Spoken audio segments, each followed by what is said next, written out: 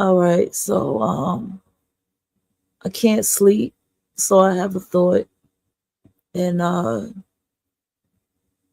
would like to talk about it.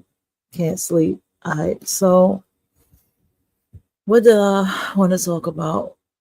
All right, so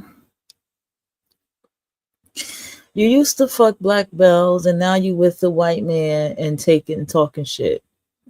And then I put in the description, I remember when you used to this and that. Why does the nigga bitch do this? Huh? Why does the nigga bitch do that? Because I know it's triggering when you hear that. Tell the truth, it's triggering. But why does the nigga bitch do that? Because she doesn't change. No matter how embarrassed, humiliating, fucked up life is for her, she does not change. Even if it appears that she has changed, she has not changed. I have seen stories of nigga bitches that have gone to jail for scamming and scheming and doing shit, and they take it, they start, attending church, and you can just feel it in the back of your neck. That bitch is still scamming and scheming even more, if not worse than before. The nigga bitch don't change. The nigga bitch is fucked up, and she deserves the drag that she gets. She deserves the entire thing that the divestors is doing to her. She deserves it all. She really does. The nigga bitch thinks because she goes into life at a certain status that she's above everybody, and she don't know how to act, she don't know how to treat people, she don't know how to talk to people. And the worst thing about the nigga bitch, and see, here's the real dark truth about it. What does she even know what money is? What does she really know about what money is? What does she really even know about being with somebody that actually has a very lucrative career? What does she really know about that? The nigga bitch don't even know how to do something without scamming somebody. That's the nigga bitch. The nigga bitch is draining. She doesn't care who she steals and takes from. She doesn't have any limit to who she steals and takes from. She doesn't care. The nigga bitch has no boundaries, no limits. She has no sense of her own tone when she talks to people. That's the nigga bitch. She's a mere reflection of him. That's why she's called the nigga bitch. She walks around here calling her own self female, like this piece of like he does. That's the nigga bitch. She can't even you can't even show kindness to her. That's the nigga bitch.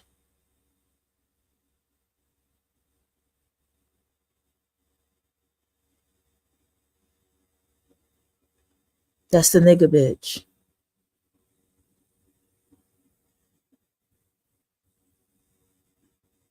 She puts you in danger. She puts women and children in danger. The nigga bitch will try to put out women and children. That's the nigga bitch for you.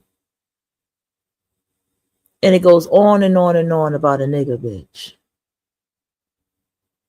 And she will try to give you wisdom into danger, to put your life into danger and for your life to be nothing.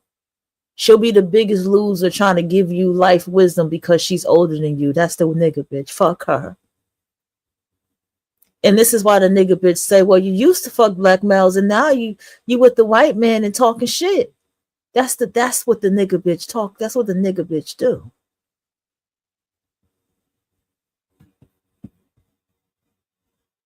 That's what she does because she does not change. I sat back in my life and realized I saw some old pictures of myself and I looked very beautiful. In some pictures, I was just like, wow. I could see it in my eyes that I was going through a lot of trauma, but you could see that I saw a point in one picture of myself where you could see that I had some kind of internal breakthrough in my life. I looked good too. I had my coat on, my hair was done. I don't even remember what I was doing in that picture. I was just all looking good, you know? And sometimes I randomly find pictures of myself. And emotionally, energetically, I can feel where I was at that time in my life in all of those pictures. And what I have realized with me, every time my life was what you call childish, immature, regressing, I was always around a bunch of niggas. I was always in an environment with a bunch of niggas. And let me tell you something about the nigga bitch. She's dangerous. Something in you just know something is just dangerous about her. And some of us got nigga bitch mamas. You know what I'm saying? Nobody wants to talk about that, but some of us got nigga bitch mamas. And she is a very dangerous fucking woman. And the reason she's more dangerous because she makes you want to unalive her. She literally does. She makes you want to just take your hands and just choke her until she just runs out of the last part of her breath. And tell me I'm lying when I feel this way. So that's why when I see, these women getting thrown off of balconies and heads pop like watermelon and all this type of shit, none of it surprises me because that's the energy that they give you.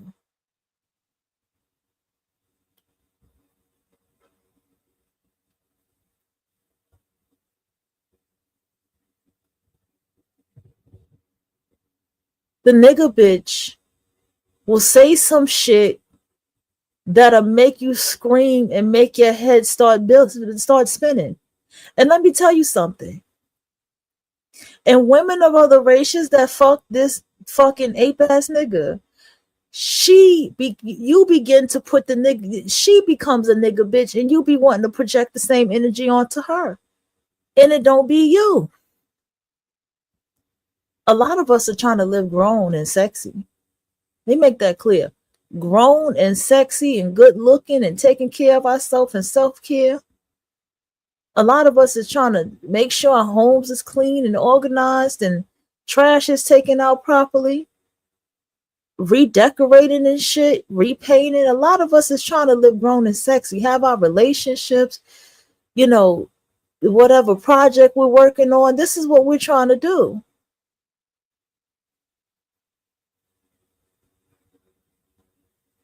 But you can't do that with a nigga bitch. So she's always trying to pull you back into something. This is why you have to cut her off. This is not me talking about a one person. This is me speaking from my 40 years of life and my experience from teenagers to as a teenager to now with the nigga bitch. She regresses. That's why you haven't heard from the nigga bitch family member in a long time, and they're talking to another family member, and they be like, "Oh, I remember when." You know why they do that shit? Because they haven't changed. You've changed. It's like a humbling tactic, but it's like an attack. But it's like, what reason are you even talking about that? It's what I am now. And then that's the moment where you cut them the fuck off. And to me, that's very childish. That's childish. What are we even talking about? What you remember when somebody did? Do you understand that you could remember something about somebody that was never who they were? That doesn't mean that makes them who. Yeah, She-Ra 7. Yeah, she used to shop at goddamn Family Dollar. She got older and she wised the fuck up. And then she talk about the things she talk about. because she wised up. See, they don't have that. The nigga bitch behavior. See, this is what everybody is not understanding. The nigga bitch behavior is so unhinged, and it's so damn near retarded that it can scare you when you look her in her eye. And I'm being honest. It could, even if you're not a scary person, it's like your mind goes, if I fight this bitch, either I'm going to take her life or she going to take mine. And that's a scary ass fucking feeling. I don't give a damn what nobody say. That's a scary ass fucking feeling. No one should ever feel like either my life or your life. And that's the problem with the nigga bitch. I had a friend for years. I have a lot of friends that I kept for a very long time in my life. Okay? And I have friends that the friendships are gone due to somebody that they would do to other people. Okay? I have experiences in my life where I was around people that I should have never been around, that I was really in a real low place in my life because I should have just never been around those people. That was that energy right there is something that I just cannot tolerate.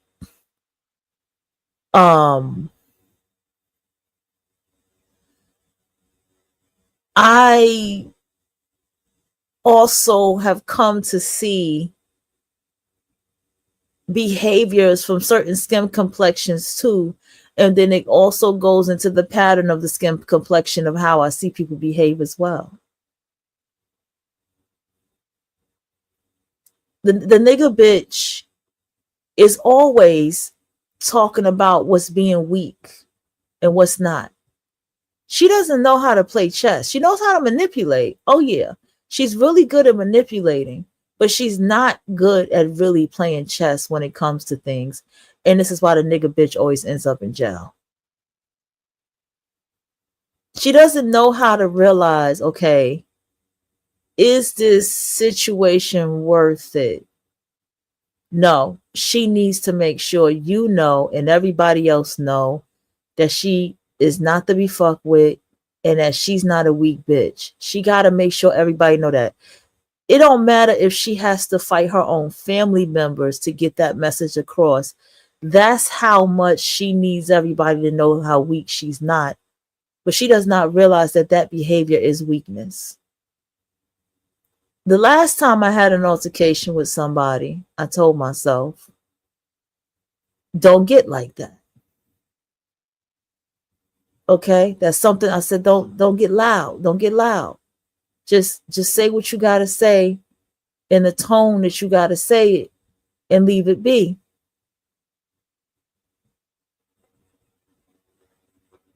And leave it be.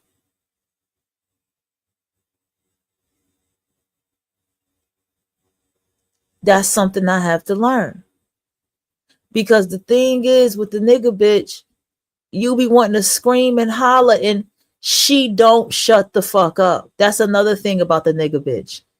She don't shut the fuck up. She don't know when to just stop. That's her problem. She doesn't, because you know why? He don't know when to just stop. He don't know when to shut the fuck up. He don't know how to stop bothering people. And this is who she fucks. So let's go to the other side. Let's say you are what they call late at let me touch on something else before I get to that. Or maybe I can. Okay, no. I'm gonna do it this way. Let's say you are late at what they call divestment, at divesting from everything with the Black community. And so what happens? It's a grieving process that begins to happen. Believe it or not, it is. And it's a 5 stage.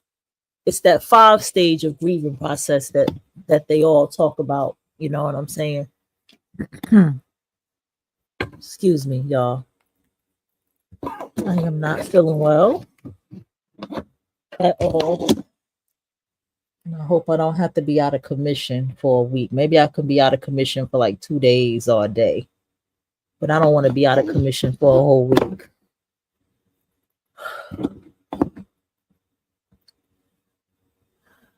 So,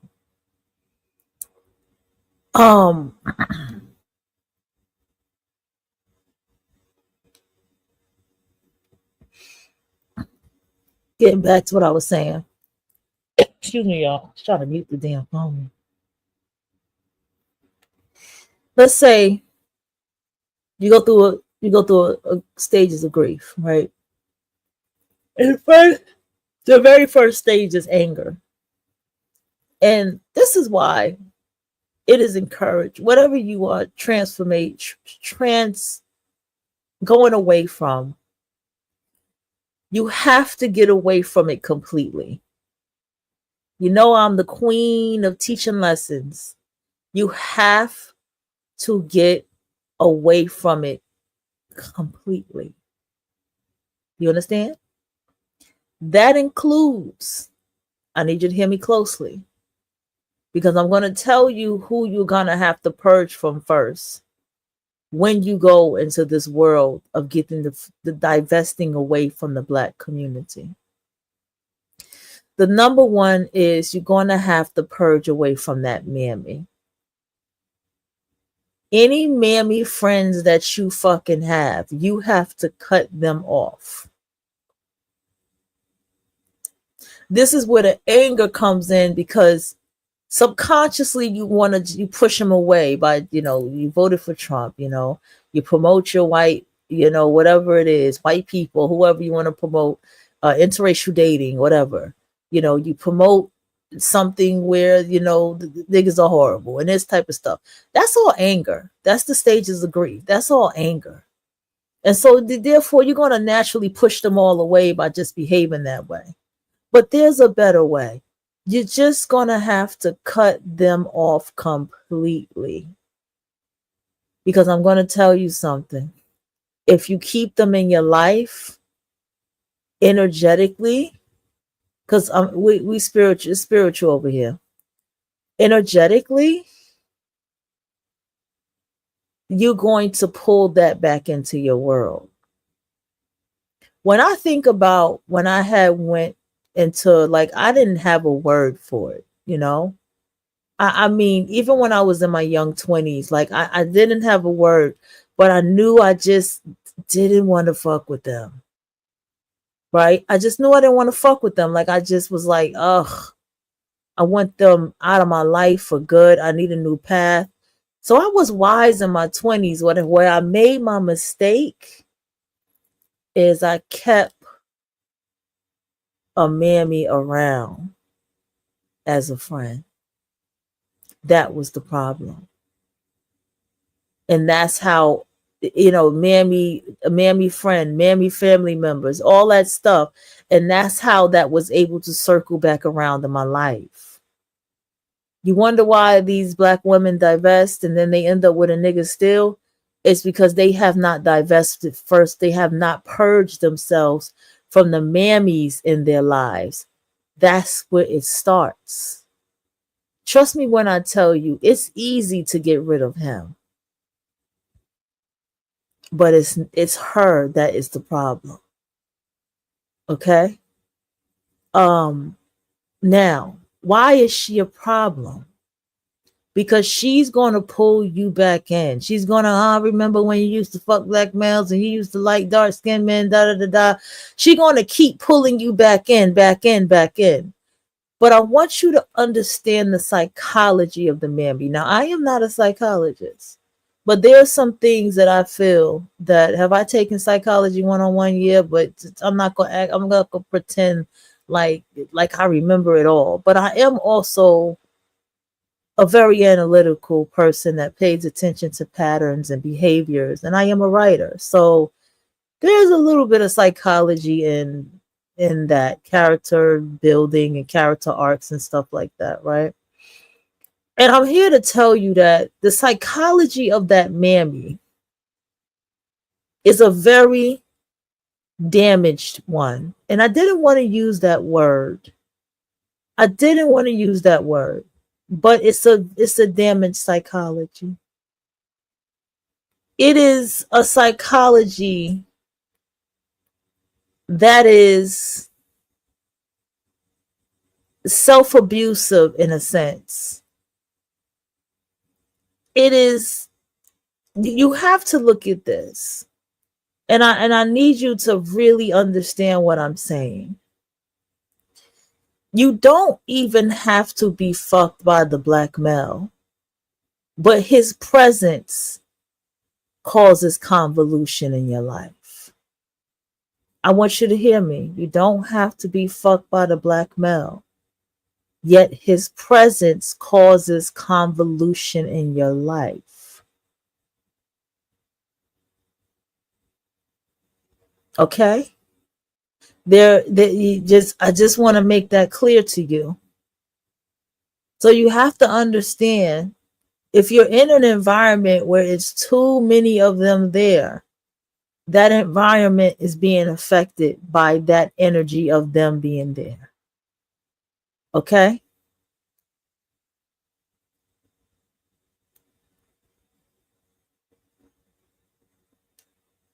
Okay? And then on top of that, understand that there has been this very good, sad, romantic tragedy story around him. Okay? And this very sad, romantic tragedy story is a part of the Mammy. The Mammy is, I told y'all this years ago, the Mammy is a young girl who was molested, and she blames the women in her life for her molestation, but she has fallen in love with her molester and taken her molester's side because she's been so seemingly fucked by her own molester, which is the black male. That's the Mammy. So she hates you so much because she was molested and you did not help her be molested, that she helps him destroy you. It reminds me of the Mexican woman who was like, I watched the men pimp the women and I became the pimp. So it's like she took her power back. She said, I became the pimp. I didn't get pimped. I was the pimp. And that is what the Mammy is. See, in the nigga, I had a situation where this is why I'm saying he's slightly retarded. I don't give a fuck how intelligent he is, if he's a doctor. I don't care. You understand? I don't care. If that's a nigga, it's a nigga. You understand? And a lot of times I will say this. I do see a lot more maturity and intelligence with ones who do date women outside their race. And I'm not saying that because of my family, but I'm being for real, because I have a cousin that was I don't know what happened to him in life. I take it as whoever his father was took him in. I don't really know what happened with his life. He was a family member that I saw, and then I didn't see him no more. I didn't know where he went. When I saw him again, he looked really good, and he was standing there with a white woman. And I can see that he was just far more mature, intelligent, confident. I just saw more in him than I did that I see in the rest of her children. You get what I'm saying? This particular family member. So I have noticed that trait with people. Oh man, I wish I saved that video. It was one video I saw years ago. It was on I want to say Ricky Lake, and it was a black woman, and it was a light-skinned black woman, very pretty. She had her hair straight in a ponytail. And then the other woman, she had herself in like this splitted bang. It looked like a little girl hairstyle. It was almost disturbing. It was in the 90s. And she was loud and she was going off and she was talking. I'm not gonna let go of black men. I'm gonna keep on. I love me some black men. Da, da, da, da. And the one who was a divested black woman was like, no, she was just so mature and so poised. She didn't even have any energy to just, she didn't even, wasn't even animated. And I wish I could find that shit because that video was really good. Like I was like, damn, this is the perfect example of everything. Damn, I wish I could even remember what the topic was, but I have a visual of that video.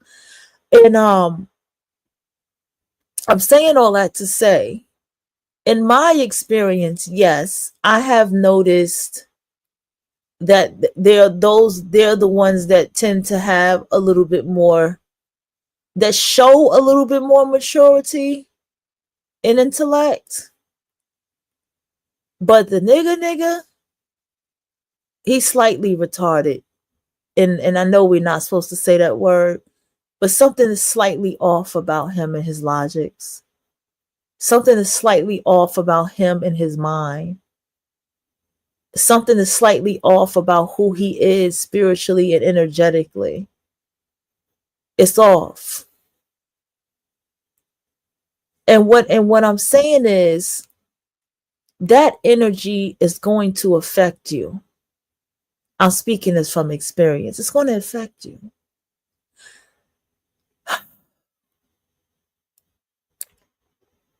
So that's number one. Another thing, it is very natural to miss somebody.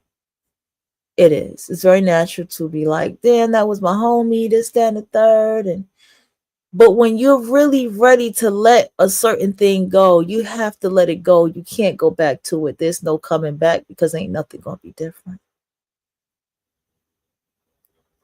I have attended shows and stuff and Mammies were on it. Let me tell you, honey, I can go on and on and on with the life. I didn't know. If I knew what I knew, if I would have, and the nigga man is the worst. The nigga man is the worst. Nobody likes to hear it or hear it said, but he is. Now, I don't need to go down my rabbit hole about males, period. We don't have to go down that rabbit hole because the purpose of why I'm having this conversation is to the person, is to the woman who's making that absolute change in her life. It's to you. Whatever absolute change that you are making in your life, you need to understand that this is what comes with the territory of these changes and transformations. Again, no one's going to listen, but I say this. I had a recent situation. I talked about it from the last two shows with my partner. And I was like, yo,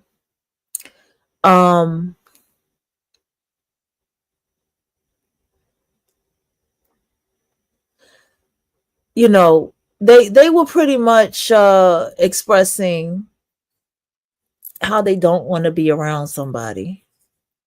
And I noticed how they get a little frustrated if I mention that, are you going to go hang around this person? And prior to what has happened to this person, they've been expressing to me that they don't want to be around this person. They don't want to be around this person. And when the situation went down with that person, I was like, didn't really say too much. And even with that other last conversation I had with her, you know, And I had to help her understand that I wasn't judging her and I wasn't coming at her in no type of way, because I wasn't. I could still sense that there's still some kind of a bit of anger and frustration around this particular air quote friend. And I was like, I started to think, man, whatever. This person probably be going out with this person while I'm at work and chilling with them. I ain't getting into this shit. They've been friends for they've been friends for 10 years. But then I start really seeing that they really are not really trying to fuck with this person like this. That the situation that how this person acted when they got them a new man or whatever really affected them about the situation with that. And again, confirming. Do you know how many mammies I have known? How many nigga bitches I have known that dealt with unhoused situations? Do you know it was a nigga man that had a nerve to say some fuck shit to me about homelessness? And I'm like, homelessness? What? That was foreign to me because I always kept a home. And when I got to the point in my life where I was faced with something with court and shit, and I had cut motherfuckers off, that's a nigga bitch's energy as well. I need y'all to understand that. That's her frequency. And that shit says a lot, but that's her frequency. The nigga bitch is not really nobody's friend. I need every single black woman to know, this needs to go into the Black Woman's Guide. The nigga bitch is not your friend. Even if she may display friendship, your homegirl, you can talk to her, you love her, she ain't really nobody's friend. Okay? And I already gave y'all the story of the people online and how I noticed like they don't have lives like that. And then it was very funny because when I had got into it with that ex, that was what she was yelling at me. She kept yelling, "You don't have no friends. You don't have no friends. You don't have no friends." And I was just like saying to myself, you don't either. But this is what they were yelling at me. And the thing is, the nigga bitch is not your friend. She is not your ally. The nigga bitch will do everything in her power to take people away from you who really are friends to you. The nigga bitch does everything in her power to like, first of all, she indulges in people who are in very fucked up situations. And then she gets mad when those people eventually don't fuck with her, and then she speaks shit about them. The nigga bitch is always, even if she displays that she's your friend, she's a spiteful bitch. She's not nobody's fucking friend. And this is why she says shit to you like, I remember when this and that and the third. Or you was fucking black men all that time, and now you fucking white men, and now you. That's why they do that. Because she does not change. Doesn't it scare you when you hear people that be like older and they be like they've been friends with people for 40, 50 years? And it be a group of people and they've been friends for that long. You just, something in the back of the hairs in your neck just knows These people have never, ever, ever changed. These people are the same. And then you look around at their lives and you listen to them and you look at their behavior and see what they do, and you realize none of them have grown up. And that's the nigga bitch. She is um like you see her in these public spaces, right? And you be like, okay, I understand that this customer is being an asshole, but you're in the uniform, right? You have a name tag on, or supposed to anyway. You have the look that you're supposed to have, your hair done, or, the look that they ask you to have when you work in this place of business.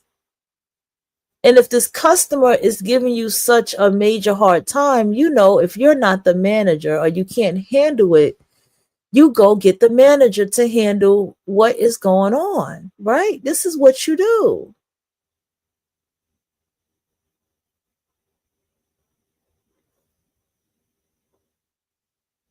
But that's not what's happening. The nigga bitch is taunting people, doing that little finger thing I just found out about. Clocking T, I guess it means. Slapping her head and neck around every goddamn where when she talks. Isn't something wrong with that behavior? Slapping her head and neck around every time she fucking talks. Repeating herself constantly over and over and over and over again. Oh well, oh well, oh well, but you not, but you not, but you not, but you thought, but you ain't, but you are. And it's like, what the fuck? This bitch is like glitched out.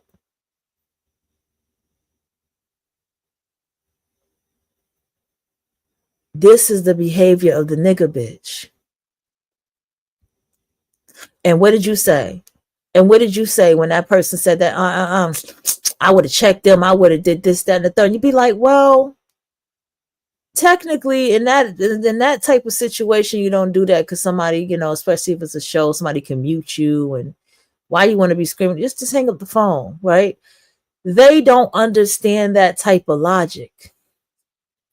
So when you realize that when you make this step in your life, and it doesn't have to be about so much of divesting. Let's just kind of just like, it's not, that's just the word that's being used, but that's not so much of it. When you make a decision to change for the better in your life, when you make changes for the better in your life, the nigga bitch can't come with you. Do you understand what I'm saying? I had a dream years ago. This was, damn it. Was it? It's recorded somewhere. I don't know if it was before or after I had that situation where it was a sign that told me to cut those people off in my life, right? And in the dream, I was at this whatever it was, this was an event that was about myself. And I remember it was two white ladies. It was one white lady with long hair. She was, you could tell she was dressed professionally, and this wherever I was, it was a very professional environment, and the environment and the setting was all about myself. And I said, I'm going to bring this person, right? I said, I'm going to bring this person and this person with me. And they were like, and the lady, I take it, she was like one of my team members or something in this dream. Oh, that was kind of loud. I don't like that. And she said to me, are you sure? Are you sure that they're good for your image?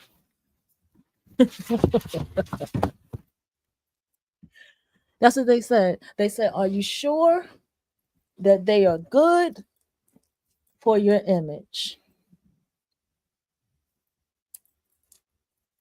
And I was like, well, this person can come along. They were adamant with me about bringing these people along. And after I had that dream, I started thinking about if that was reality.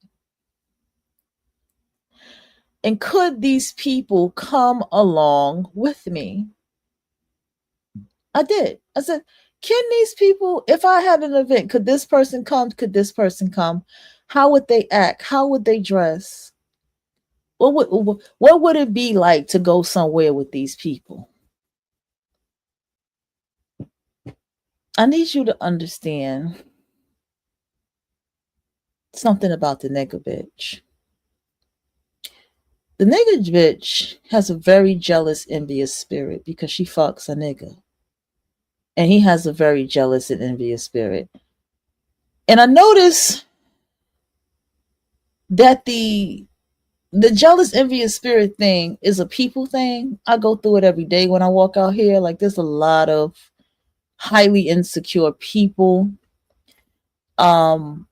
Mainly a lot of these Hispanic out here are very insecure people, very oversensitive, very insecure.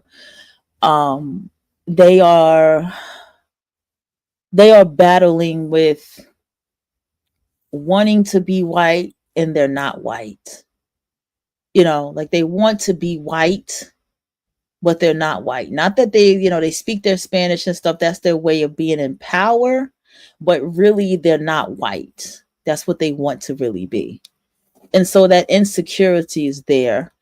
And so when you are a cultured person of color, something in people, depending on the Hispanic too, something in people, even if I want you to understand something too, for all you black West Indian mixed black people, especially American ones that maybe has never been to the island, but like me, you were raised around Caribbean family. I don't got to get into it, right?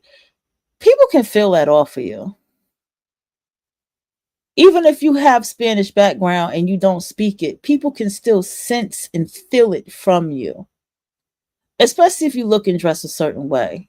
And so that's the energy that I often get, because it's like well, where's she from type of energy that they get from me. You know what I'm saying?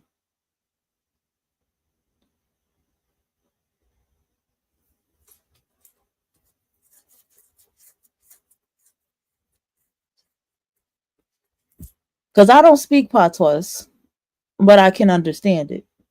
Now, Jamaican patois, no. Trinidadian, as long as it's regular Guyanese, not Indian Guyanese, um, Caribbeans, like, but not Jamaican patois. I can't really understand that one too. That one, especially if it's real yardy, southern, like southern style patois. No, I can't understand it. I have to listen a lot harder. But they have words that they say a certain way too, so like you have to be from the yard to understand it. Like that's yardy. I call that yardy talk. I can't. I don't understand that. Um. Also,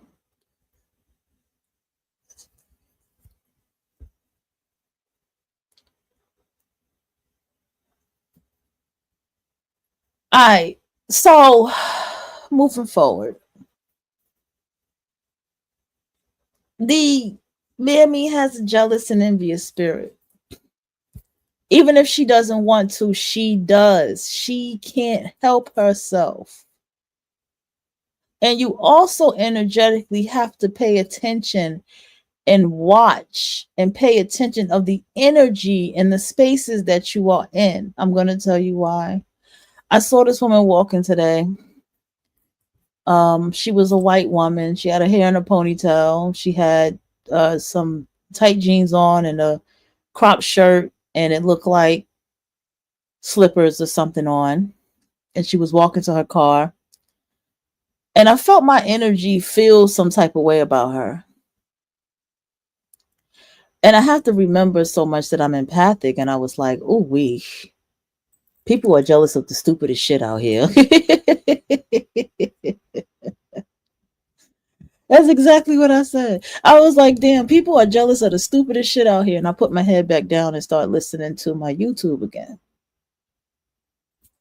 And I had to laugh because I'm like, that's what I look like. That's my look. The jeans, the high waisted jeans with the crop top and some cute slippers and my hair tied up, bunned up or something at the top. That's my typical ass look and my different accessories on. That's me.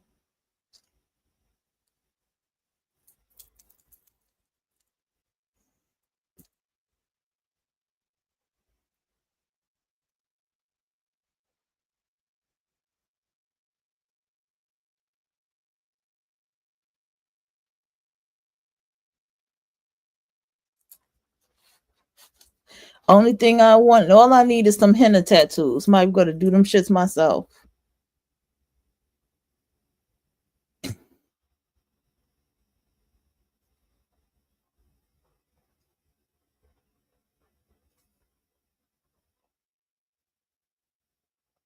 And so, with that, you have to understand that the first thing you have to purge from is the mammy bitch, is that nigga bitch. You got to get rid of her. You see, a lot of these divestors, the ones that you hear speaking, they already lived type scary. And so they got the fuck away from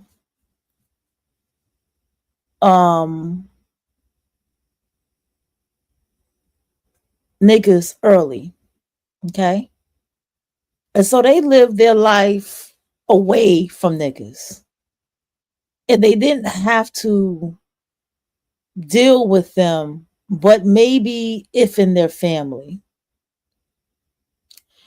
But see, understand that this is where the battle comes along with women who have the wisdom that I have, that have the experience that I have, and have been around insurmountable different cultures that I have, right? And what I'm saying is that I've been in the trenches with the Grinches. See? I lived the life. I was aware and I went against myself tremendously on so many levels in my life. I was aware and I still kept going for whatever reason, what was going on in my young mind at the time. I cannot tell you that. In the moment that I broke away and I grew is the moment that I grew. It doesn't matter, for those of you who may know my story, it really doesn't matter what had happened because it was already a snowball effect of happening regardless in my life. This is not by default what my life is now. It was going to turn into, it was already transforming since the age of 28, regardless. That, nobody knows me but myself. So I know myself and I know what the fuck was going on in that moment. The nigga bitch needs you to feel pain the way that she does. She needs you to feel the shame and embarrassment that she does inside herself on a day-to-day basis. The nigga bitch is also very delusional. You know how many nigga bitches are walking around here believing that they're with some kind of white or mixed guy, and he is no way none of that. He's clearly a nigga that's light skinned.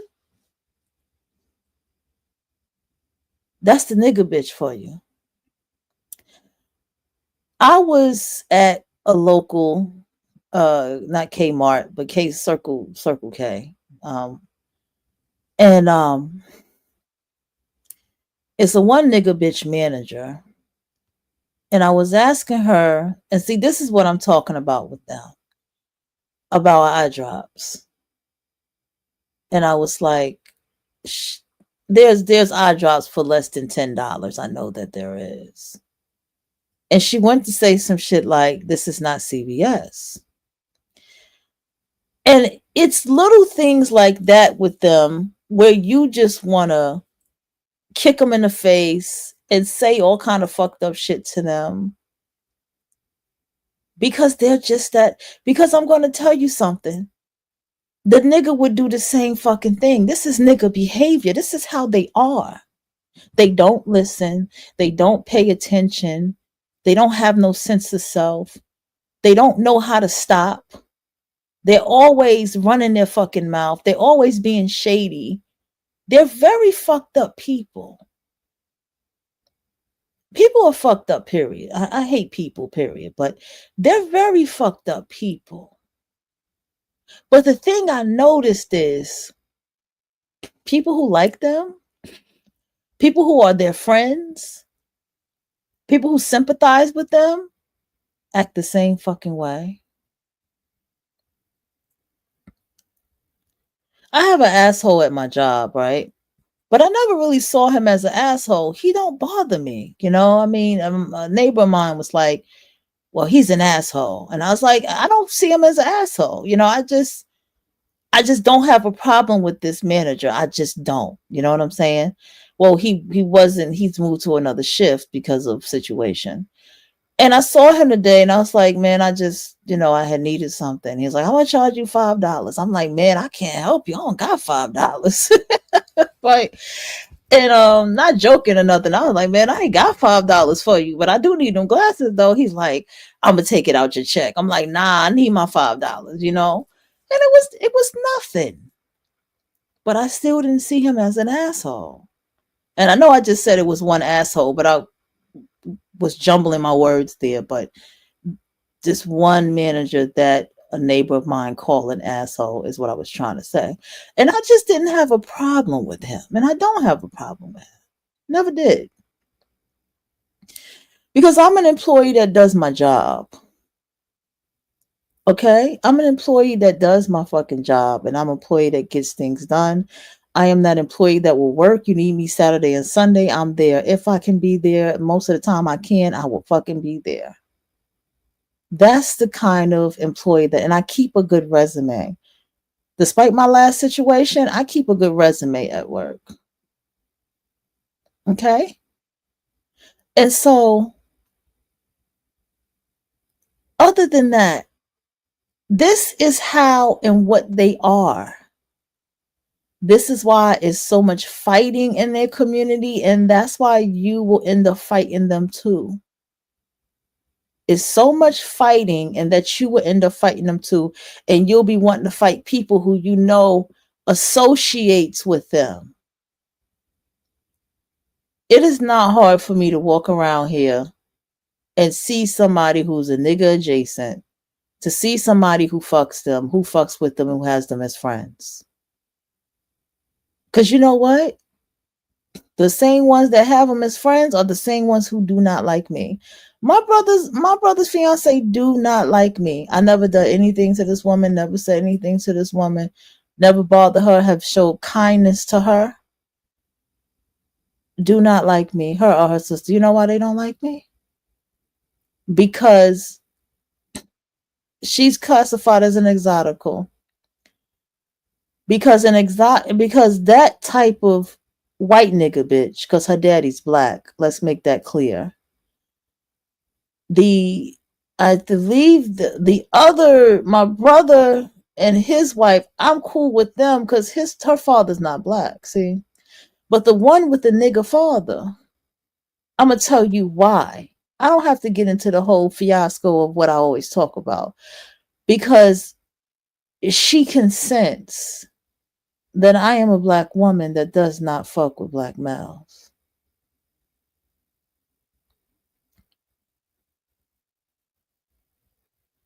She can sense, they can sense that because our sister's with a nigga. A black ass nigga, ugly ass, black ass, Kodak Black. I mean, literally looks like a ugly ass, worst version of Kodak Black type ugly. Can't look at him type nigga. And all of this type of shit.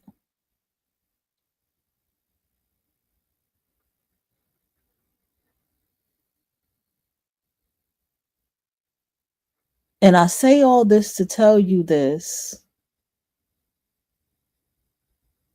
They can sense that you don't fuck with that nigga and that you don't fuck with that nigga bitch. And it's something about the fact that they know that you do not fuck with them that makes them act the way that they do.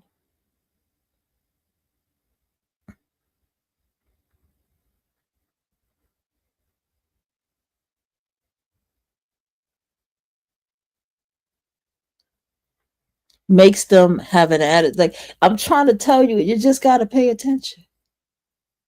It's an energy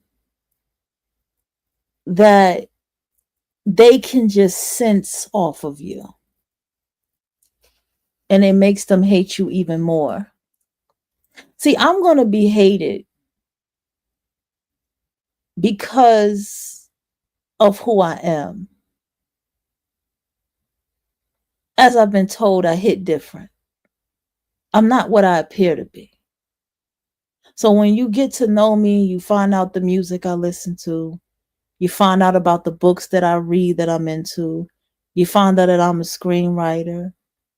You get to learn all, and if you get to talk to me deeply, you see where my mind is at. I'm very like, I hit different. That's the kind of person I am.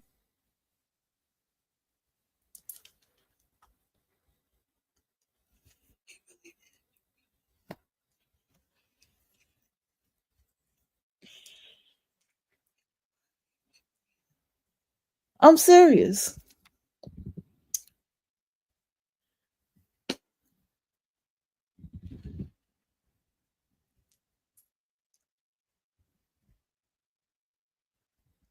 And these are type of things that happens.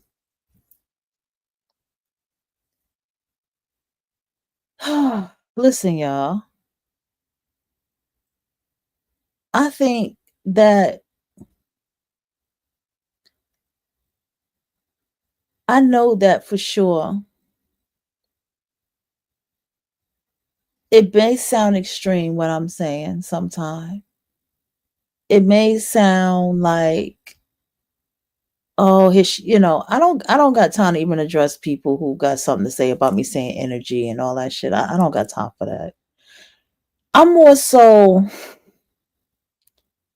I share my stories with reason because my story is not the only story that's out here. There's other people out there that have the same stories as me. I guarantee you. If you go out here, you really start looking, you got people that will tell you stories. That's why I like the Exotica. Because she's going to tell you a whole story of her, because she's been around the block. Oh boy.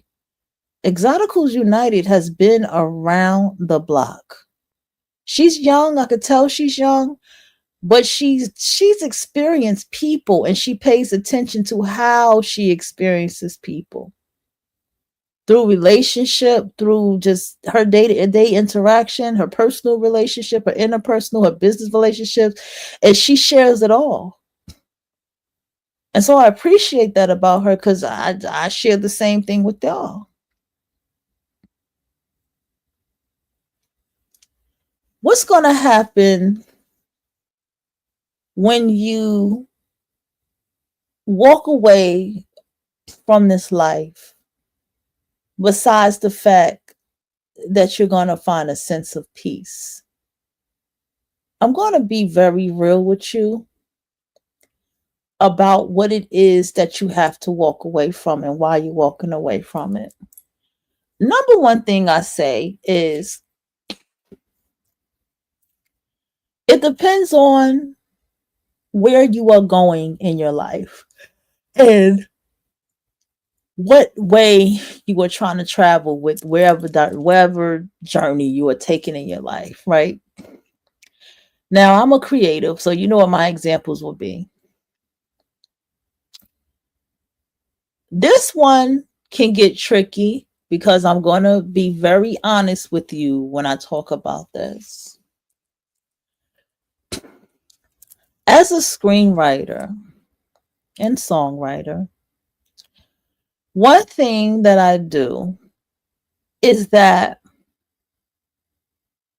I I've utilized wherever I can utilize to screenwrite, take courses, whether it's on masterclass, whether it's personally with someone that I'm connected with on my socials, that I see that they're legit, whether it's an acting class, whether it's a full 4-week course that I pay somebody that is legit, that actually has a resume of films, production, name, IMDb credit, because you can't lie about that, unless you can, and I don't know, but I haven't seen anything like that.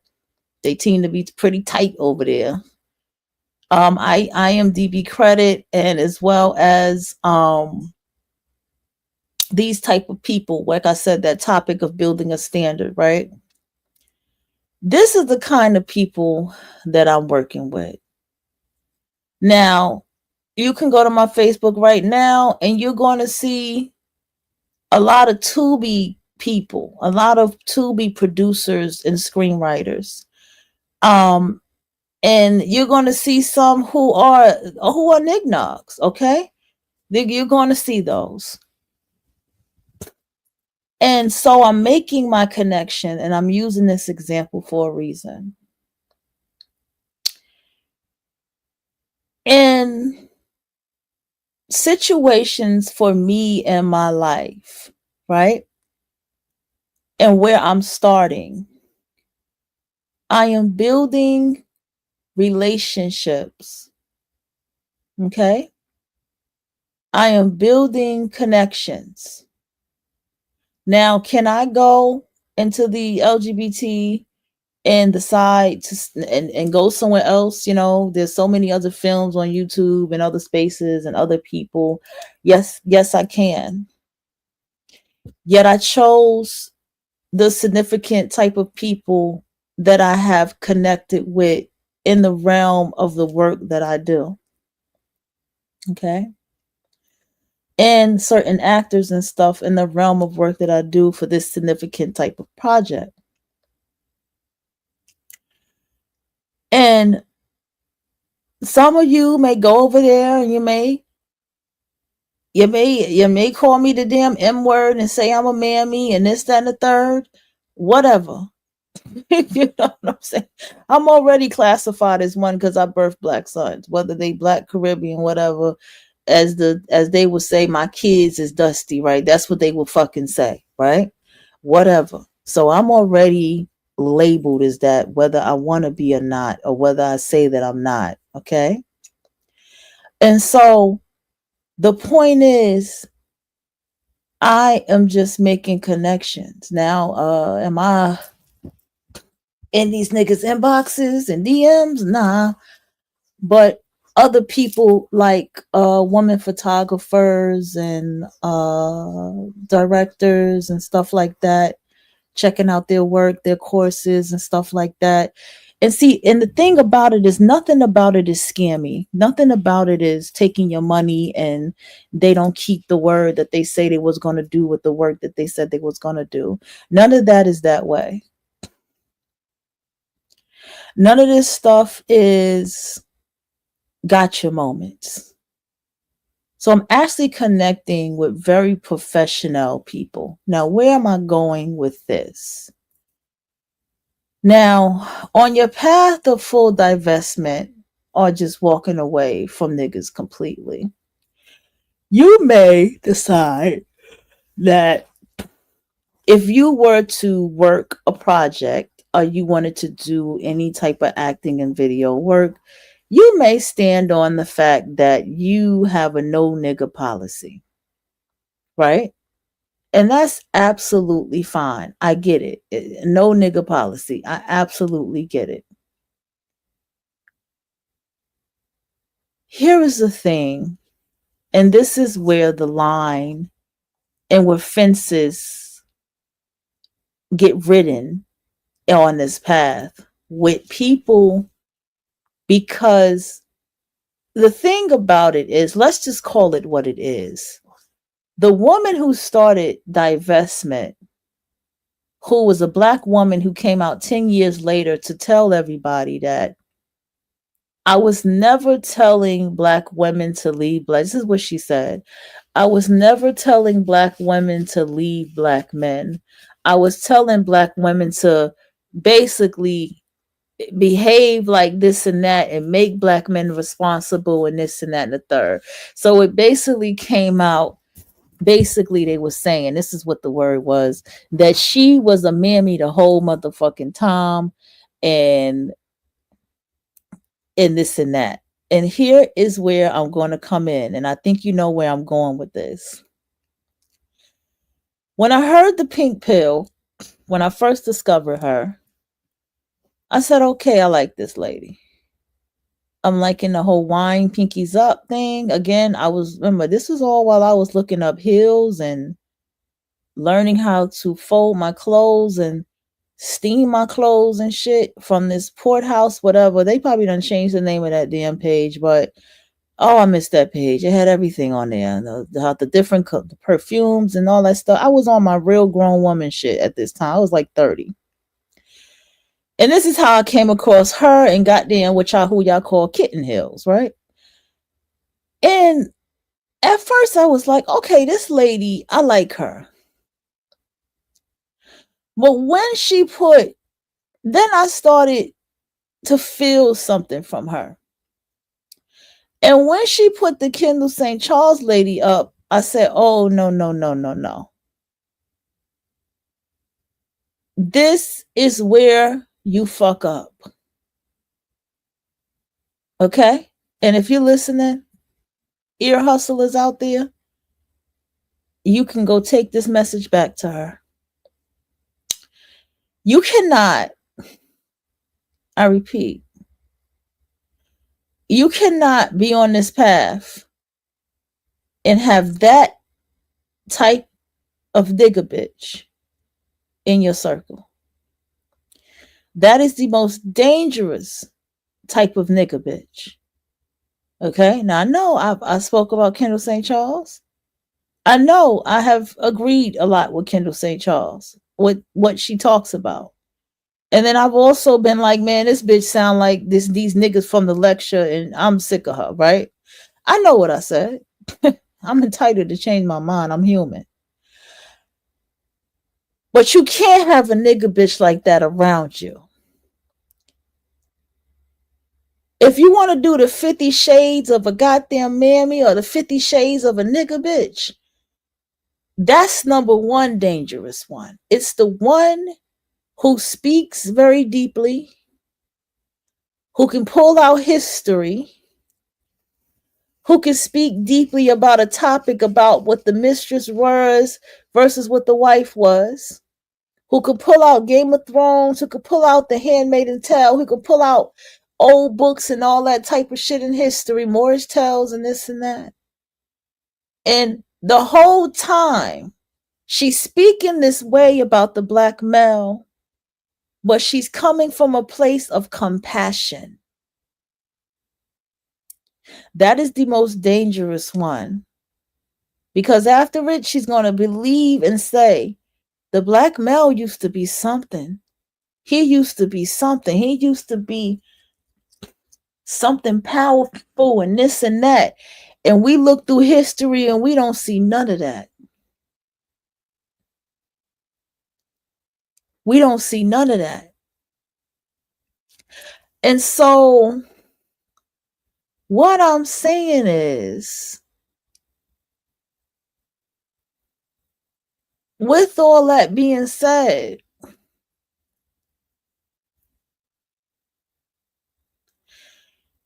this is how the pink pill end up fucking a nigga again. Because that type of energy, yeah, I said it. Because that type of energy she had around her. Why do you think the divestors go so hard on you mammy bitches? Why do you think they go so hard? They have to clear everything out. They be like, just because you a dyke don't mean that you're not a mammy. Gotta watch you because you deep into that black history, slavery stuff. Oops. You on the fence, you on the line of being a mammy. Oop, you getting offended by me talking about this up, mammy. They have to go this deep. They have to purge and they have to attack. We don't do bonnet bitches.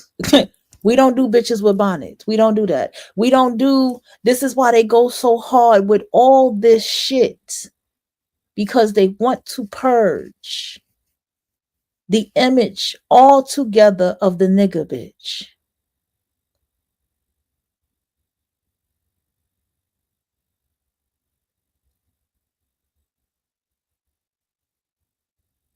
The nigga bitch.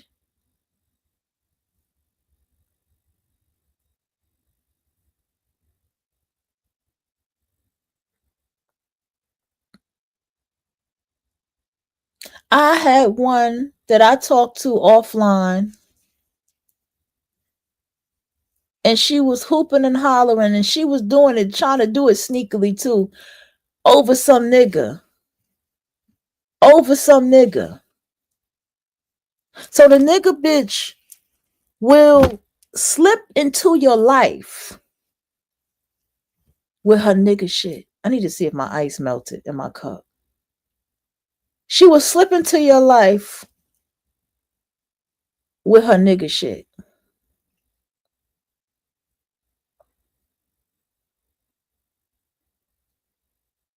Do you understand me? She will slip into your life with her nigga shit. She would try to come into your life and tell you that you once were a mammy. That's where she starts. That's where she starts. She tries to pull you back to her. This is where she's all dangerous. She pulls you back into history.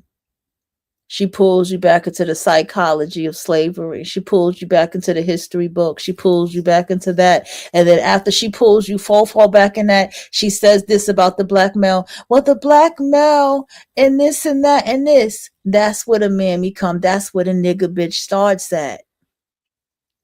That's why she says, I remember when you always liked them dark. I remember, and you probably did that because you was talking to that bitch, and that's probably not even who you really was. It's probably just, she dark skinned, he dark skinned. Let me not offend by showing somebody light skinned or damn near white.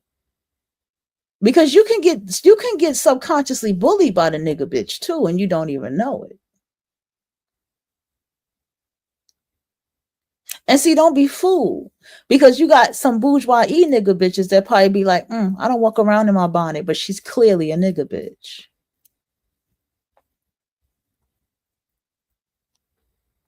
This is why the nigga bitch is the most dangerous, and you need to purge from that nigga bitch. She is not your friend. She is not on your side. She is for the purpose of trying to convert you back to something. When she's in your life and she's around you, she's trying to convert you back to something. Write that shit down. And everybody has a mammy in their culture. Every fucking woman in this patriarch has a mammy in their culture the same goddamn way. Every fucking culture has it.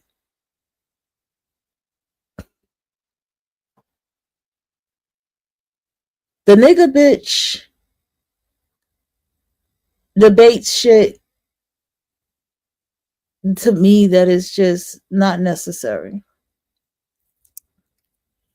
When Monique had a problem about women wearing bonnets, right? I want to make something clear. And then a woman wrote the song about it. Number one, I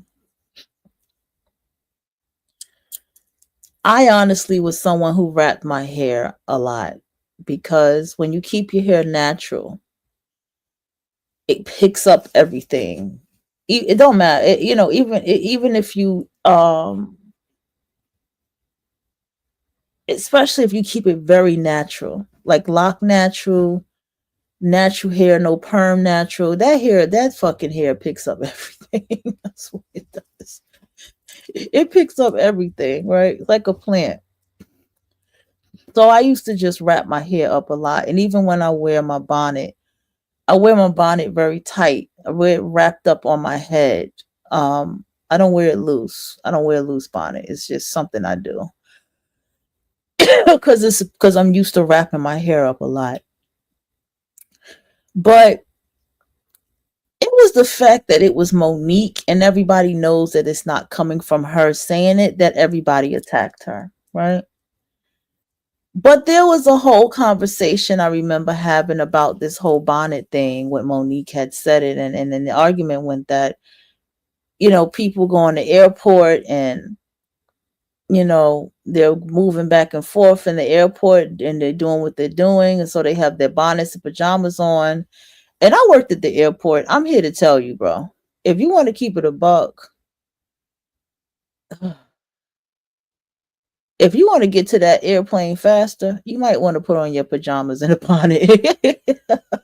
you might want to you might want to put on something very simple before you get to that airport, bro. Because you want to keep that bag simple too. Because you just want to motherfucking toss that shit in, go through the metal detectors. You don't want because you wanted the other TSA wanted to rub you down with the other metal detector, so your ass can keep it going. You don't want to be sitting there. You don't want that TSA to find some shit, throw some shit out your bag. You don't want the TSA to, man. Don't get me started. I worked at the airport, so I know. And so these things are the type of things that is a back and forth thing. And then it's no, like where I work at, I put on my bonnet sometimes I just wrap my hair. And but a lot of times, like lately I had put on the bonnet because I had washed up my scarf, so I was like, let me throw on a bonnet. Here's the thing about all of that: people who are walking away from Black culture don't want association with that type of stuff because they don't want to be associated with anybody who's associated with that. Well, I got an attitude, okay, and I hate people. I tell you that all the time.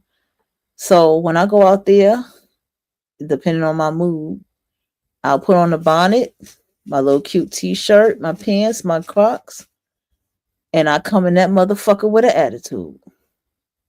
I come in there with that energy because I don't want to be fucking bothered. I get like that. But that's just me. That's just how I get. I just don't want to be fucking bothered. Okay.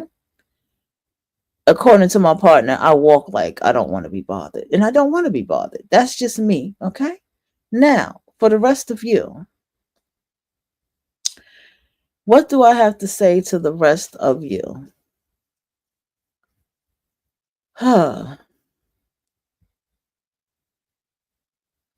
I say, you want to hear what I have to say? Okay. You all know I have a daughter. That's no secret. My daughter has never walked around in a bonnet in her entire life. And I notice she's still not doing it. My daughter is very bourgeois and very sophisticated. Um, she just she never liked anything on her head since she was a little girl. Even if I tried to wrap her hair, she would snatch that shit off. Like, I'm not wearing this shit. She always loves to show off her hair. She's very big about her hair being done, looking good, and her hair being out. So and wearing her natural hair at that. Okay.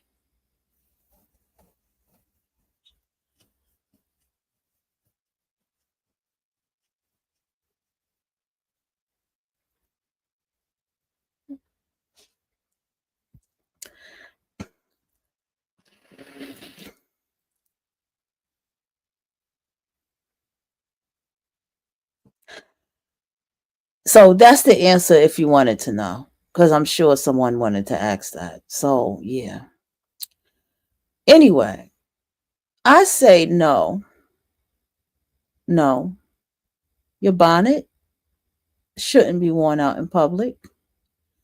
If you got messy bed hair, just flip it up in a bun, spray it up, brush it up, and walk outside with your messy bun, with your cute clean t-shirt and your cute sweatpants on and your Crocs or your slides. Make sure your toes look good and make sure you're moisturized, and you should be good. And no, I say no. The bonnet's purpose is to be worn while you asleep. It's to be worn while you are in the bed. Okay? That's the purpose of the bonnet. So when you go outside, there's no reason to still have the bonnet on.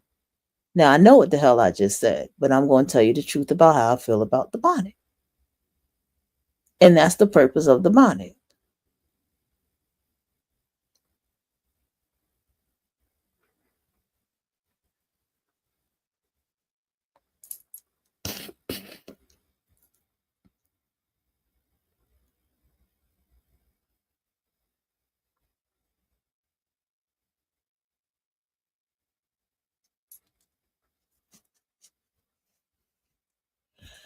Also,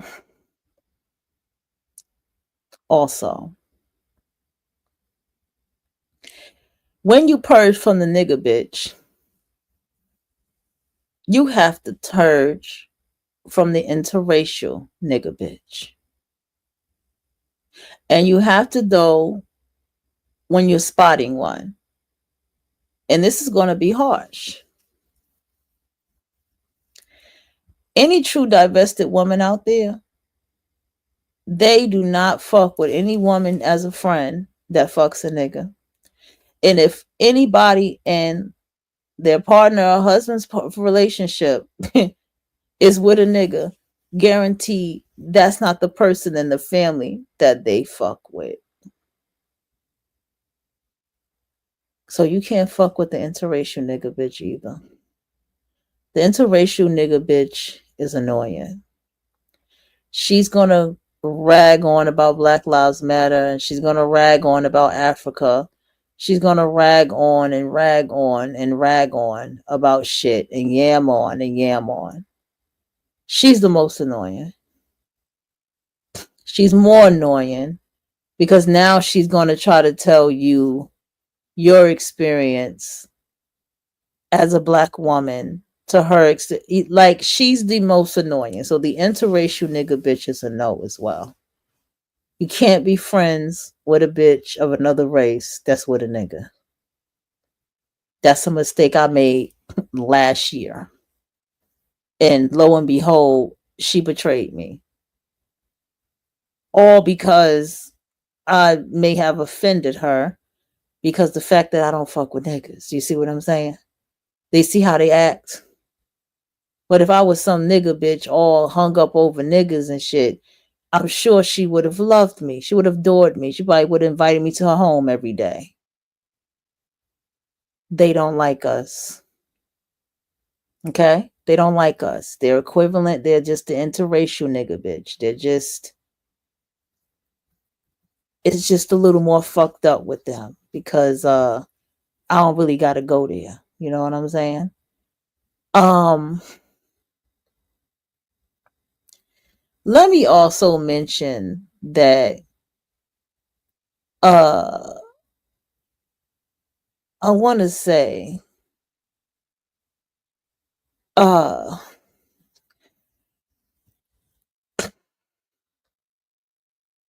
the nigga environment. Now for me, technically this was said to be a nigga environment place, but I've been here and it's been pretty goddamn quiet and decent. And I got a good neighbor, and I have also have no neighbors at the same time.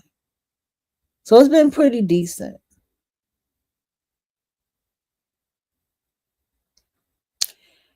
Um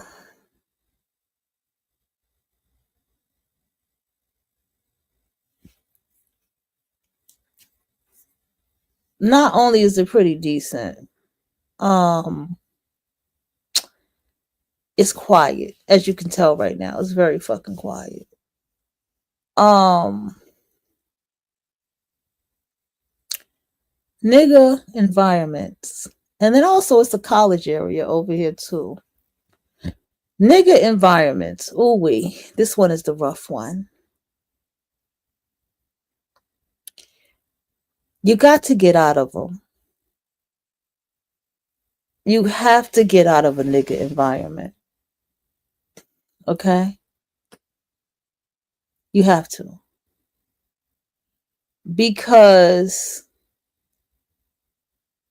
the thing is,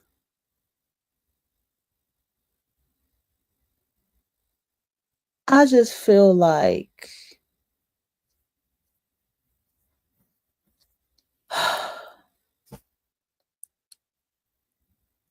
that's the first beginning of your peace of mind. Because you're still living amongst them. And that's not going to help the path of really getting away from them. You have to pull yourself in an environment where you really do not see them to that capacity. You really do. You have to build an environment or live in an environment that you can afford so you don't have to see that. Because don't think that you can go and get a nice, apartment and not see niggas. You can get a nice apartment and still see niggas. Like, my sister lives in a very nice apartment, but there's guaranteed a lot of niggas out there. You see what I'm saying? It's a pool and everything where she at, but it's niggas out there.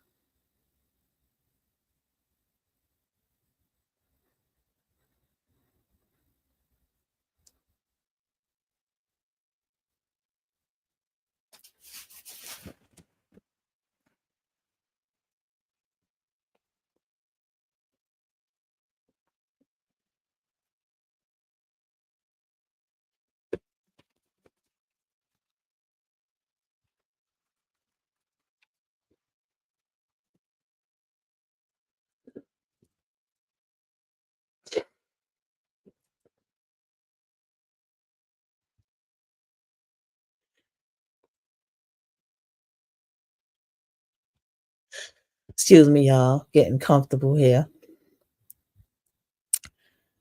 That's number one. How did I go down this rabbit hole of conversation?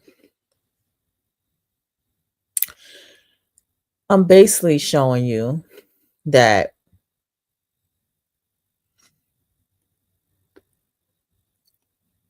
the nigga bitch does not change.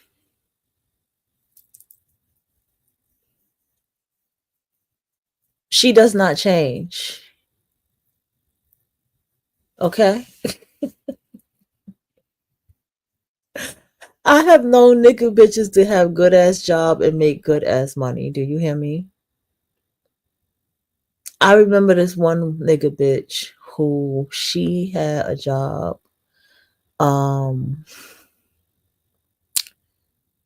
she worked for social services. She was the one who did the house visits, like the direct house visits.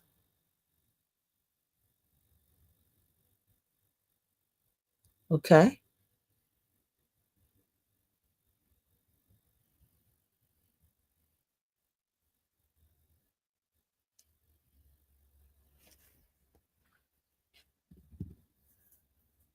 Okay? This was her job. She was so drained with this job. She even did ACS calls and all kind of stuff if she saw something inappropriate. And this was her job. And she wanted to eventually become a nurse. Right? But she was incredibly unhappy. Incredibly unhappy. You know, she was happy to live on her own in the Bronx, and then eventually she got to move in a family house, and it was like her brother was living there and other family members, and so the bills was getting high, and she got tired of paying them. it was a very interesting thing to see this grown woman have this experience. And this nigga bitch still, the nigga bitch does not know how to make herself happy. Okay? I need you to know that too about her. She does not know what it is to make herself happy. And when she goes out to places to make herself happy, she doesn't know how to act.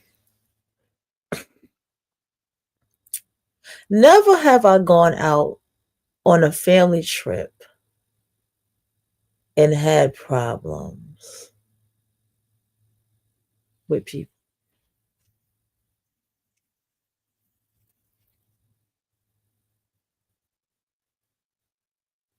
Never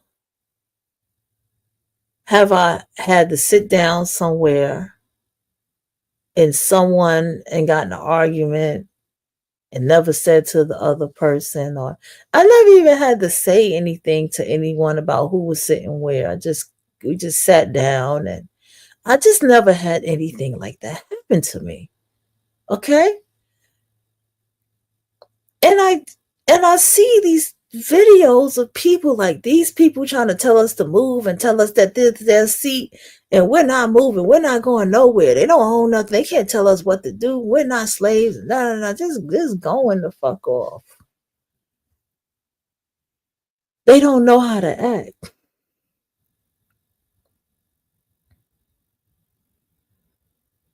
You be out with a nigga bitch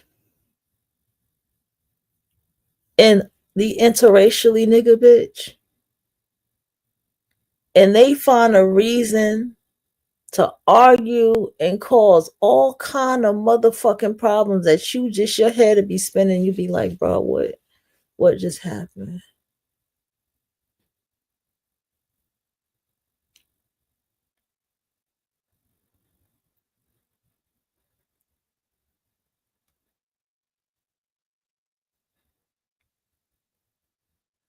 Here's another thing that I must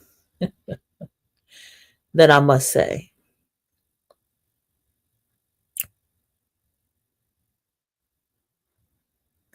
I don't agree with having a clueless, naive life. I wouldn't want to be naive like that.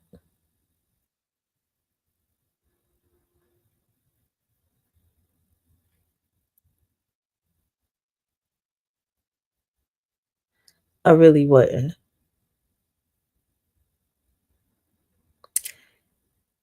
There are some divestors who absolutely don't want anything to do with niggers whatsoever.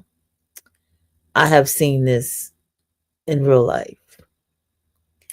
There are the ones that absolutely go hard to show that they do not fuck with niggas. And I have seen this in real life as well. What do I say to that? It's your life. Do what you want to do. I am big about being yourself.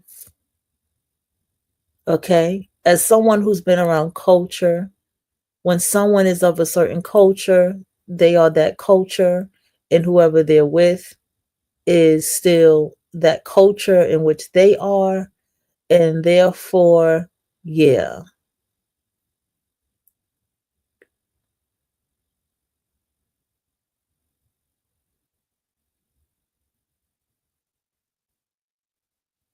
Okay? They will remain what their culture is, and they will remain together as what their culture is.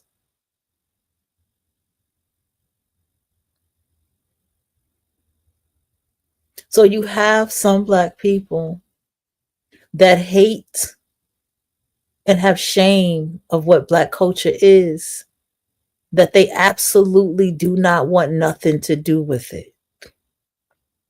And that is their prerogative. But I need y'all to understand something. For those of you who live like that, Okay. The black male is dating interracially higher than the black woman. Last time I checked, which was 5 years ago, it said he was at 28% dating outside his race, and the black woman was only 3%. I don't know the statistics now. I think it went up to 12. It went from 3 to 12% for black women now. It's at 12. It was at 12 the last time I looked. It was 3 for a long time, but now it's 12.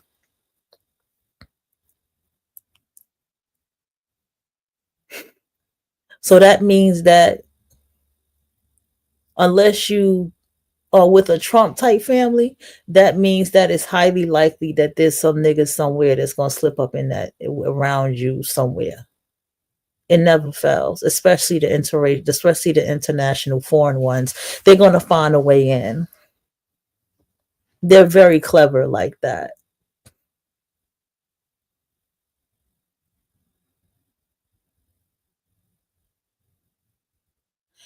I find also that a lot of these people that talk, I be like, they must live in suburban gated communities or something. Because I remember one time I heard a lady say, well, I don't know how you're black and you don't see black people. She was kind of shocked. She was like, how are you a black person and you don't see black people? Because a lot of them don't. Understand that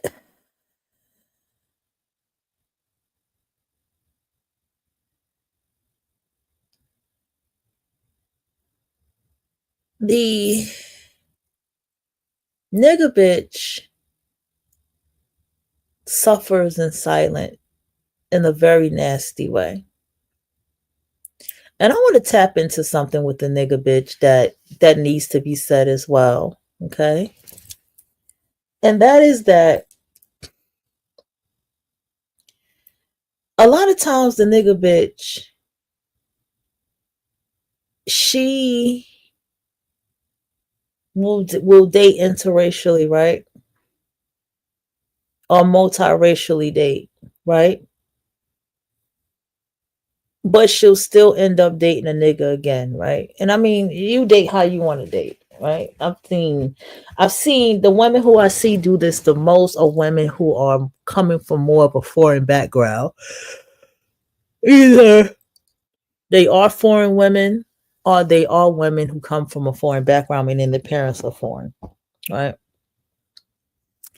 And I find that she is the one to more likely do what you call the swirling. She's the one who, where you see her with this race of man, and they see with a black male, and then this race of man, you see with a black male. The downside about the American woman interracially dating is the nigga bitch has too much need to impress the nigga man. Do you get what I'm saying?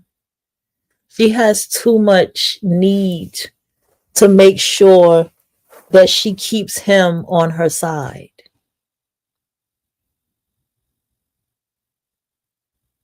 This is the nigga bitch is a part of the problem.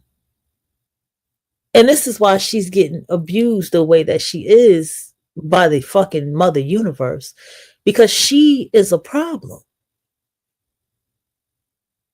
And she has been causing all of these problems for the women who were like, you know what? And see, these were also women who were supposed to be our elders who are older than us, meaning Gen X, maybe boomers.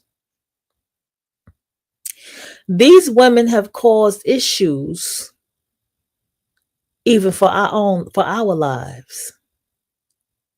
And I'm talking about with the welfare system, the baby daddy, which is very fucking childish to say, baby mama shit, Section 8 shit, trying to teach you how to flip the system and get money out the system.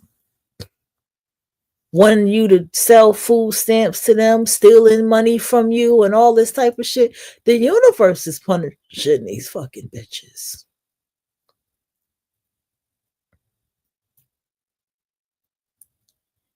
She is very unhappy on the inside.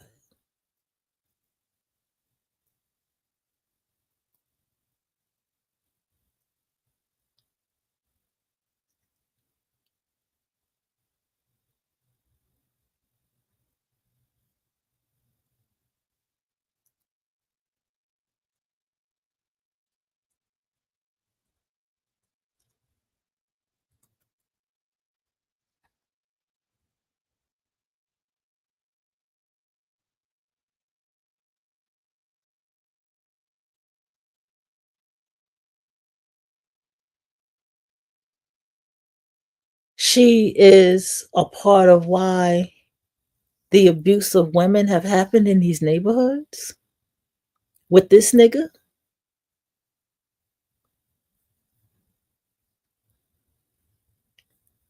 She sits here and she perpetuates the stereotype. And I'm not even getting into the phenotype of this type of nigga bitch.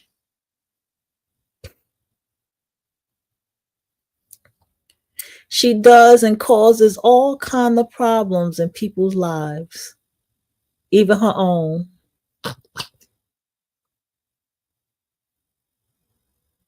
She doesn't change, y'all. She regresses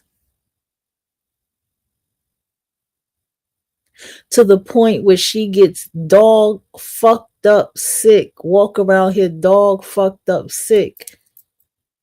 That's for a reason. That's her karma.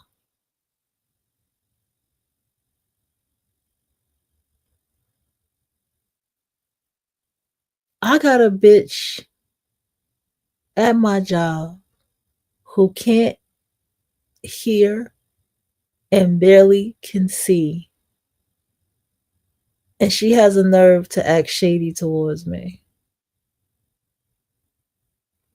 She can't even hide how much she don't like me. And I never did nothing to her. She never liked me anyway, but now she can't really hide how much she don't like me.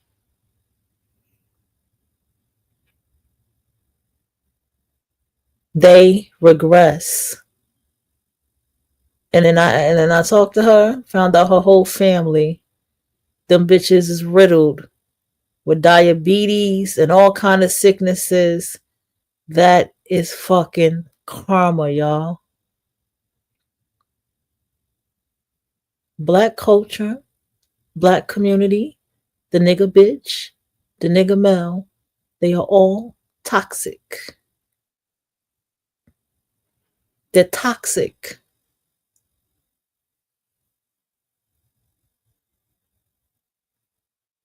People are toxic.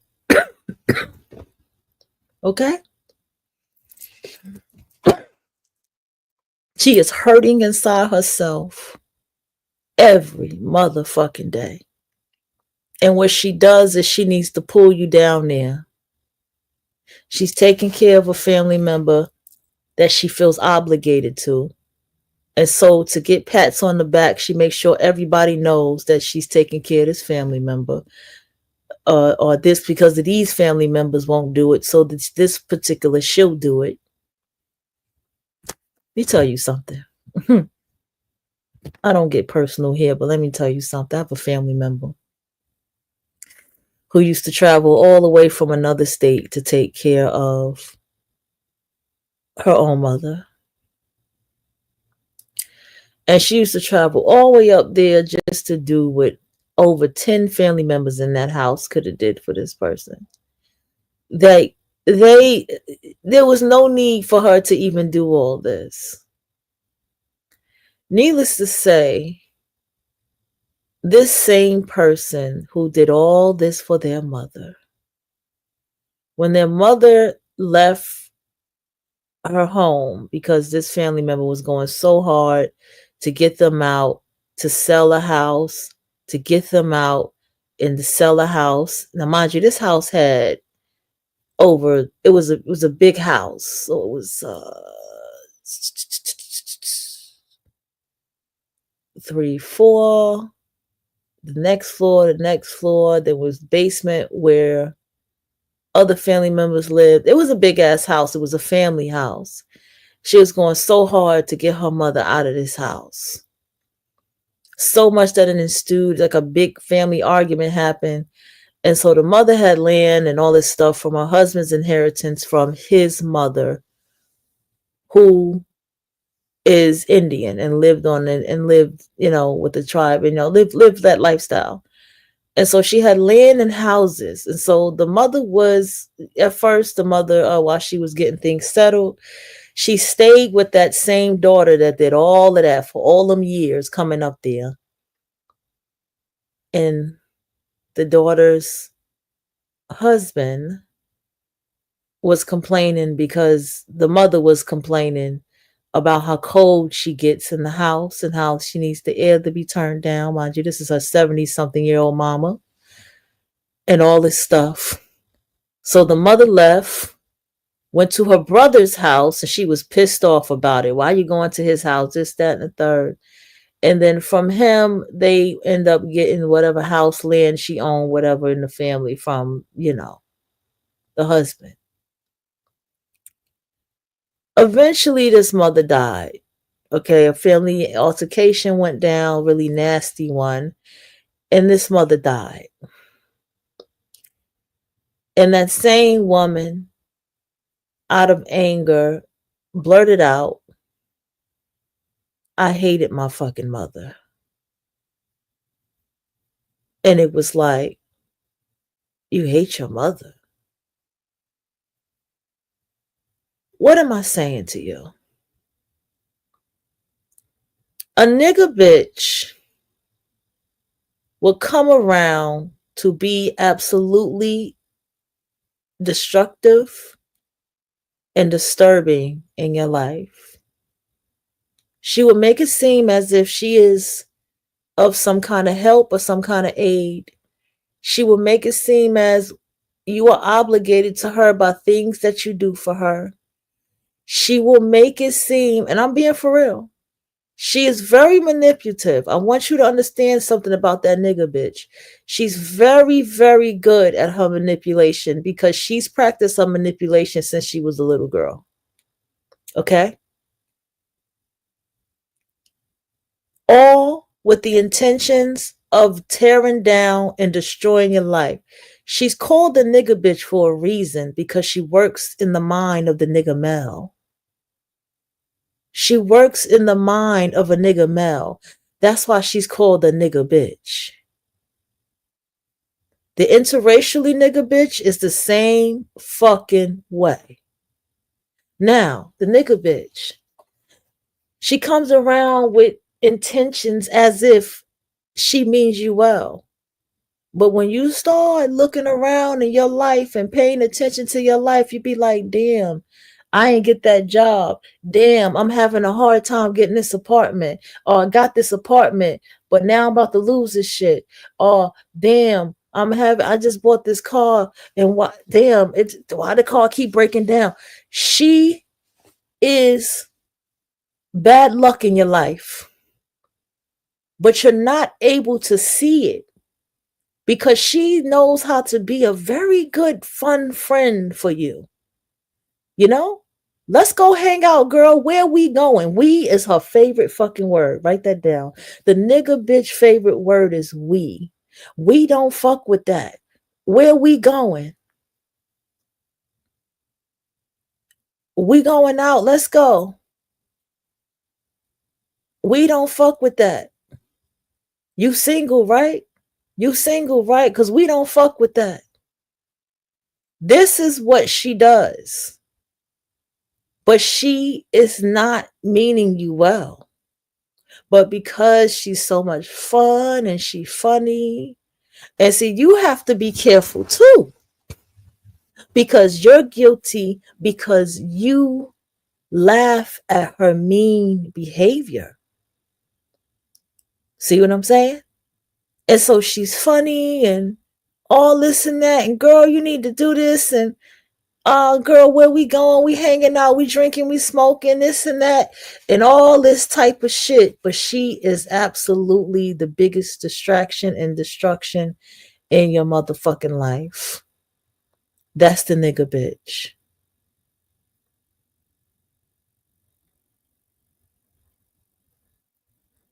That's the nigga bitch.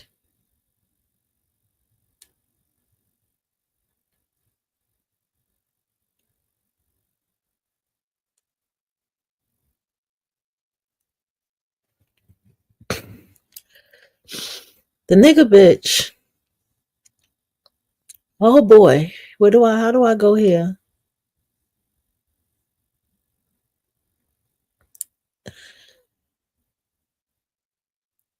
I'ma say this.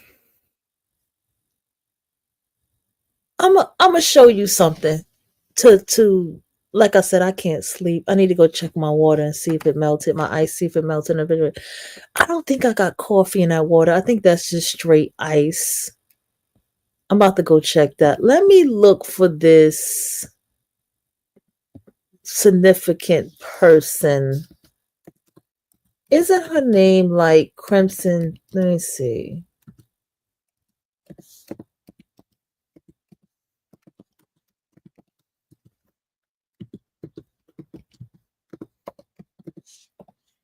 Okay. I have to use this person as an example. Let me take off. I know the first word is this word. The second word is probably not that word.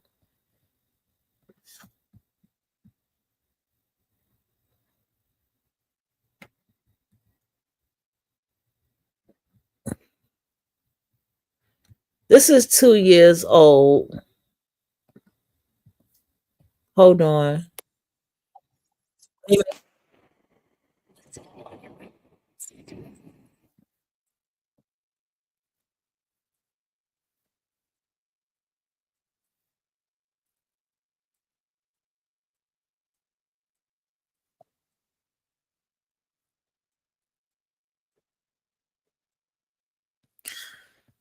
Unfortunately,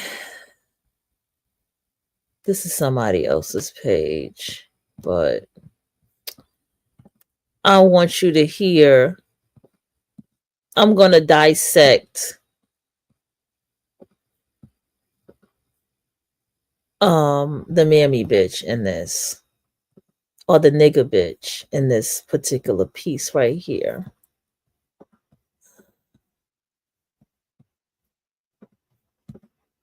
That black men are 80 times more likely to marry a black woman more than any other race of men. Also, less than 1% of white, Asian, and Hispanic men currently have a black wife. So, listen, I'm all for women expanding their options and finding the best man for the job. I'm all for that. But can we please be honest about what's actually going on? And this whole idea of, other races of men or non-black men being more romantic, I don't know what's more romantic, being a side piece or being a girlfriend, or somebody committing to you in marriage. Personally, I think somebody committing to you in marriage is a lot more romantic. That's a nigga bitch. I had to read what she wrote because her appearance almost fooled me. This right here is a lie. She's a liar. She's been a good liar since she's been a little girl. I have a little cousin that has been lying. I tell y'all about her all the time. She has been lying since she's been a little girl. And she's highly manipulative. And on top of that,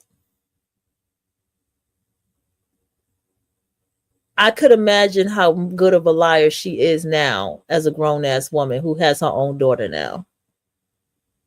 That's a fucking lie, what this woman just said. But she's not the one I'm coming after. And all we got to do is look at the stats and see who is treating black women the most romantically. And they're very convincing, very charming. They know how to use a voice to try to convince you to believe what they want you to believe and to say that it's not true. But if we was to tell this nigga bitch, I need you to pull up the stats,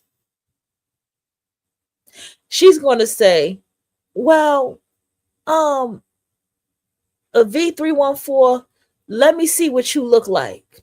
Let me see what you look like. She's highly manipulative. And she's a major gaslighter.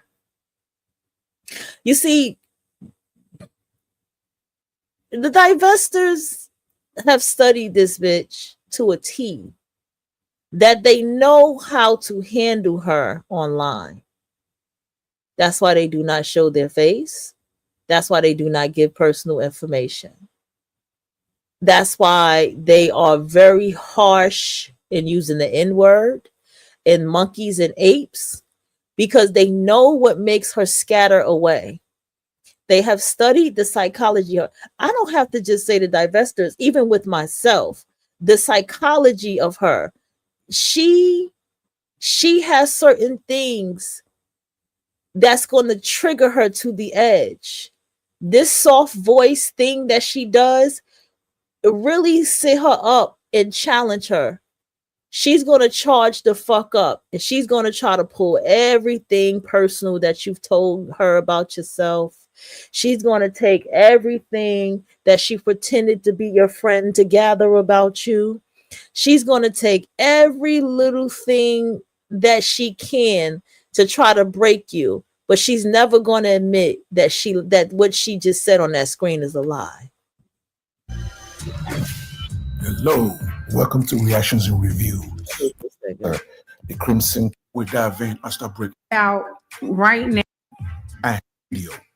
What we're talking about right now is how she uses the same words that this nigga uses. I want to say something about this particular look right here. I have had the beauty of knowing people of other cultures, and I think it's cool that I was thinking about this today, how you can see people of other cultures, how their parents made them dress and wrap their hair and put on jewelry. Especially if you got some stud friends, it's fucking hilarious. And how they had to wear a bunch of jewelry. And let me tell you something, people who are truly African, they don't look like this. This is an Americanized Hebrew Israelite nigga bitch look.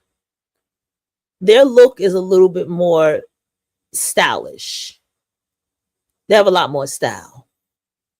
They have a lot more colors and designs to their look. This is a nigga bitch.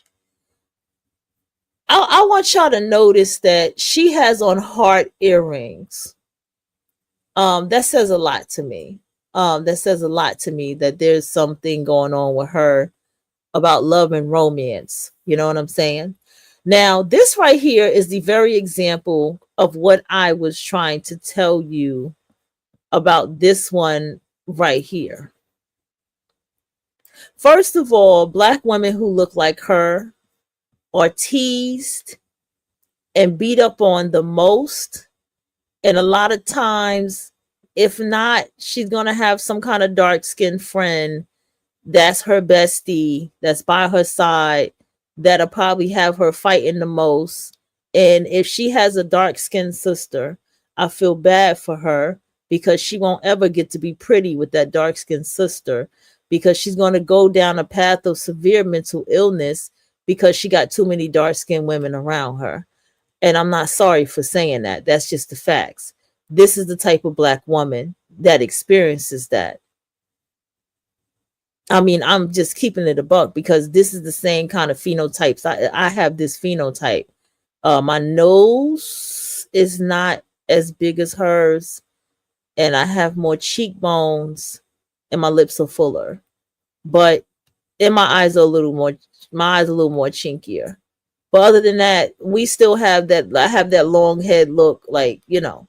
And the point is, this type of bone structured black woman is picked on the most in black culture. And so she has to become a very ugly, ratchet version of herself in order in order to be accepted in black culture. That's how toxic black culture is. So when we look at this right here, I want you to understand that what's coming out of her mouth and her anger, you can see it in her eyes that she is very motherfucking angry about what she's seeing. Okay? If she can kill a divested black woman right now, this bitch will do it. Okay? Let's go. Women, specifically divestors. I'm specifically That bail upload a new video. what we talking about right. And I want you to pay attention to something else too. Is this that divested Z-Lot nigga that's trying to have a more sophisticated channel? Because it sound like him, don't it? But all Caribbean niggas. To let you know every time I upload a new video. Oh no, he's Haitian. What we talking about right now is how black women, specifically Pay attention to her name. Her name is the Crimson Cure. I don't even know what that means. The cure of what? She has the cure. She has the answer and no doctorate degree. divestors. I'm specifically talking about the divestor group of black women, how they do white supremacist dirty work. See, I've been doing the last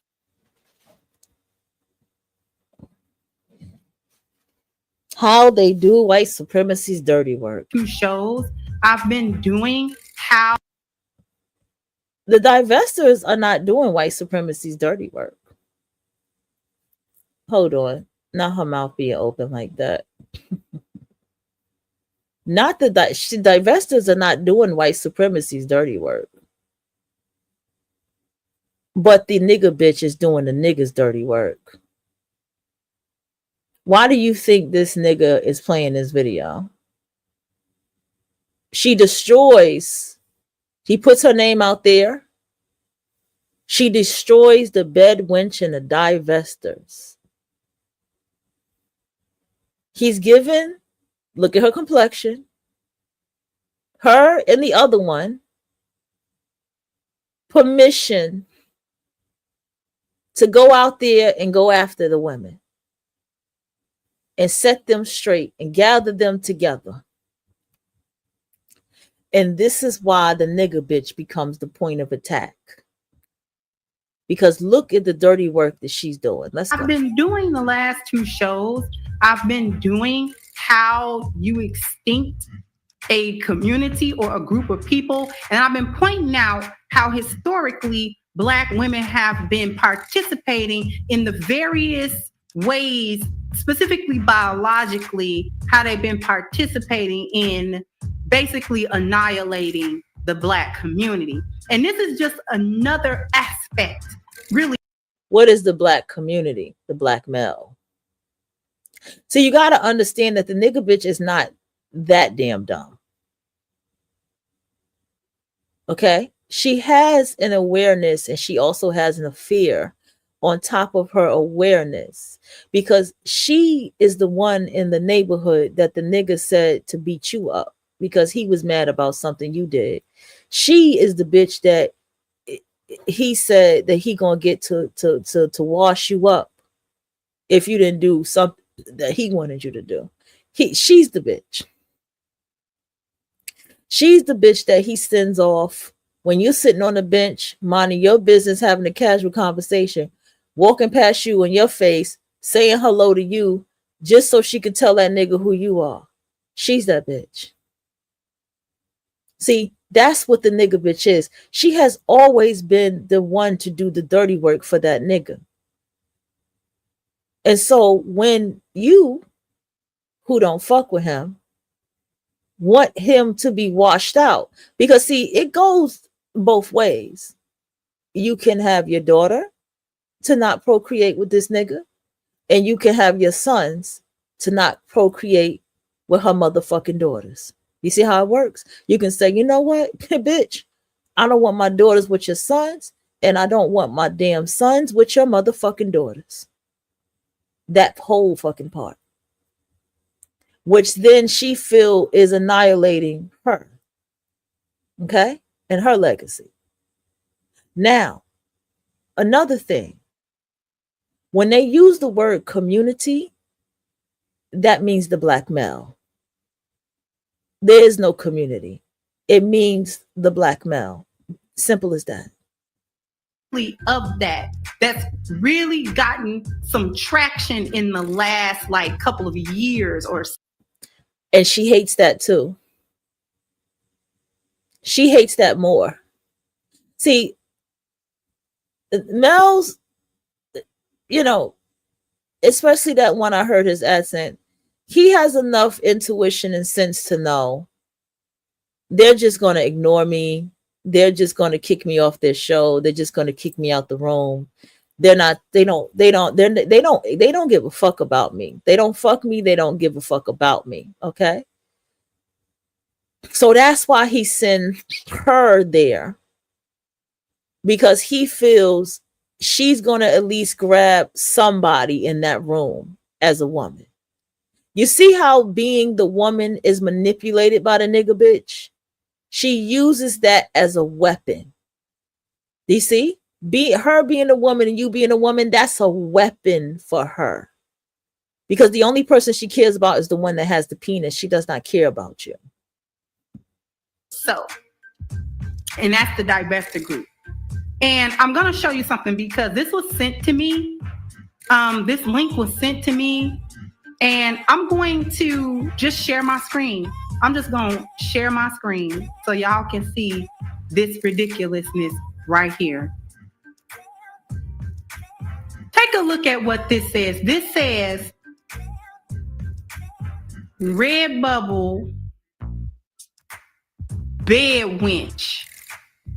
So this is like bed winch gear. Are y'all hearing that? This is bed winch gear, y'all. This says bleached, Queen of Hearts, colonized. Like this actually says colonized. Then if you look down here, this says no black boys. It's got a circle with a strike through of black boys. So we're saying no to black boys. Then this one says there's no Asian boys. Okay. Down here, these are like stickers or whatever, colonized. This one says white owned. This is a t-shirt that says white owned. This t-shirt says BLM in the streets, bed winch in the sheets. I love white boys. I don't know what this Queen of Heart is supposed to be because they're putting Queen Elizabeth on there. So I'm not exactly sure of the reference that's attempted to be made here. What's with the Queen of Hearts? It's probably something sick. But this is what I really want to concentrate on. Not the Queen stuff, but this one right here. The BLM in the streets, bed winch in the sheets, the white owned, the bleached, the colonized, and then this one really got me. No black boys. And let's be clear, I never bash black women. I don't bash women, period.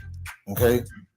But this is the issue that I have, where sisters will come on my own channel, challenge me, send me nasty emails, but they don't say nothing to black women that does stuff like this.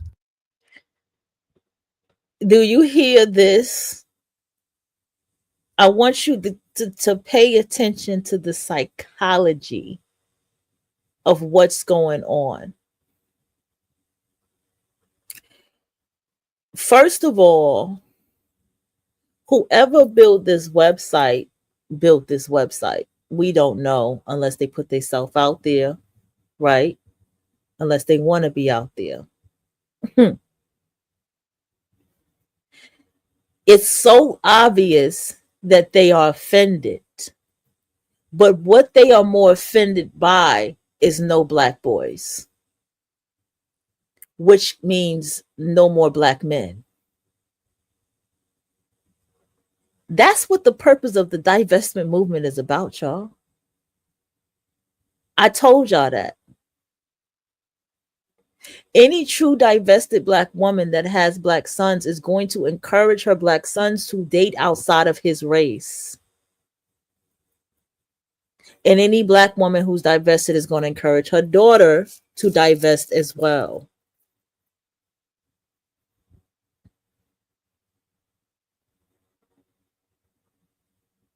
And therefore, the family line will not birth what? Black boys.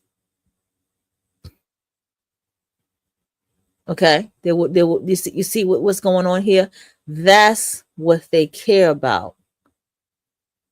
See, the mammy says, oh, you're a bed wench. So you say, yeah, bitch, I'm a bed wench, right?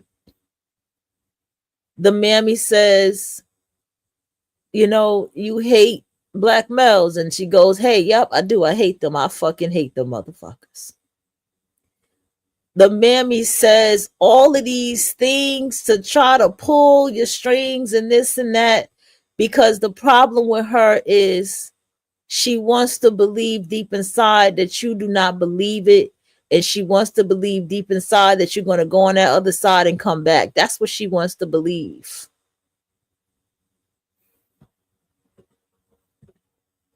This is a website created by a black woman. How come there's no outrage? How come he is being condescending by talking in that Haitian voice he got and trying to whisper? I hate motherfuckers that whisper. My the damn stepfather. I don't do my the stepfather, he always talks and whispers. That shit gets on my fucking nerves. I hate people who do that shit. And he's like, well, why is there no outrage? Why are they getting away with this? Bro, I'm sure there's t-shirts worse than that. I'm sure there's shirts to say I hate the N-word with the hard R. Are you outraging over that fucking website? I'm sure it exists. What is there to outrage about? So it's their business. Someone is buying it. Someone is wearing it. Someone is wearing it. Or maybe not. Maybe they just wanted to put the artwork out there to just say it. See, sometimes people just make some shit and just put it out there, whether it get bought or not, just to put a message out there. come black women are not going after the sisters that started this website? Why is he addressing for black women to go at? Why is he using? First of all, that's trickery. Sister is a trigger word. I'm not your sister unless we come from the same mother or father. That's number one, right? So once again, being tricky, condescending, manipulating. Why is no one going after this sister? Why is this? Because he's sounding the alarm to bring out the nigger bitch after you. He's sounding the alarm to bring the nigger bitch to convert you back. You know, I remember when you liked dark-skinned guys. I remember when you talked to me about the black men that you liked. I remember she uses friendship as a weapon. She uses her vagina as a weapon. It's a weapon. But they'll send me email all day telling me how I'm promoting a division between black men and black women. All I do on this channel. He's lying. He's lying. How are you causing division when you are literally, what you're doing is you are causing, okay, there's already a division between the divestors and niggas, right? So what you're doing is you're going over there to where the divestors are at, minding their divested ass business. And you're bringing this nigger bitch over there to attack them and shut down their pages and to report them. This is what you're doing. That's the separatism. Pay attention to the wording. Please post what Black women say. That is it. I react to what you ladies post on social media. He's talking to the divestors when he say you ladies. He's talking to the Black women who do not want the Black male birth on this planet anymore. That's who he's talking to. Like, let's just keep it a buck. It's deeper than just the Black male being birthed. The whole nigga culture needs to be cut. It needs to be shut the fuck down. The whole nigga culture, from the Americas to the Caribbean to London to wherever else it spreads, in Africa, the nigga culture needs to be burnt the fuck down. And because of people like this, they keep the nigga culture going. They keep the nigga culture going because they defend it. They literally defend nigga culture. Well, this is what Black people are. This is how Black people is. This is our way. This is our, and then we look at Africa and we go, it looks disgusting. It's overcrowded. It's people on top of people. People are taking their hands and sharing one plate of food together. And you go to the hood and you see somebody who got Popeyes and they got one ass bag of Popeyes with chicken. And that woman, her friend, and all them kids is digging in that one fucking box of Popeyes and eating that shit together. Yeah, you're right. That is African shit. That is nigga shit. Dirty heads and dirty shit and dirt, literal dirt on the floor, and you see come on. And these are the kind of people that promote that shit as if this is a part of our culture. And this is why the nigga bitch is a problem. So don't attack me. I'm only showing you what you are posting. Then I give my opinion on it. That is all I do. Instead of using multiple agencies, I just use Aya. I'm Zach, and I'm a nurse. I've completed a... Let's get back to it. And I just want y'all to see that for a second. I'm going to stop sharing because we have to talk about why, or how rather, Black women like to do white supremacist dirty work. Okay? Divester. The divestment group is a hate group. She's trying everything in her power not to really show how much she want to be mad, angry, and curse and say the most. It's all in her eyes what the fuck she really wants to say. So she's going to go, reading her eyes, she's going to go into a space of attacking you. This is what they do. Let me tell y'all something, sidebar. It was a woman who told me after her experience with this one Gen X woman, she began to hate women, right? And I was just like, it's not so much of hating women, it's just women like her that you hate, right? But I'm going to tell you what that really is. Okay? That hate for women that they have is the hate for themselves of being a fucking woman. Okay? And this is a very deep rooted type of hate. Hating yourself is a very dangerous thing. I stay away from people who hate themselves. It's a very deep rooted type of thing that the Black male has fucked into her. Let's just call it what it is, okay? I can't blame the male too much for the behavior of the nigga bitch.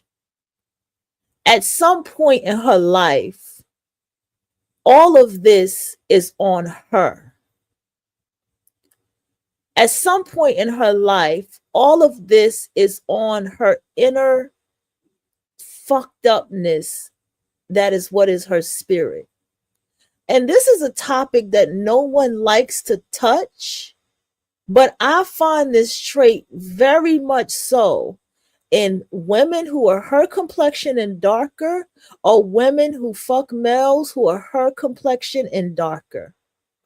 This is a topic no one wants to touch on. I'm really starting to realize, like, people don't want to touch on it because I believe a lot of y'all divested as her complexion and darker. And y'all know what I'm saying here. I believe there's an innate, natural wickedness in people who are this complexion and darker. I don't think that they can help it. I can't blame the male's penis on this part. I can't blame the dick. I have to say, this is something natural within them. If she can say what she really wants to say to these divestors, in her eyes, she can't say it. It's like the bitch at work that be shady towards me. Don't worry, I said all the time. I said I got it locked and loaded behind in my pocket. What I'm gonna say to her and how I'm gonna say that shit. I got it ready. And I know when I say it, she gonna be offended. And I'm not even gonna say it even no type of way. I'm gonna just put it out there. Like, you hate me. I'm gonna say something as simple as that. You hate me and you hate anybody that likes me. And I don't care. That's just what it is. Something is wrong with them. Something is deeply wrong with them. And this evilness comes out of them when you go to the other side and you say, I don't want no motherfucking black males born on this planet no more. Because you want to know why? She knows. She knows that you can make that happen. She knows that. And that's why she says things like, black people can't quit each other. She's manipulative. She's condescending. She's a gaslighter. She too is a malignant, nasty narcissist. Pay attention to her. I'm just using her as the full example of all of them because I can find many. The divestment group of black women is a functioning, alive and well hate group. And I don't care whether they ever get national. And here's something else about people who are off. Okay, I want to say something else. I'm trying to catch her without her mouth all wide open. People who are a little off in the eyes are channelers. Okay?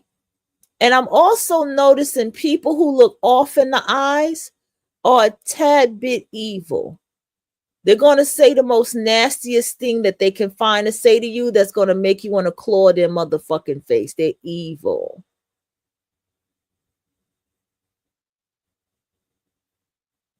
Okay? That's people who look off in the eyes. And a lot of these mammies, their faces look like this. And I don't care whether they ever get nationally recognized as such or not.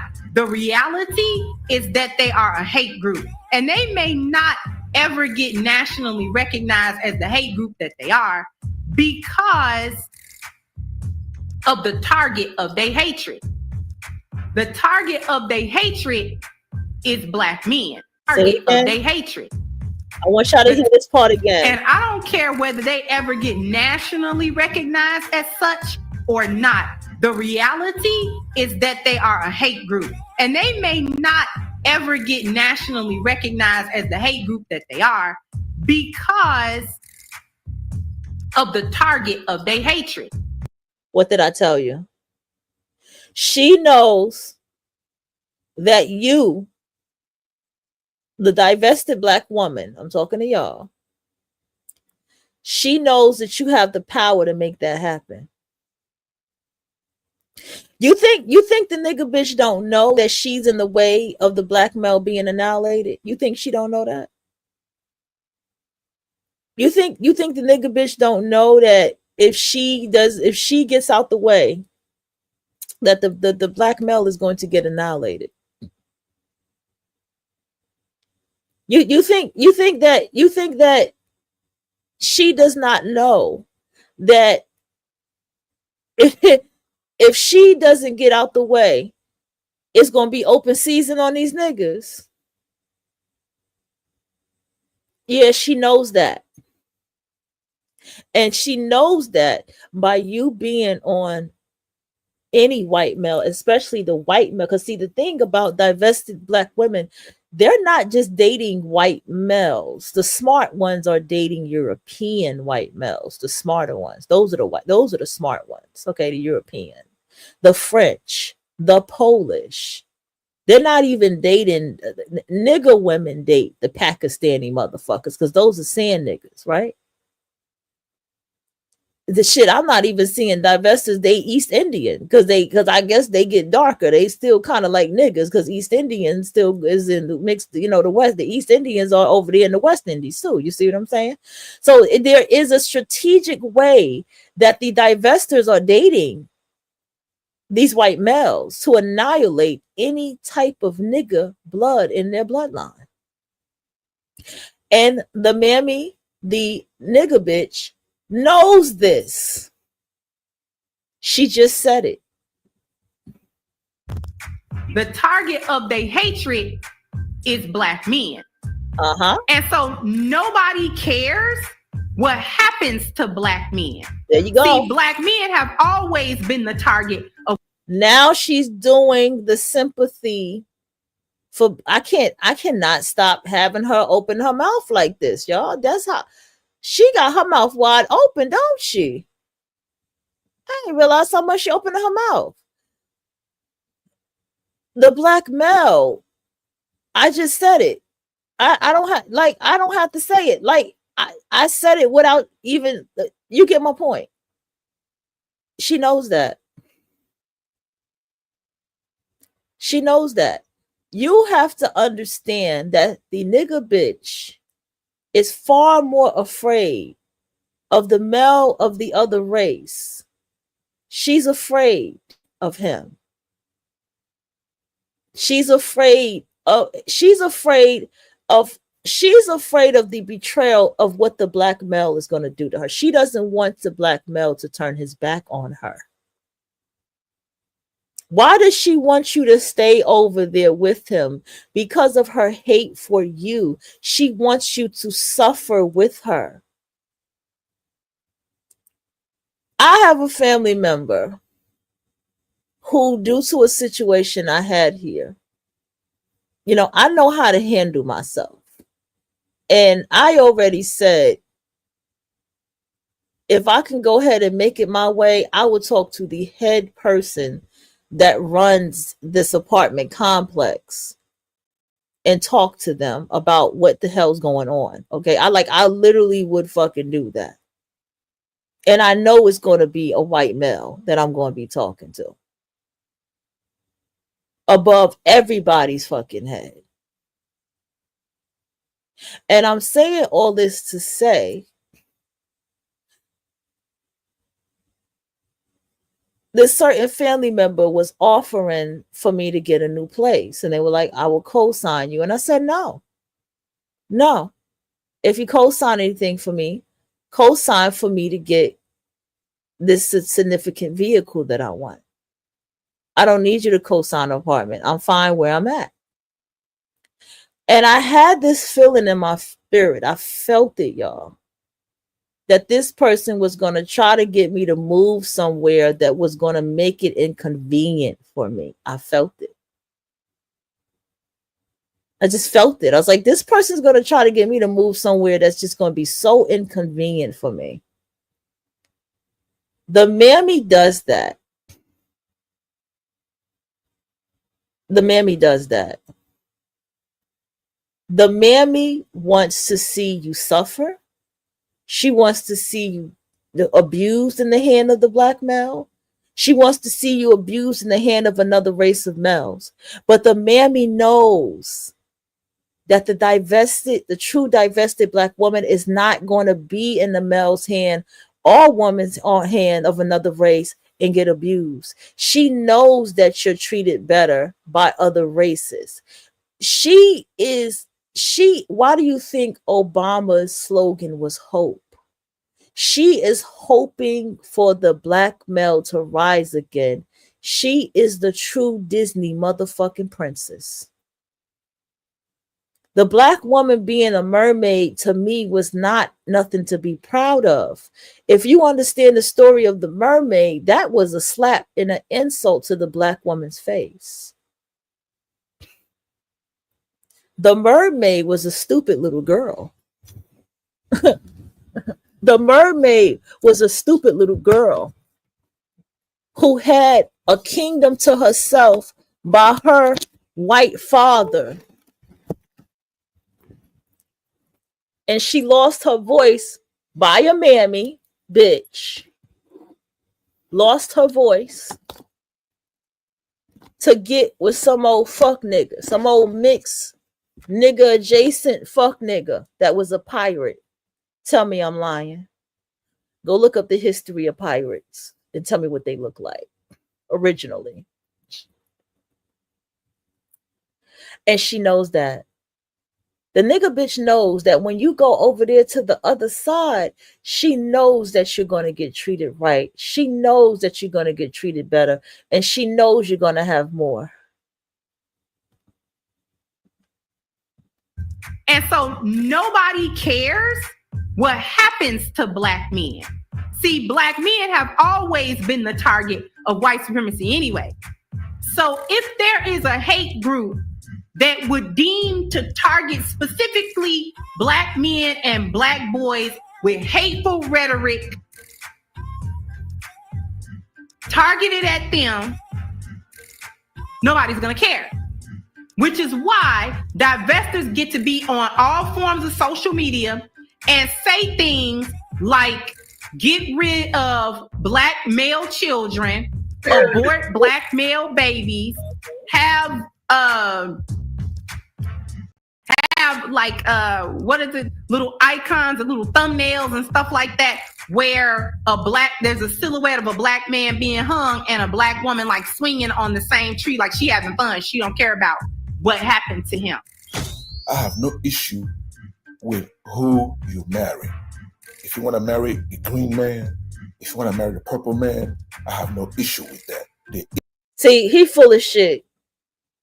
He full of shit. They always, I don't have an issue because they know that they fuck and they date, not you, nigga bitch. That's why he say he don't have an issue, because he knows that he fucks anything that looks the opposite of you, nigga bitch. Because if he was really about you, he would say, I have an issue with interracial dating.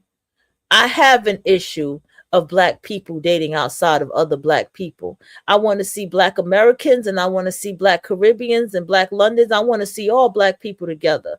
I have an issue with that. That would show you that he's on your side. He still always show you that he ain't on your side because he said, I don't have an issue. I better not be getting no call. Okay. All right. Let's go.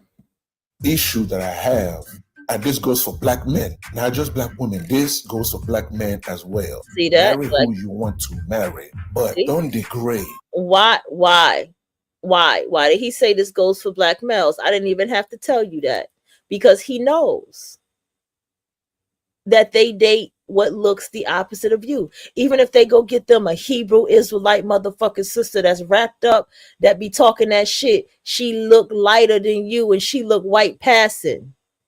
These niggas play your face all the time, bitch. They play your face all the time. every time. See, the nigga bitch, see, this is where she is a bit slow. Because I need you to understand how the abuse happens in her face and she doesn't care. You know why? Because that bitch that looks, the nigga bitch that looks white passing that he's dating, she's pretending to be her friend. She's in her face. She's weaponizing friendship with her. She's weaponizing information she gathers with her. And if he can leave her to go be with her, she would love that. And if he can be with that white passing bitch and be in a poly relationship with her, and she can dominate that shit in her own manipulative way, she's okay with that. And I told you, nobody wants to talk about it, but this complexion and darker have some terrible traits about themselves that nobody puts on the table. Or look down or speak down on your own people Just because you are married to someone that's non-black. Stop. See, that's the thing with divestors. See, the divestors are saying, look, I don't fuck with y'all on a global motherfucking scale. When I get into my non-black family and I see a non-black family member with one of y'all niggas, I don't even fuck with them. That's the time that they're on. You see, didn't I say to you that the black male always finds his way to slip into somebody's life and somebody's culture and somebody's caliber of life? He's very clever at that. He could be the most hoodest nigga, but he can find his way to slip in to somebody's motherfucking life. Do you understand what I'm telling you? Okay. So here he has her that he's putting in front of your face to tell you about what you're doing wrong, black woman, right? Because this is a nigga bitch. And he uses the nigga bitch while he go put his dick and he's fucking whatever non-black woman, opposite dark skin, opposite brown skin, opposite caramel skin, opposite black bitch that he can go fuck. Opposite bitch phenotype from her that he can go be with and marry and have children with. This is what he does. And this is the nigga bitch. This is why she is the one you have to get rid of first when you go through your phase in life to change. That's why the title is You Used to Fuck Black Males and Now with the White Man and Talking Shit. Now you with the white man and you talking shit. You know what? Because she wants to pull you back. Do you even feel? Don't you even feel like you're almost being coerced and pulled back into something with her when you listen to her talk? It's like she's trying to, well, the black male is the most this and that. I don't agree with that, bitch. See what I'm saying? I don't agree with that. And then you come with your facts and she gonna say, V314, let me see what you look like. Let me see what you look like. So now she's stalking your page. Now she putting up fake accounts. Now she in your inbox pretending she's some psychic reader just to get information on you. Now she trying to get close to you and be your friend and stalk you because she's a big fucking stalker. The nigga bitch is a very big fucking stalker. You have to understand, she weaponizes you with her vagina. She weaponizes the fact that sister. And he knows that. He knows that. Speaking negative of black women, and black women stop speaking negative of black men when you marry outside our race. See, there's no website like this that black men own.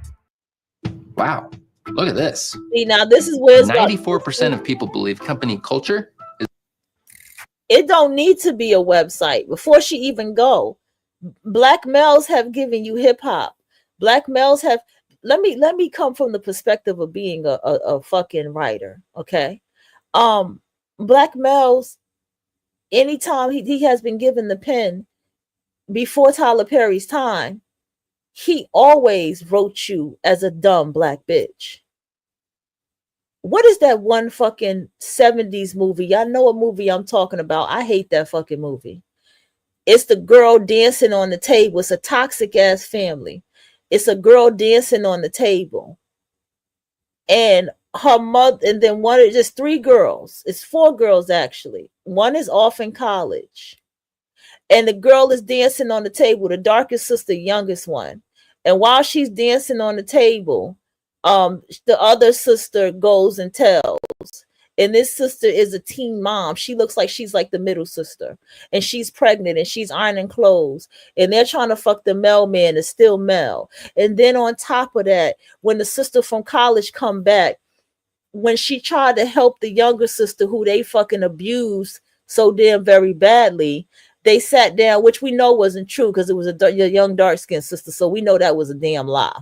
And so they sat down, they abused her so bad that the sister from college, is it called Brown Girl or some shit, the name of that movie? Anybody can type in the chat room or send me a private chat in the back. I ain't even got to put your damn name out there. Just send me, I don't even know how to share no more. Yeah, and just type in the name of that damn movie. I think it's called Brown fucking Girl. I hate that fucking movie. I hate that fucking movie. Every time the black male wrote you, black woman, he wrote you because he was on some pimp and you was some stupid ass hoe bitch. He wrote a book. He wrote a story called Claudette, where it was about how the black woman had to sneak this hairy fucking taco meat chest nigga because she was on welfare with all them kids and different baby daddies. And this nigga all laid up in her bed fucking her. Every time the black male wrote a song about you, he makes sure he knew everybody. These bitches ain't shit but hoes and trick. All these bitches can do is turn around and suck my dick. That's what these niggas said about you. That's what these niggas did. Before she opens her mouth and say what a black male didn't do. But go ahead, let's hear it. Talking about how he colonized no black women, he's white owned. He does say it. He does say it. Where this bitch been at? Where this bitch been at? They are delusional. I said that in the top of the show. The nigga bitch is delusional. She's the Lulu. And she believes what it is, her lies. She's delusional. And she gets mad at other people who lie.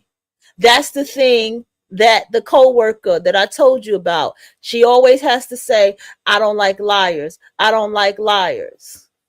No, bitch, you don't like the fact that I don't tell my business.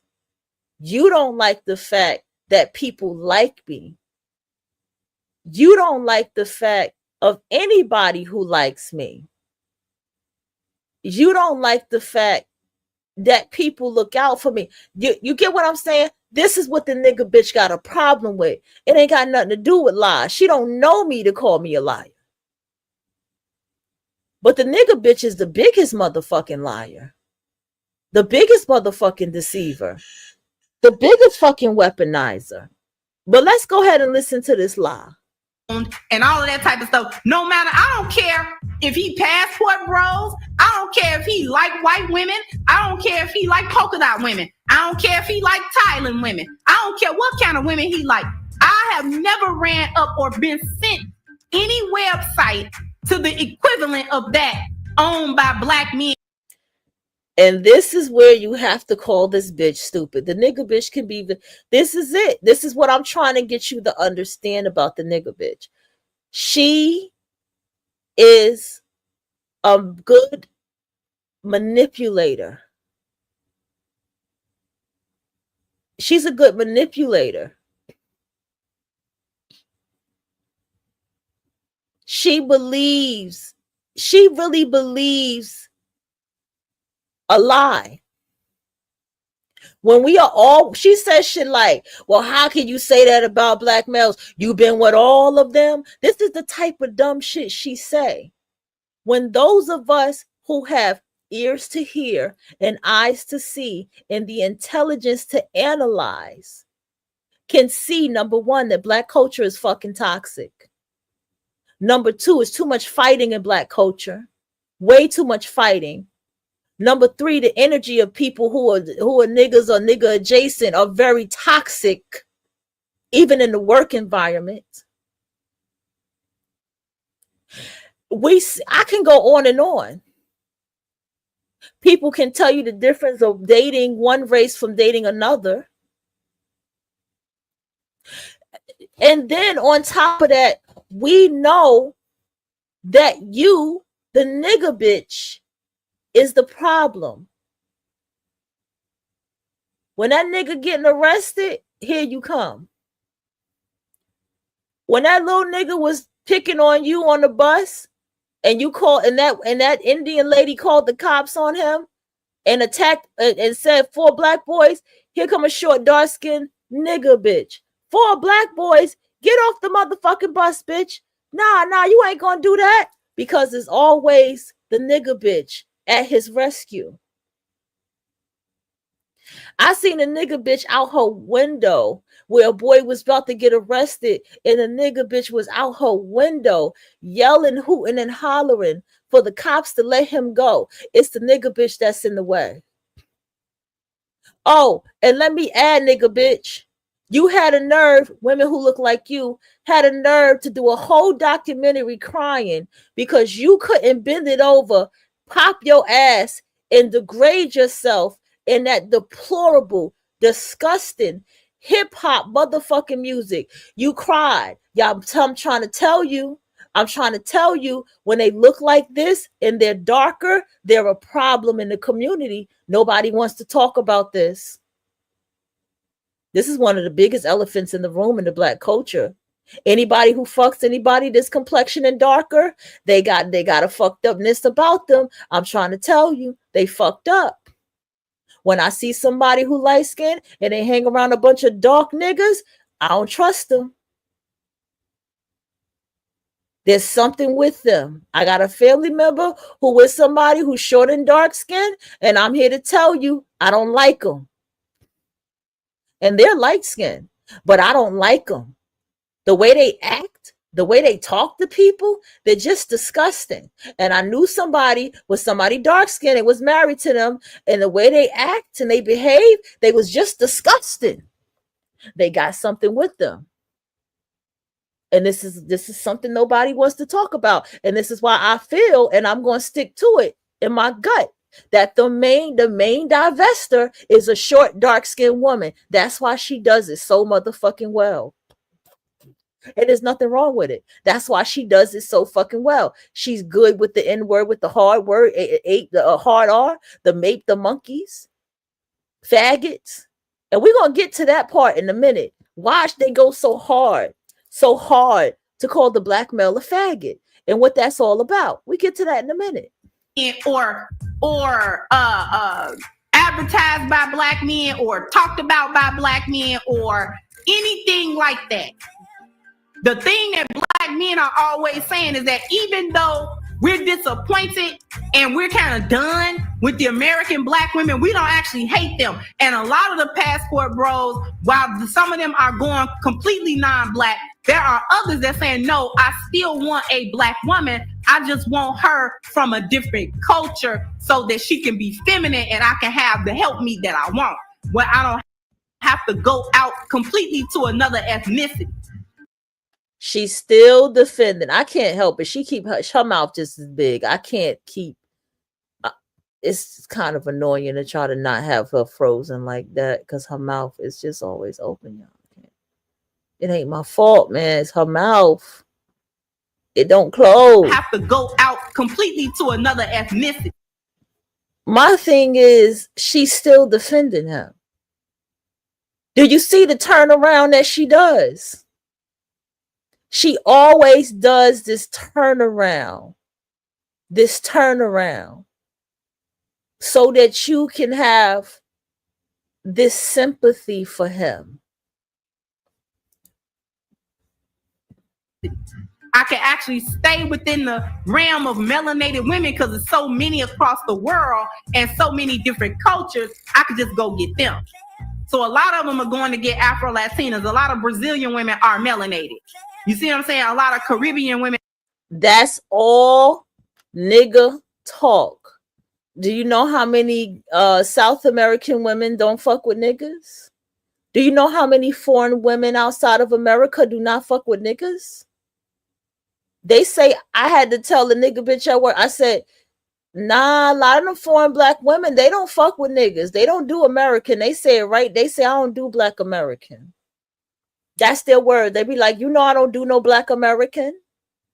The Caribbean women that say that in a heartbeat. I'm not excusing the fact that they still gonna be with a dusty ass island nigga. I'm not excusing them. But I want you to understand, for the lighter skinned South American and shit, they don't fuck with no niggas.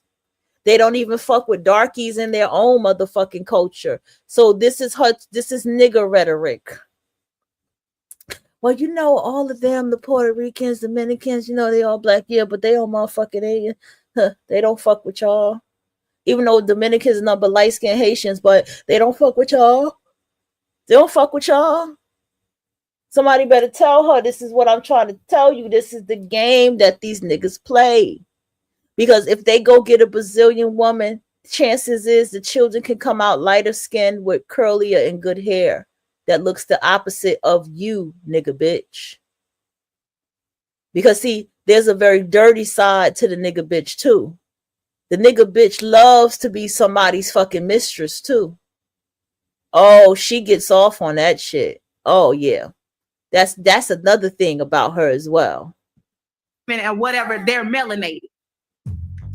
So they're going to these other places. They're going to Africa and things of that nature to go and get other women. It's not a hatred of black women. It's a hatred of the mindset and the mentality and this bed wenching that y'all do.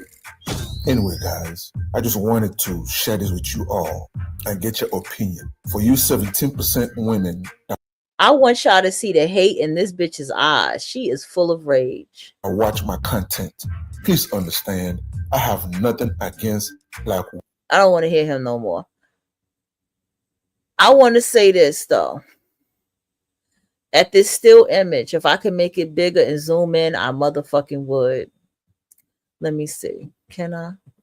Women. I'm all about black. I need him to shut the fuck up. We don't give a fuck about him. Okay, so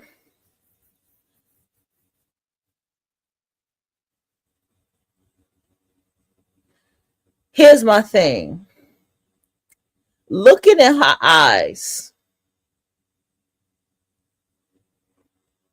let me get to the divestors and the things that they do and why it works. See, one thing about me, even if the divestors don't fuck with me, okay, even it don't, to me, I don't give a shit about that. I'm grown. I take things for what it is. I can look at things in a very practical and a very grounded way. All right. I like to watch how people's minds work. And I like to watch how people do things. Okay.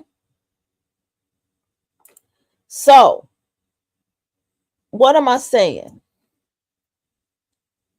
There are certain things that is going to make a mammy, or I'm trying not to, a nigga bitch scramble away. Okay? I need you to understand that. There are certain things that is gonna make a nigga bitch scramble away. And the number one thing that is going to send her on the edge is one.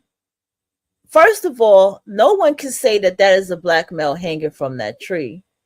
And the old divested zealot, I'm saying it the way they saying it, page. You can't say that. And plus, it was not only black people that got hanged as punishment. Okay, that's number one. And you can't even confirm and say that the girl swinging from the tree is even black. You can't say that's a black male. You can't say that's a black woman swinging from the tree. That shows you the deep psychology of the nigga bitch and the nigga male, because they instantly said, oh, that's niggas hanging, a nigga hanging from the tree and the black woman swinging. What the fuck? That right there, she already played on the psychology of the people when she did that. Number one. I noticed that she has a way, or they have a way of triggering people, right? They do. They have a way of triggering things. In screenwriting, they teach us to write things as they are, right? So um we don't say he took the nail and banged it into the wall, right? It's we have to put it as he grabbed Nell, he grabs Nell, then bangs. That's how we're taught to write in screenwriting. We have to write as is for the director that has to film it, right? And all these things when we write our speculative script and everything, right? So they are very good, the divestors, at having that type of style of attacking. So they say the N word with the hard R. Then they go and for some reason, 8 monkeys, gorillas is a very offensive word in Black culture. Black people get very offended by that. So they use these words. Telling the Black woman that the Black male hates her turns off a light inside of her system. She cannot handle hearing that ultimate truth that the Black man does not want her. And that tells you that that's deep in itself, because there's a part of history that she's going to have to face that she is not going to be ready to face.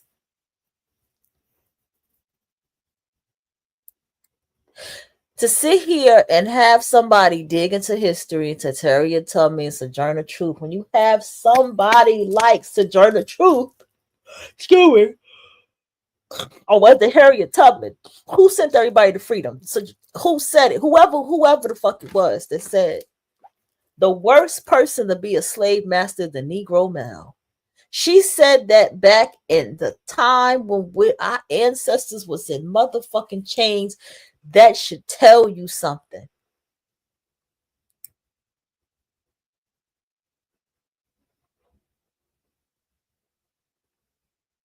That should tell you something.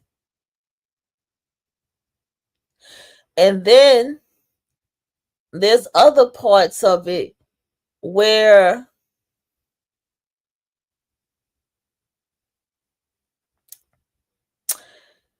she's not, she's sit here and she goes, well, the Black male was this and that in history and this and that, and they want to annihilate the Black male and this and that, and she's defending them to only have to face that he don't even want her. That puts her in a very stupid and weak position that she does not want to accept. So she has to tell a lie of 80% of Black males are dating Black women when the statistic says that 28% he's not fucking dating you. 28% he's not dating you. And that if the Black woman went from 3% to 28%, then I'm sure his is that goddamn 50% right now. I saw something else that I want to check out. It looks very dusty, but we're going to go on with it. Look, everybody's talking about this ABDK Williams situation. I'm appalled that she said that. Like, I ain't have a problem with her saying, hey, I like a guy who owns business. Okay? All right, cool. Fair. Hypergamy, yay. Okay, this is old. This is Ebony K. This is the one where the Mammy Ayana Van Zet was like, yeah. He said Crimson. I saw the Crimson Cure lady mentioned. Okay, she's at the end. Okay, enjoy this. Hey. But the problem was she doubled down on it and paint what she said towards brothers that look like me and you that's watching this video. Ew. That's the problem. But we're gonna listen. We're gonna listen. I'm just appalled. I have to listen to this again. Okay, so we're gonna get right into it. We're gonna get right into it. I only saw a handful of it, even considering the possibility of a bus owner being a more aspirational position and recognizing that I am actually speaking and pouring into the ascension of black men when I said what I said. Before you said all colors of men. Didn't you not? You said all colors of men. You didn't specifically say quote unquote black men. You didn't do that the first time on that viral clip. Like, come on, man. I thought she was better than this. Then again, I don't keep up with people like that. Last time I saw her she was on State of the Culture with Joe Budden. They had a pod. I don't really have to go into this. I just want to see what the nigga bitch got to say. Okay, I always want you to pay attention to how the nigga bitch dresses as well. People who are cultured don't look like this. I want y'all to know that. They got more style than it. Always got her mouth open. Why are you laughing? Y'all really thought I was going to expose Crimson Caravan? No. I don't see nothing.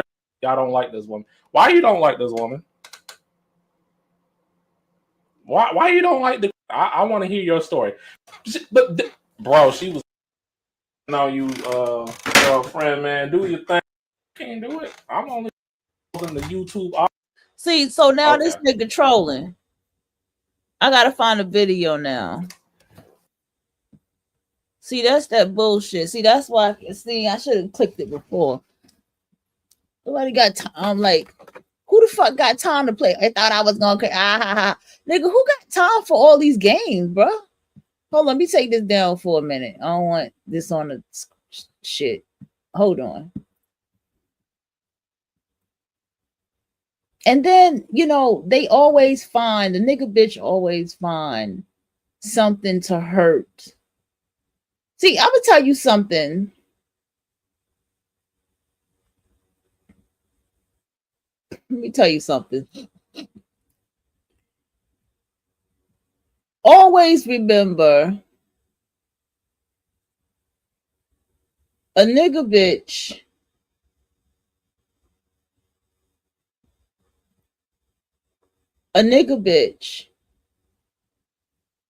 First of all, let me say this. Okay.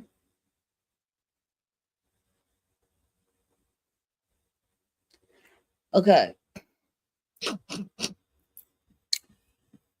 She's very good at pretending. Repeating what you're talking about. Sounding like you as if she's on your side and rambling on about what she rambles on about, but then she's still going to defend the black male and try to crush you. This is why a lot of the divestors, this is why they are adamant on going off on bonnets, going off about conservatism and not liberatism, however you pronounce it. They go off about being on the quote unquote right side of history and all this type of shit. This is why they do all this, because they don't want anybody to get too goddamn comfortable. Now, why do they go so hard on faggots, on the fags, girl? Why they go so hard on them? Because this is a point of attack on the black male. And this is a very nasty attack on the black male. I'm not going to hold you. And this one is nasty because the same time that the black woman was a bed wench, she was indeed a buck wench, because just like the black, it was the whole black male that told y'all that they was getting fucked. Like, let's not pretend we watch these movies of slavery and we see everybody gets fucked. From old to young, everybody gets fucked.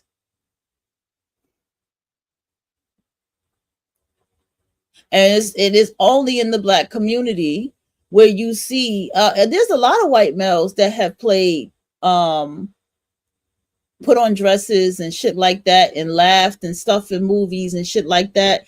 But I'm going to tell you something about a lot of the males who have played parts in comedy, like it's a comedy skit. But the ones who actually put on the heels and all that stuff, you find out later that those males are actually gay. You know what I'm saying? In other cultures. Now with black males, you kept hearing, well, they always have to put on a skirt, they always have to put on a dress. And Dave Chappelle had a scene he had to do with the dress and he didn't want to do it and stuff. And clearly you find out later that these black males are fucking gay. But that's not what the divester is attacking. They're taking the very thing that you talk about and saying, nigga, you was gay, you was a fag in slavery to the white man and calling him daddy. And that's shots fired right there, honey.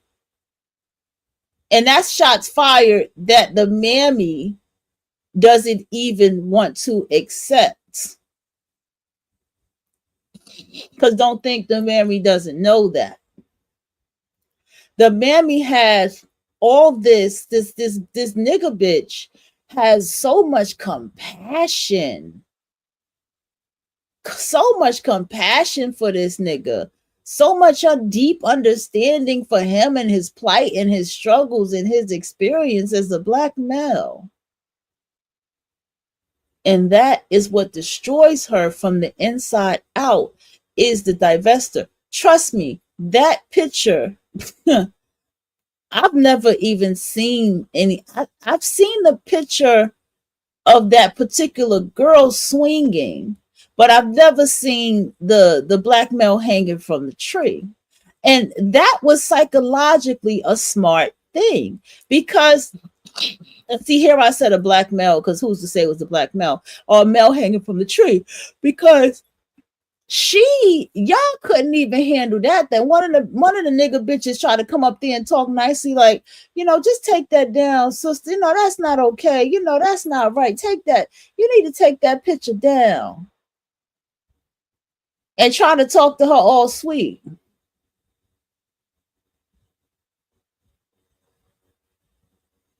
Okay.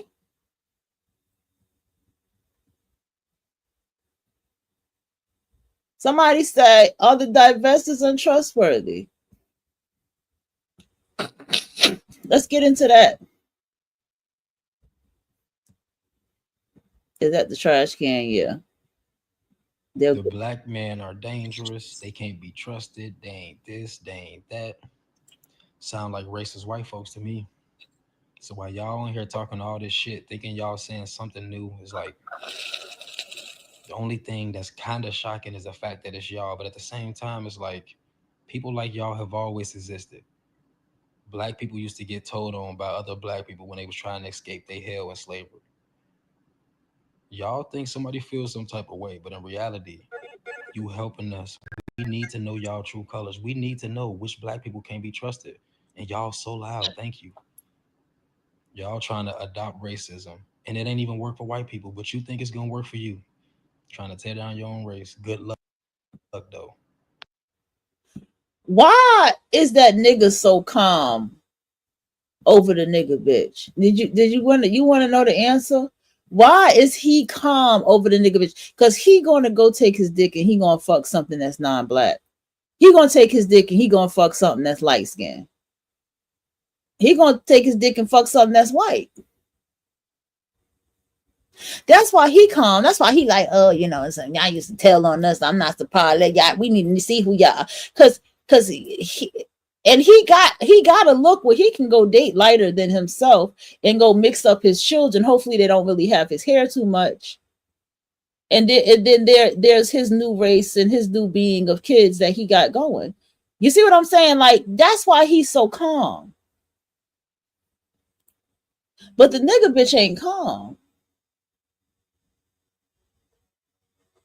The nigga bitch ain't so relaxed when she talks about these topics. She tries to be, but you can see that she is full of motherfucking rage. That she is full of fucked upness inside herself.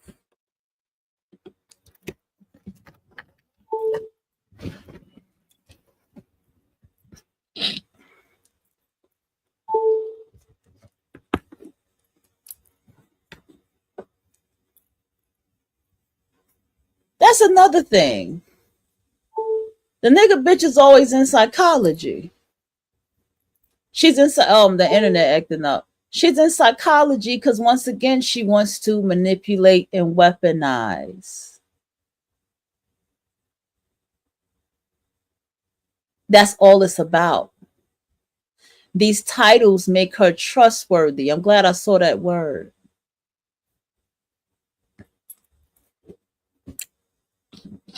Let me say something, y'all. I know the divestors seem a little out there, especially the zealot divestors. They seem out there.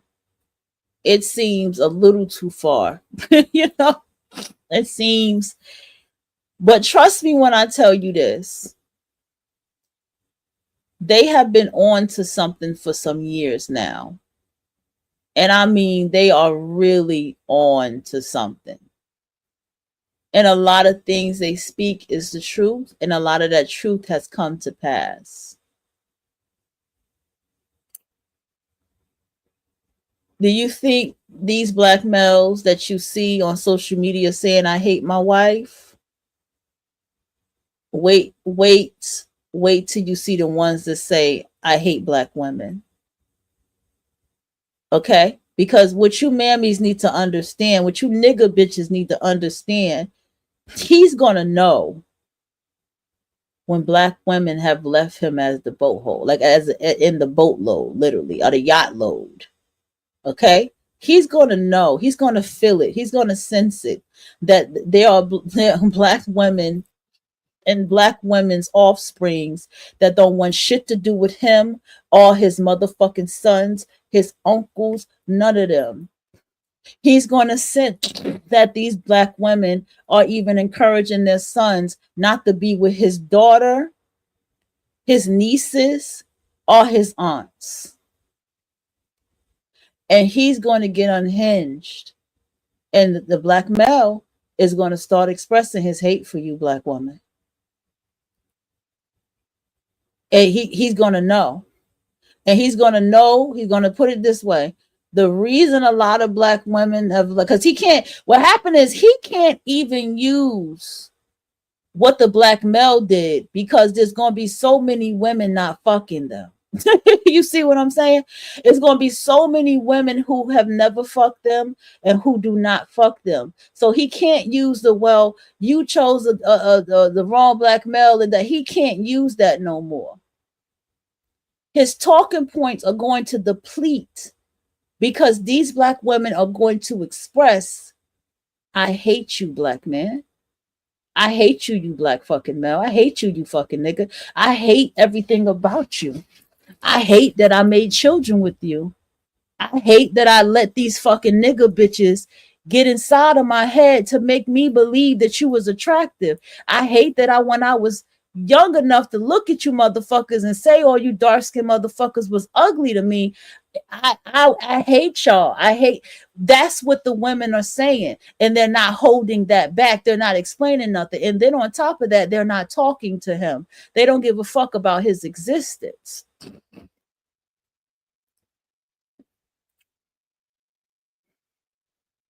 Don't give a fuck.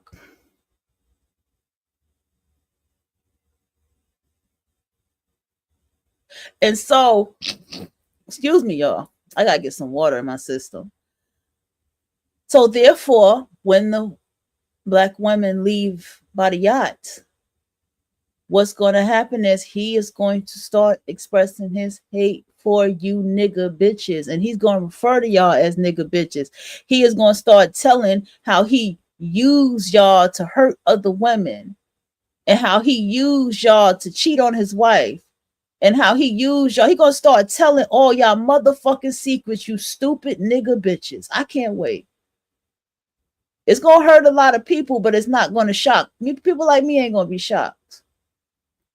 He gonna talk about how he used y'all to infiltrate spaces and be around and do things and text, and he's gonna tell all of y'all motherfucking secret. He's still gonna flip it on y'all, and it's only gonna get worse for you nigga bitches. It's already there for y'all, but it's just gonna get worse when when it's put out there. Listen, I feel like it's already in effect. Give it another 2 years. My predictions are never off when it comes to timing. Give it another 2 years. If not next year, give it another 2 years. Meaning going down into next year, the next year, which is coming up, because it's already September. So whenever my birthday come up, I'm already ready for the next year. That's just me. Give it time. And I guaranteed you,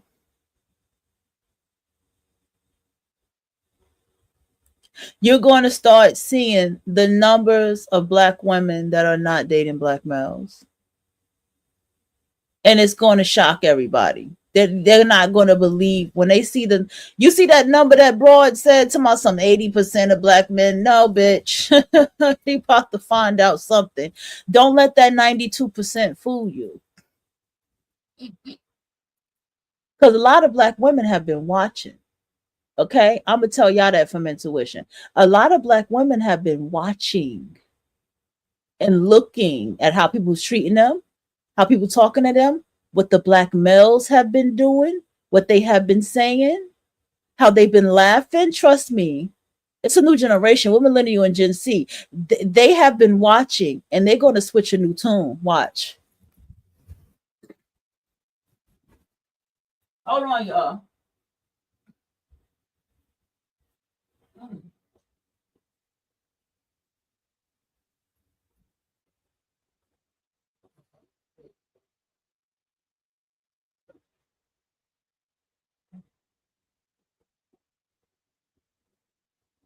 Probably need to drink like a ginger, a fucking Sprite or something. You know what I mean?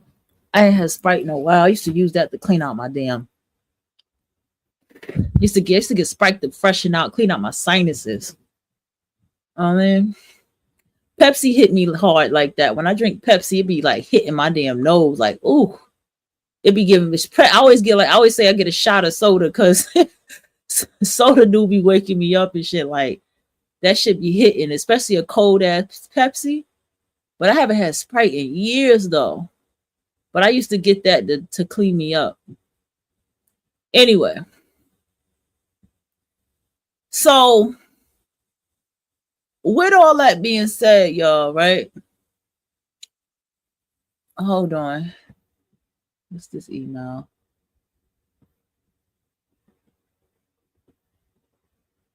I'm gonna keep it. Oh fuck. A buck with you. Oh shit. This shit done took me somewhere else.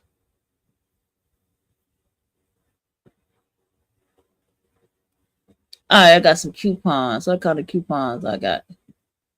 Hey.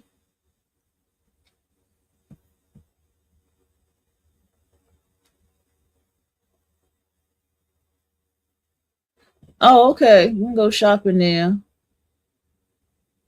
Oh, please. They be trying to kill me with my job, trying to give us these perks to sell on electronics and shit like that. Can I get a goddamn iPad for 50% off? Because one time I bought one and I had a fucked up situation with it. It's like I took too long to get it or the payment or something. I don't want something. Okay. I'm not making this shit up if I tried, everybody. Damn, I should not be raising my voice. I knew better than that. I'm not making up any of this shit if I tried.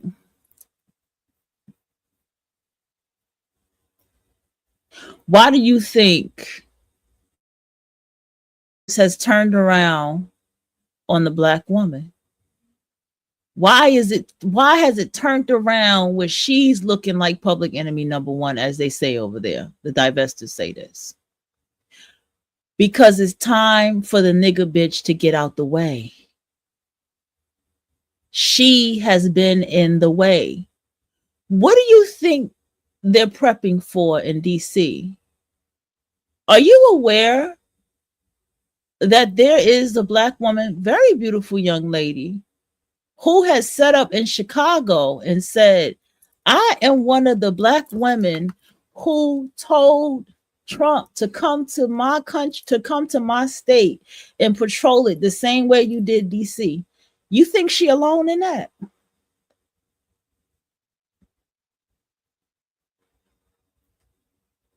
So those nigga bitches are getting thrown out the way so that black women like her, alike to her, which would be me, will stand out more. The ones who like, I'm sick of this shit. I don't want to live like this. I don't have a problem with the police and all of this stuff. That type of black woman is standing out more. The black woman who's not afraid to, she listen, don't like y'all niggas, don't fuck with y'all. Just not afraid to express what it is that she expressed.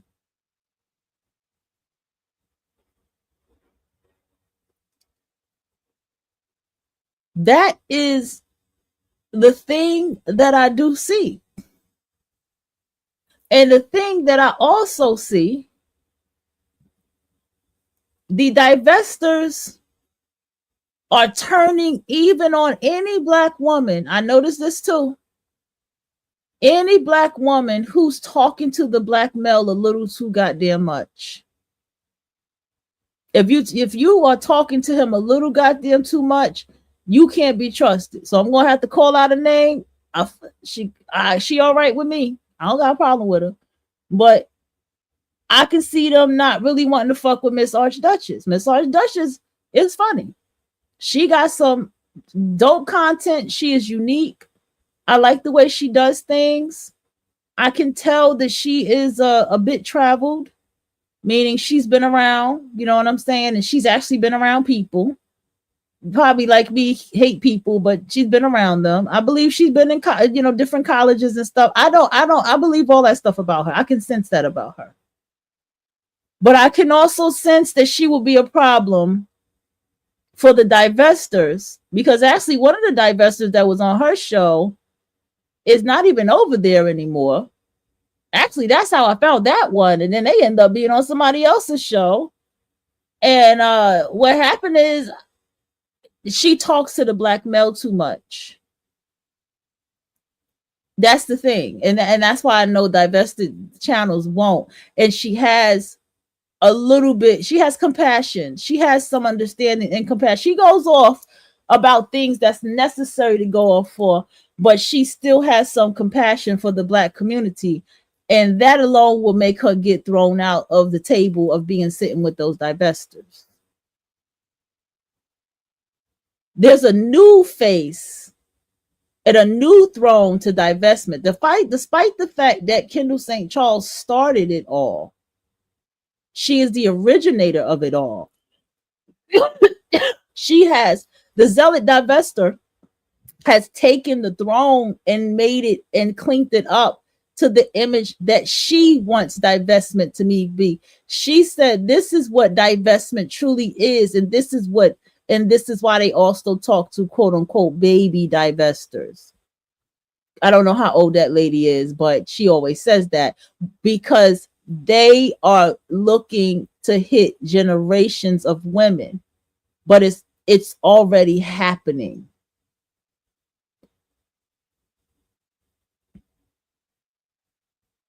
It's already happening.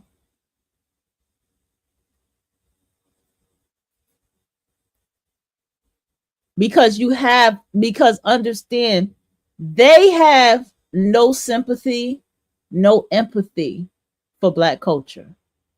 They have no sympathy and damn sure nothing for the nigga bitch. They don't have it. It's done. And that's due to nigga bitches behind the scene. So it is what it is. And this is why I'm saying to you all right now, the nigga bitch head is spinning right now. She is still going to keep advocating. She's going to keep fighting. She's going to keep whining. Okay? The nigga bitch, she is going to make up a bunch of lies about divested Black women and what they hear. Kendall St. Charles is like, I get the truth. I get the behind the scene truth about you divested women, and y'all tell me, how the man that you with, family really don't like you, and this, that, and the third, and all this and that. And I'm like, I don't believe her.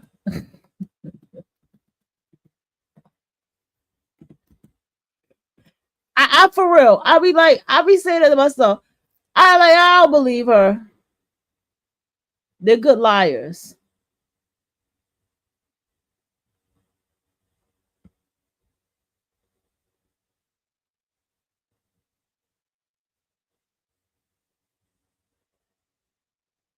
Somebody said there's definitely a need for real Black women to divest, but it's not what you think.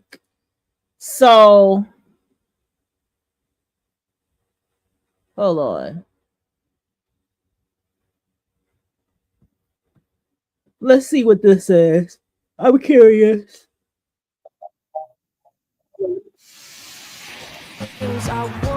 For one rival, it's a celebration. What a team! What a team!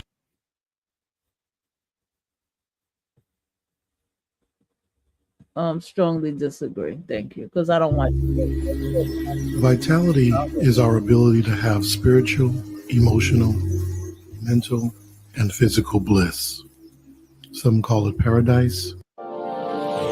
Hey, all my Crimsonites, and welcome to the Crimson.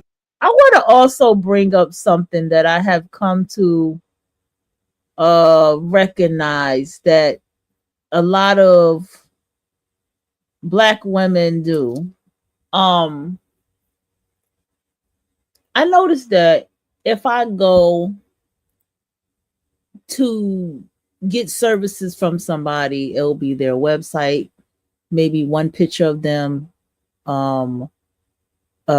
just mainly their services. I probably won't even see a picture of them. But I noticed with Black women, she's always sitting in this type of position, and she's dressed up and she's matching. She's always got her legs crossed, some kind of pose. I just always noticed that Black women tend to do that more. Hey, all my Crimsonites, and welcome to the Crimson Cure channel, where we embrace our... Hey there, my Crimsonites, and welcome to the Crimson Cure channel. I'm your host, femininity coach, and author of the Crimson Cure, and this is my perspective. So today I'm talking about why Black women need to divest. And you might be thinking, Crimson Cure, I thought you had a problem with divestment. Now what she's doing? What is she doing now? What did I tell y'all? What do they do? Manipulate. Condescending. See? They're good manipulators. So now I'm going to take your word and say, oh yeah, Black women need to divest. But I'm going to tell you why they need to divest. Not for the reasons you keep saying. Let's hear it. If I do. But this video isn't really for the so-called divestors. They call themselves not liking Black men and not liking and leaving behind and they're gonna break the shackles of all of that foolishness. I'm not talking to them. This video. Why is that foolishness? When did they say about breaking the shackles? And why is she referring to divestment as so-called? Just pay attention. I'm talking to my sisters, my lioness sisters, the ones who are already feminine and not.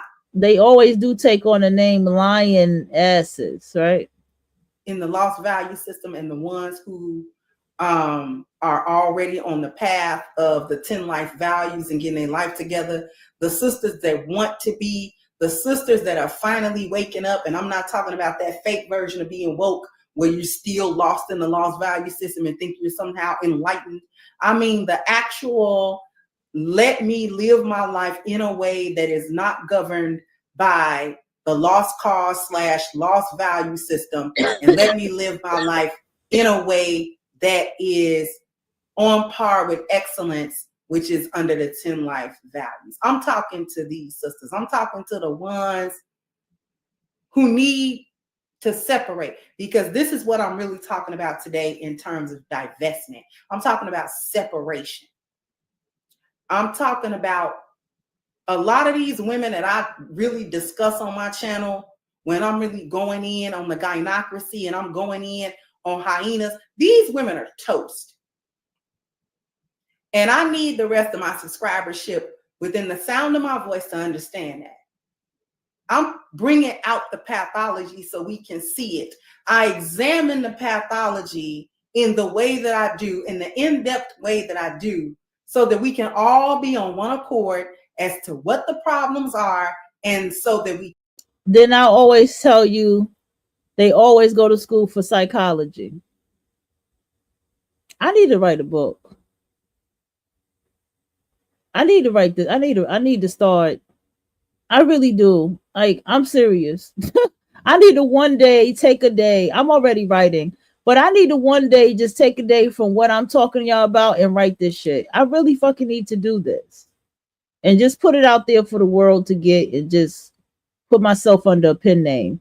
Because first of all, what clinically what school does she go to tell us that what she's diagnosing and analyzing? What psychology books is she referencing from and using? Where's her certification in psychology that she don't have to show us her name, but is she certified in psychology? Like, are you a doctor? See, this is the things that I'm talking about. They have all of this way of being this Ayana fix my life type of thing for people. And this is very fucking dangerous. They play on mother wombs. She weaponizes your mother wombs. We can also be on one accord about what the solutions are. These are the women that are past this the blue point and of yellow correction. Just doesn't look good together. So you'll hear some people say in this space that our people are lost cause, or our women are they're gone. It's apropos to say that they're lost cause, right? They're too far gone. We can't get them back. There's truth in that. The truth about that is that the women who were like the woman that I talked about from the Kevin Samuels show, and you can watch that live stream right here. The women that I discuss, these gynocrats, they are beyond the pale. They are beyond the scope of help. It is funny because now she has these fancy names for, I guess that's Hebrew Israelite shit. Fancy names to call, I guess, the divested or the black women who don't want anything to do with these black males or want black males to be birthed. Okay. So let's just hear this, because this is getting interesting. These women are gone. These women, you can stick a fork in these women because they're done. You can zip up the body bag. because they got a tag on their toe. Okay, these women are out of there. Yes, they are. But I'm talking to the women who aren't.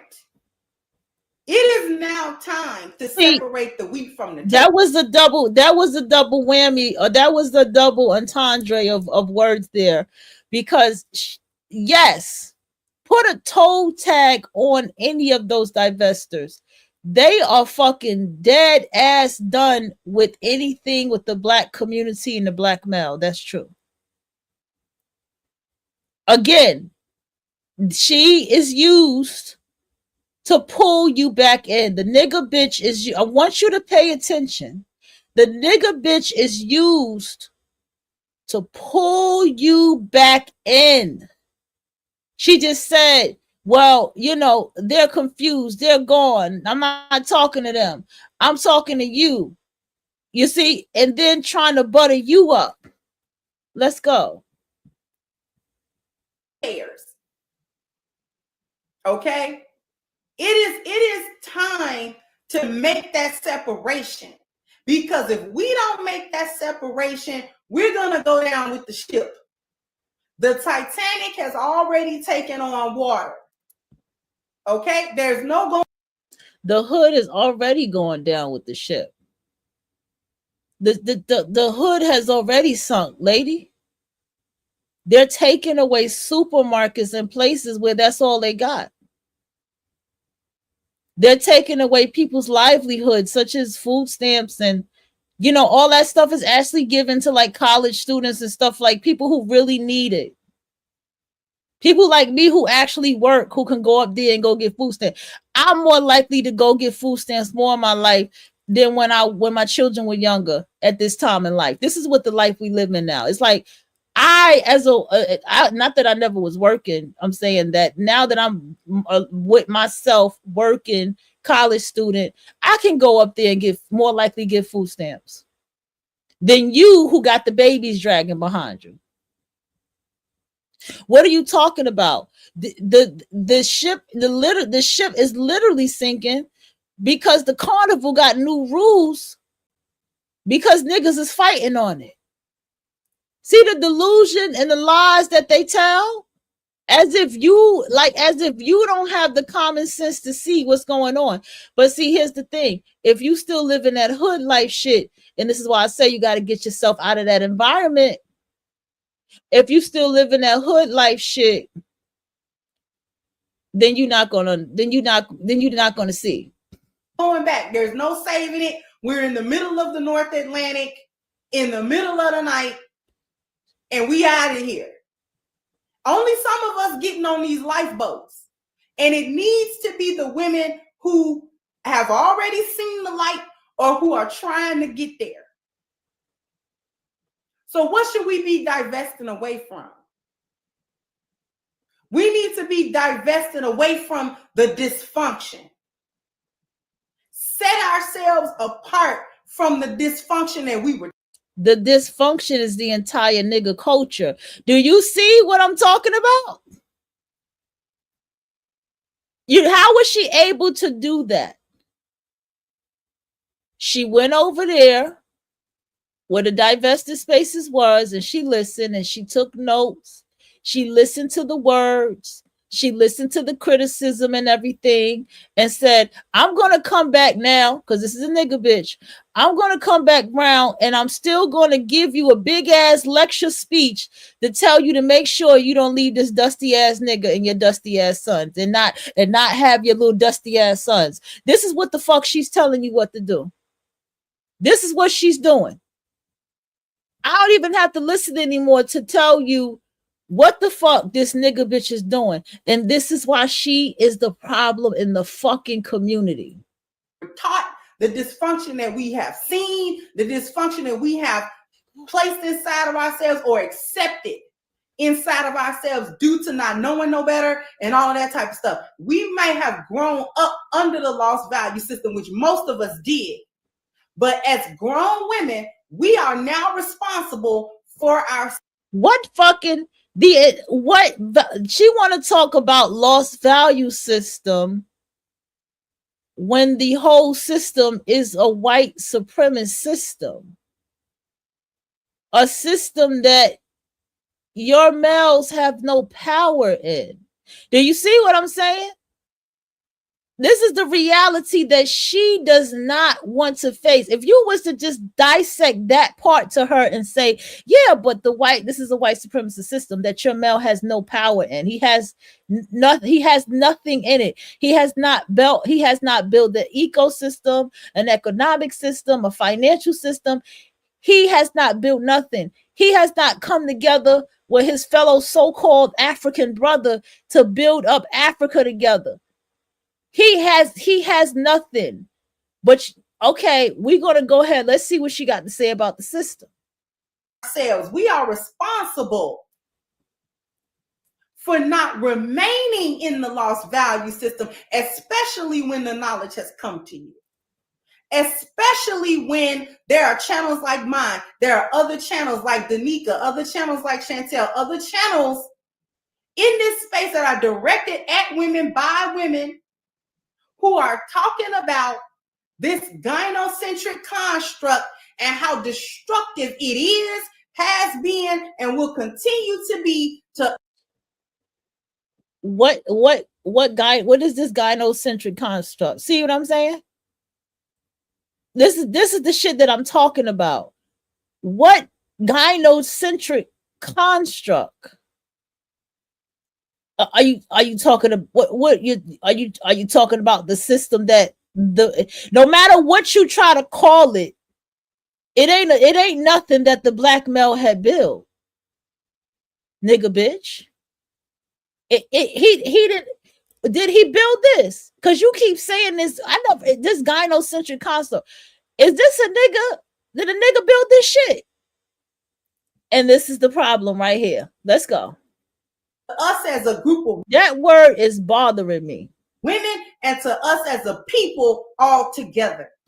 And it's beyond time. It's way past time for women who understand the problem of the lost cause, who understand the problem of feminism, who have understood even the problem of the so-called alphabet community, who have understood the issues that plague so-called Blackistan. That the other so-called the real divestors say they leaving Blackistan. And when they say they leaving Blackistan, what they call themselves doing is leaving all of the dysfunction that black people call a culture. The only difference. See, now she trying to tell it says gynocentric. Gynocentric construct is centered on a certain exclusivity with women, taking a female, specifically a feminist point of view. See, you see the mind games that these bitches play? You see how manipulative they play these games?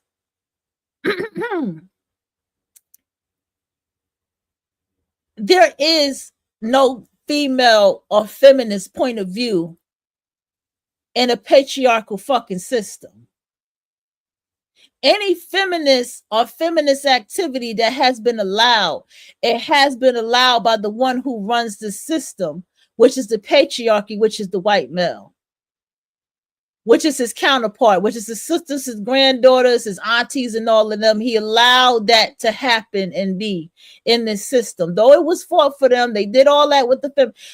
Do you understand that this is still an attack on women and it's still stupid? And then she said to you, well, what the divestors want to leave is the dysfunction of black culture. That's not what the divestors that I heard said, but this is the nigga bitch that we all want out of our fucking way. Between them and who I'm talking to today is that it's women like them that perpetuated and caused all of the dysfunction and all of the wayward action and behavior that makes Blackistan exist. And then now they're just trying to remove themselves from all of the false. Oh, now she's trying to tell you that the divested, I should send this shit to them. I should send this shit to them. Now she's trying to tell you that the divestors are, so you got to listen, are the part of the dysfunction, and now they're trying to leave after they caused all of the dysfunction. Do you see the artistry of manipulation with these motherfucking nigga bitches? These nigga bitches are the worst. These nigga bitches are the worst. Do you fucking hear me? When the fuck has any being been gyno fucking centric? I need somebody to explain. That's why that word kept fucking bothering me. I get it now. Out and the outcomes, because it's an ugly situation now. It's ugly. The groundwork that was laid is ugly. You're ugly. The landscape is ugly. It's been torn apart. It's been burnt up. The landscape and all that shit that was built was not built by a black male. No matter what she says, you got to circle her ass right back around. See, this is where the divestors are very fucking clever, okay? This is where the divestors are very good at triggering the nigga bitch. And this is where I applaud them. See, she loves to talk about the system. She loves to attack women, right? And children that they make. She loves to always talk about systems, right? And what was built and this and that. Because trust me, she gonna start getting into what was built and this and that. I never watched this before, but I already know what she's gonna do. What is happening here is, no matter what she talks about, the black male didn't build any of it. The black male didn't the road she talking about, the system she talking about, the black male did not do any of it. And even when those black women leave the black culture, the dysfunction, because she just said the dysfunction, because she's admitting that there's dysfunction, they still gonna go to a system of males who built the goddamn system. Do you know that when COVID had happened, prior to COVID happening, Italy had a situation where something had flooded or something or got knocked down, and the men went and built that shit right back up. Do you know how many countries I heard that shit got knocked down and the men just come and build that shit back up? Not in Africa. It's been stripped down. It's ugly. And it is ugly. I thought I knew what therapy was until I found the right therapist. And let me tell you, game changer. You see, but the women who helped create it and help perpetuate all of the ills and the lost value system thinking that consists of Blackistan need to stay in it. See, now she's trying to say that the women cause, first of all, the women who cause problems in the Blackistani system are nigga bitches like you, and y'all still in it. Y'all stay there. Let's not play these games. Y'all stay there. Okay?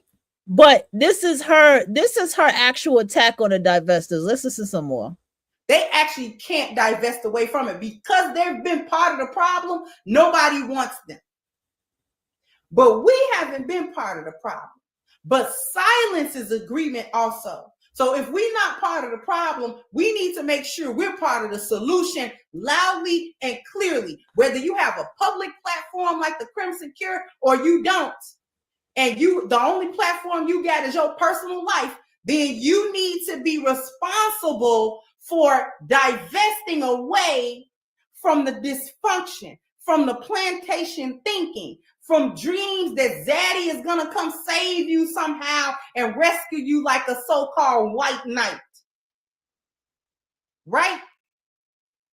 To leave behind thought culture, black male misandry, the alphabet community and all of its waywardness, so-called wokeness, the single parenthood, single mama trap, the creating of broken homes. homes and families and broken children who grow up to be broken adults. Divest away from the. Now she preaching to y'all. Now she preaching like the nigga and trying to use the word to try to pull you into what she's talking about. This is where the narcissism is kicking in. Okay? When she don't even realize that she need this conversation. She don't realize that this whole entire conversation still revolves around the black male. And I'm going to tell you why. At the end of the day, boo-boo, we live in a patriarchy.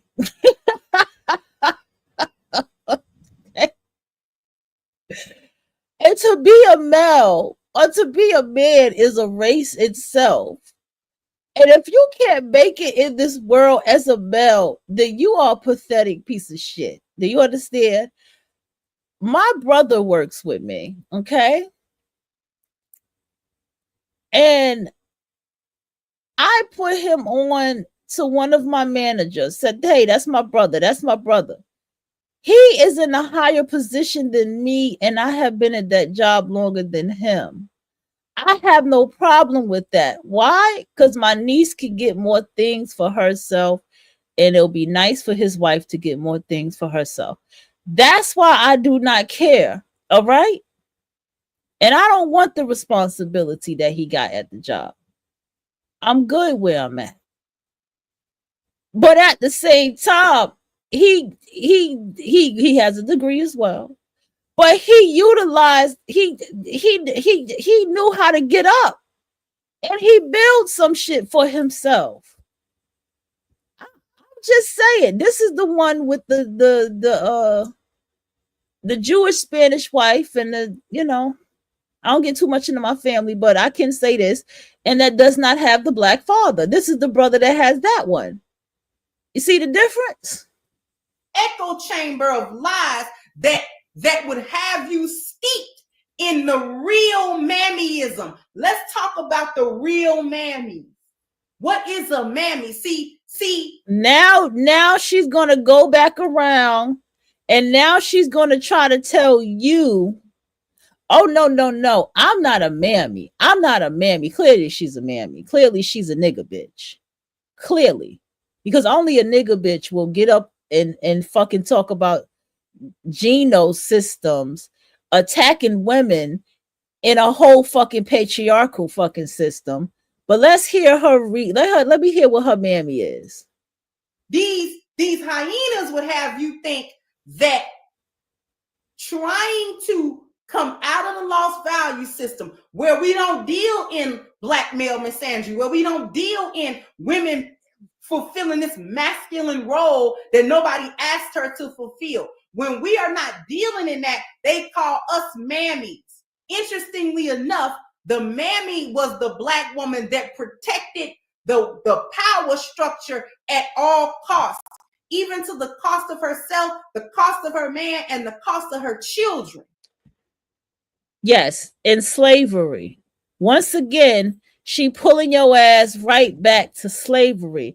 But the mammy also beat your ass and help him rape you. Let's not play these games. We seen Uncle Tom's Cabin.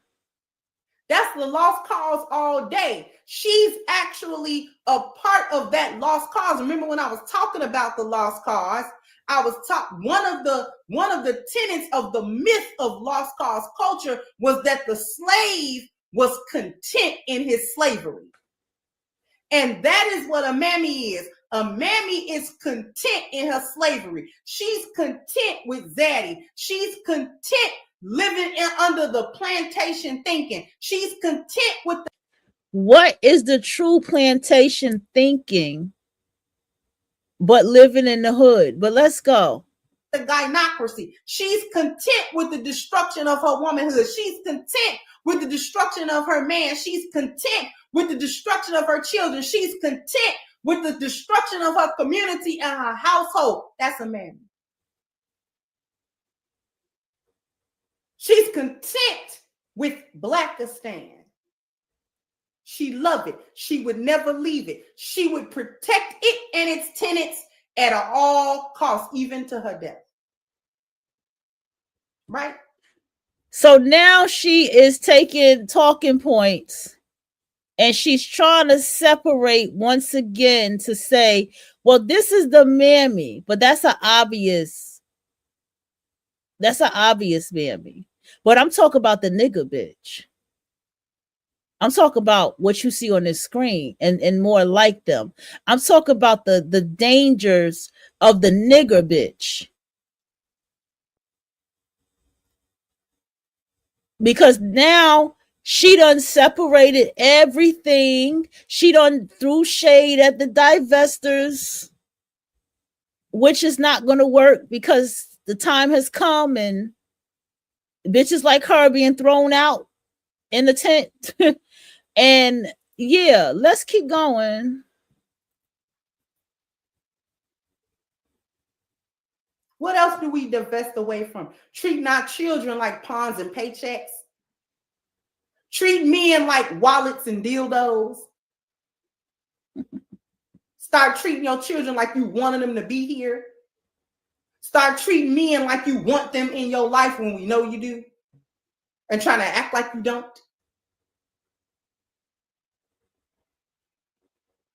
Start treating yourself like you love yourself and stop hating yourself so intensely. I'm talking to my sister. In short, what I'm saying is we have to make that separation because, sisters, if we don't make that separation, no one will be able to make it for us. Commiserating with your sister, trying to see and empathize with these hyenas will get you caught up.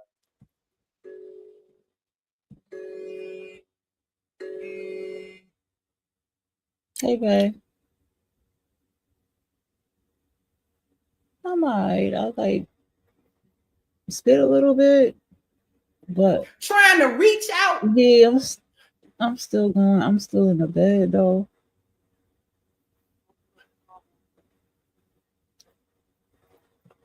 Need to put on a jacket. I don't even got a jacket.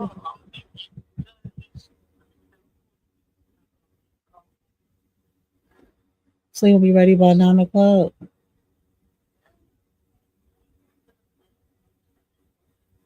Okay.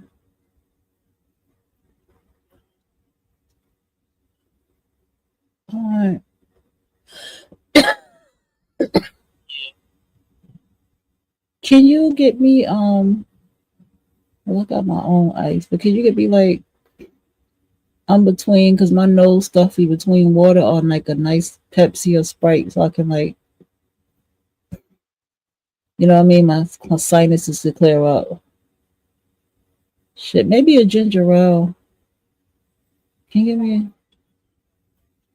I know, but can you give me a ginger ale while you're at the gas station or something? I thought she was already there. Oh, I thought you meant that you was going to go stop and get gas.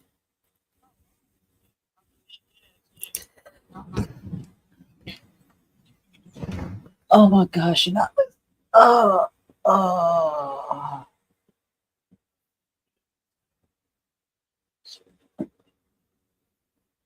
Me either.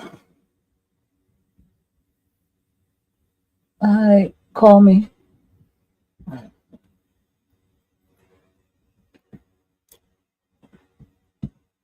Trying to help her when she don't want to be helped. Covering for her when she's surviving the way she is under your covering. Because you trying to be a sister to a woman that would never be a sister to you.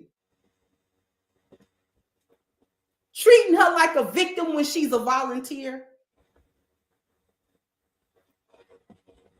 This type of behavior, trying to have sisters. This is why the nigga bitch is dangerous. She's only loyal to what has a fucking penis. She's not loyal to anything that has a vagina too. The nigga bitch is very fucking dangerous. The nigga bitch will tell you, well, I'm harder on women than I am on men. Shit like that. The nigga bitch is dangerous. She is.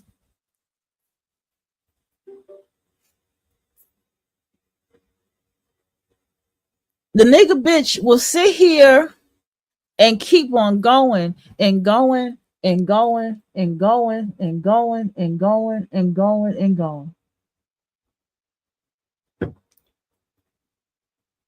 And she is so convinced. She thinks she's so good at what she do. She thinks she's so slick that nobody's gonna catch it. That's why I like the fucking divestors. Because what the divestors tell her through all that goddamn talking, the males of your culture haven't built a goddamn thing, bitch, because you talking about yourself. It doesn't matter what the women do. You think women of other cultures get along with each other and don't get along with each other? You think women of other cultures don't have best friends and besties and shit like that? But the women of other cultures also have men that build shit. Even the women who date each other in other they still have men that build shit.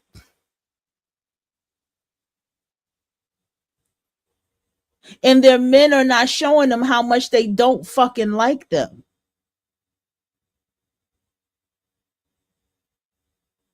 So despite anything that this broad got to motherfucking say, it doesn't matter. But this is the nigga bitch that I need you all to understand. This is who the problem is on your journey of your path of getting away from everything. She tries to pull you back. She says stupid shit like, well, I just love my brothers. I can't do no white man. I just love I hear Mammy say, I hear these nigga bitches say that all the time. And I look at the type of niggas they like.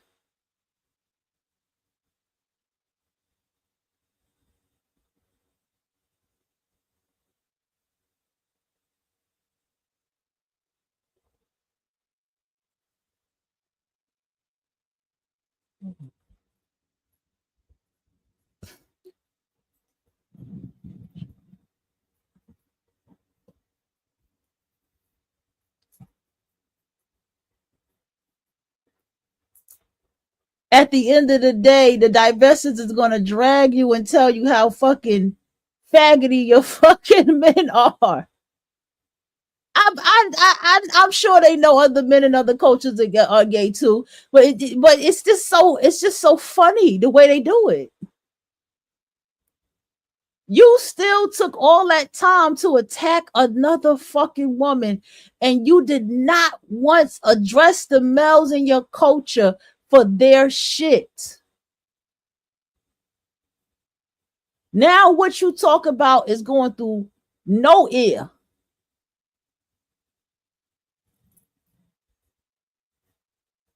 What you don't what the nigga bitch don't realize is us bitches can fight each other all motherfucking day. We can have YouTube beef all fucking day and then turn off our computer, turn off our fucking accounts and our mics, enjoy our regular ass fucking lives, get back on this bitch and start another day of just motherfucking beefing. We can do that all fucking day. But the males in the fucking culture need to be out there building some shit. This bitch really talking about some Geno-centered motherfucking system. When the white male allowed that to be so. What is she talking about? She's talking about a broken system. But you're still speaking about being under a system that is ran by white males.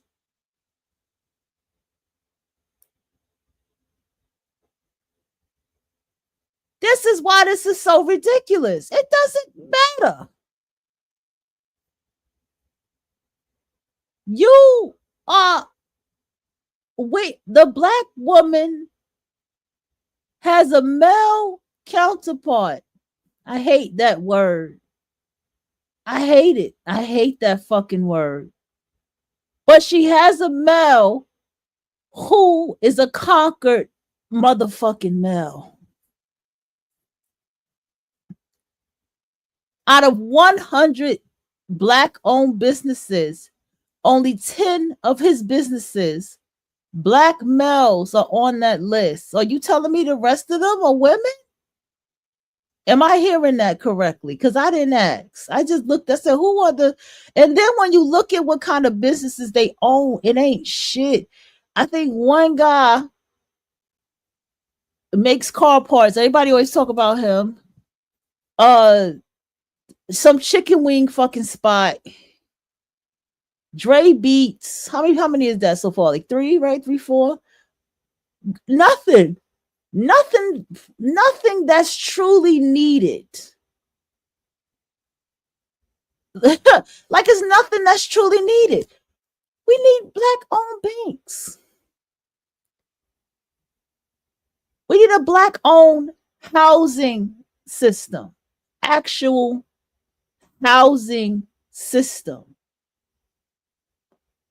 We need a black owned mental facility significantly for black people.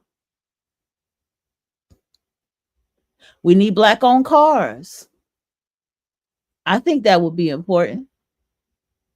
We need black owned malls. I'm not talking about no franchise shit, an actual black owned fucking mall that is a functioning, lucrative business and has purposeful benefit, things that we need in that mall, black owned, from other black business owners. I can go on. We need to make a real black Hollywood. Atlanta's is known as the Black Hollywood, which it is. But we have a problem. Because there is a black male who has his own film company called Tyler Perry Studios.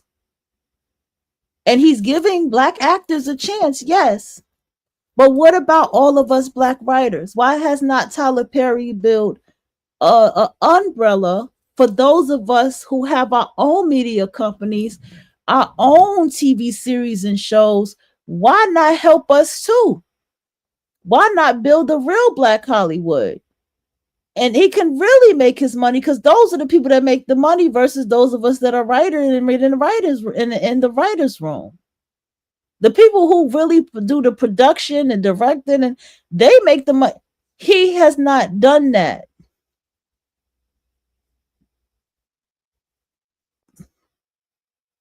And when the black male gets money, he is a whole op. He is a whole agent. And what is he doing as a whole op and a whole agent? Oh, he taking 18 motherfucking years.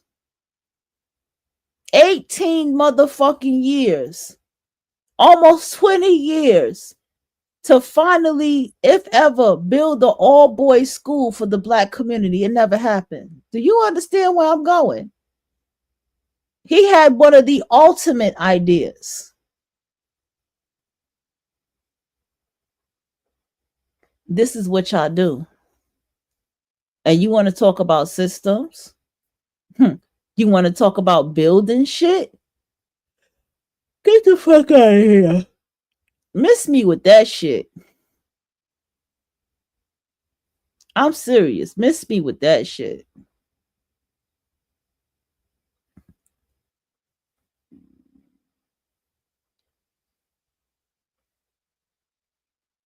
And then to sit here, I swear I can't make this shit up.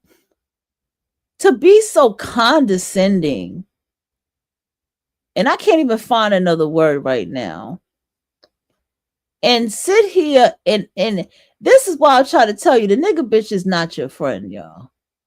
She ain't nobody's friend. She comes to cause mass destruction and problems. She goes, well, this was what the mammy did. She want to take you all the way back to the obvious shit that we saw in Uncle Tom's Cabin, the obvious shit that we all know.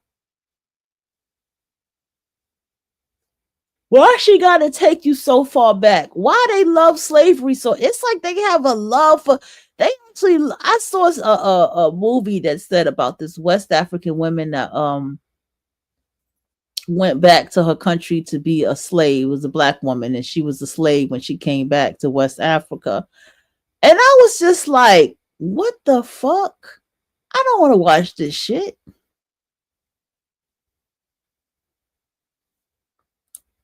She wants to take you all the way back to slavery.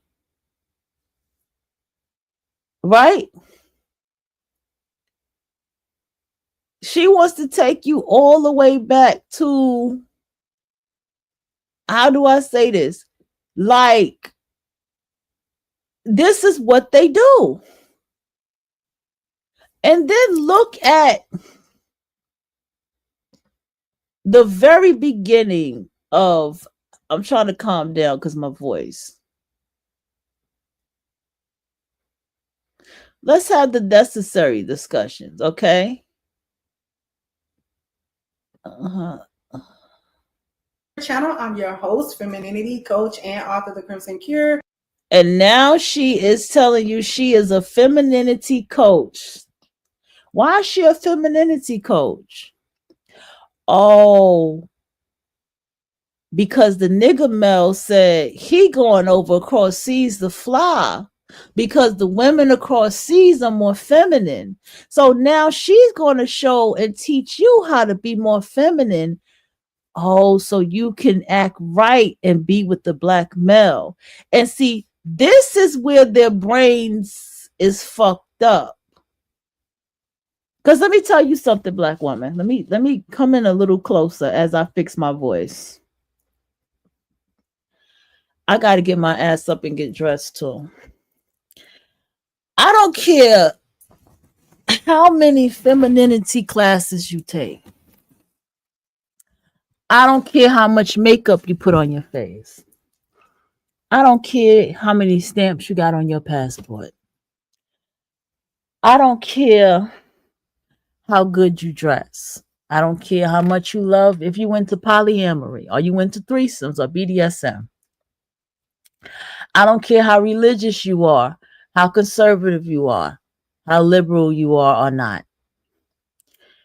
The black male hates black women. If your hair is 4C, if it's caramel and lighter or darker than me, if your hair don't have your eyes ain't a certain light color or natural color, if your skin don't get dark in that sun, okay, if you don't have these traits, the black male hates you. He don't like you. It don't matter what you do. And this goddamn mammy thought that she could wrap herself up to her goddamn neck looking like a motherfucking nun when we know all these motherfucking nigga bitches is one of the biggest motherfucking whores, and they encourage you to fuck these niggas and fuck them and fuck them and fuck them, right? Mammies are always encouraging that to the other black women.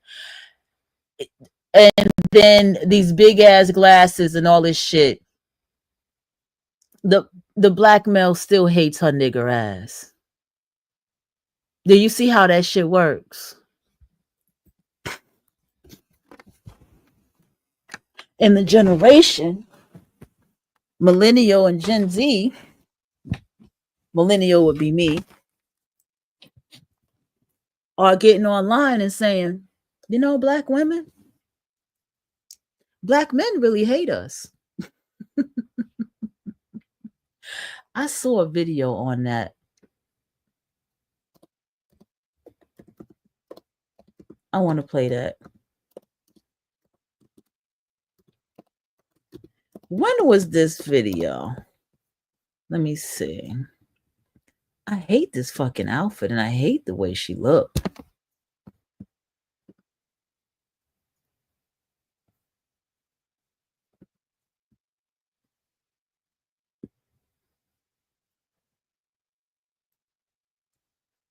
Okay.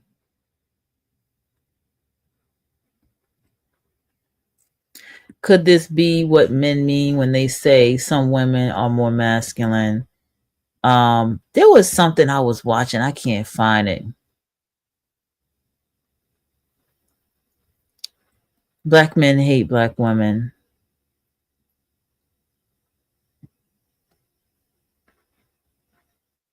Oh shit. It was a video. Somebody found it, but I found something here. Let me see. I have a dark-skinned friend. A dark-skinned black man. Man, we was at a party chilling in the car for a second. You know, I think he about to roll up a blunt. I don't smoke. I think he about to roll up a blunt. I have a vape at the time. And a group of black girls walk by. We see them going into the house with a party going on. And he was like, "Oh, I hate them bitches." So in my head, I'm thinking, "Oh, okay, he don't like them. You know, they did something to him. He don't like them." And I was like, "Dang, bro, what they do to you?" He's like, "Nah, I don't. Nah, not them. Like, I just hate black women." What? I have a dark-skinned friend. I want you to pay attention to what he indicated. What he indicated to you in that video. He said, "I have a dark-skinned friend."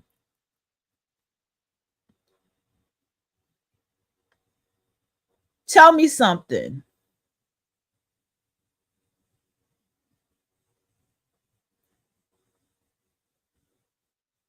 Why was that indicated?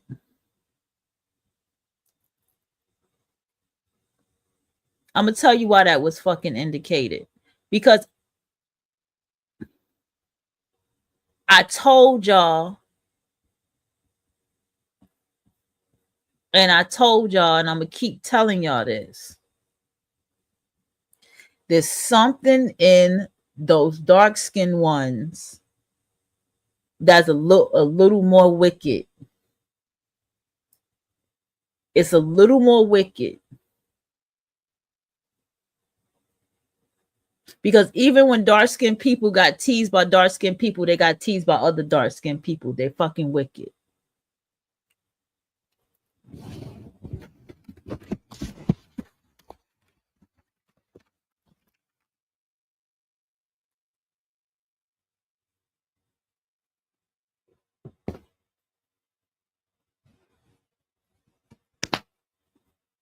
But nobody want to touch that.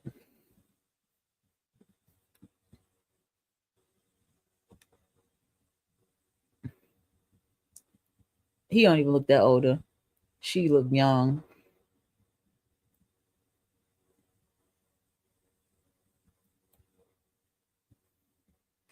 I didn't know Burna Boy looks like this.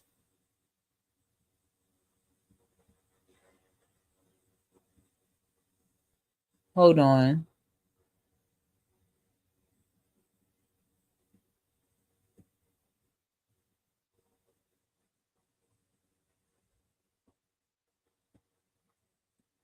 Here we go. Let me see. Hopefully it's not a Mammy. Let's see. Atera is the IT painkiller. Remote monitoring and management. I know remote access. Help desk and something. ticketing. Your comment says the Black Male Collective are a liability for Black women and are white supremacy. That part got cut off. I've gotten a lot of criticism for that post, and a couple Black women have commented and they've been like, "So you're not afraid of white men?" And I've had a couple other Black women comment that this is only a problem with younger Black men. So I'm going to address it here. I'm only going to speak for myself. I have only been abused and raped by Black men. I have only been catcalled and followed in grocery stores and gas stations in various public areas by Black men. When I am out and about, I am only stared down by Black men. And to be quite frank, the younger ones don't bother me.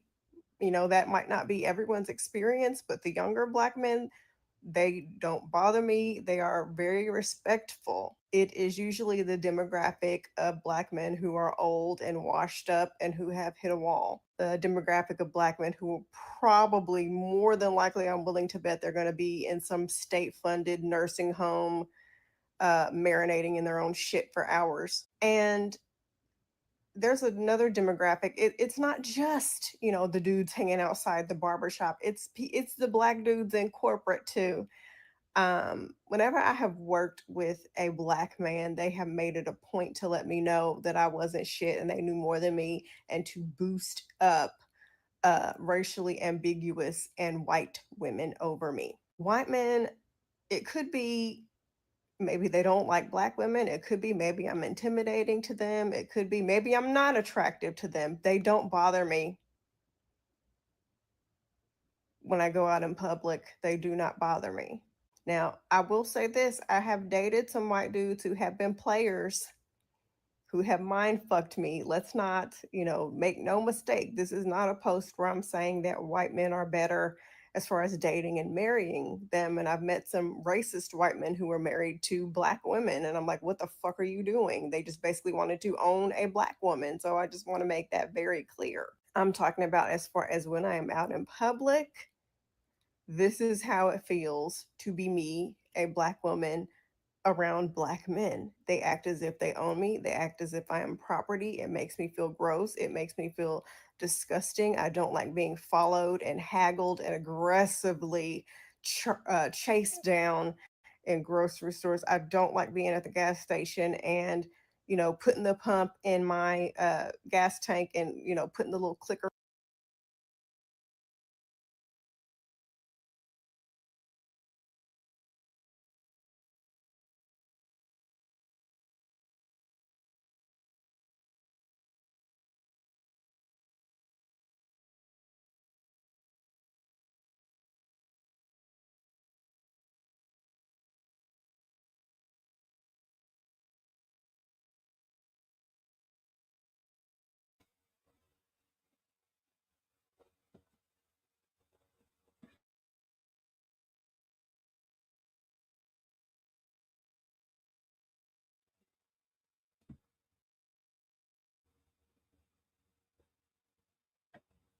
Y'all crazy.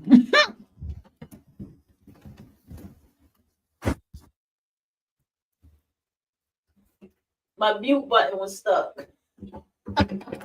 Yeah. My mute button was dead ass stuck. I'm looking like, the fuck going on? Well, we'll be here all day with that lady. We'll be here all her day. The video that I saw, it was excuse me. I'm coming over cold, my bad. I'm far away from the mic though. It was a younger woman was talking, and she was like, Black males really hate us. But she was really like, you could see it in her face that it was real for her, because you can see the dazed, traumatic hurt in her eye. It was a TikTok video. I probably had to go on TikTok and find that shit. And she was really like in this dramatic look of like, these niggas really do dead ass, Black men dead ass hate us.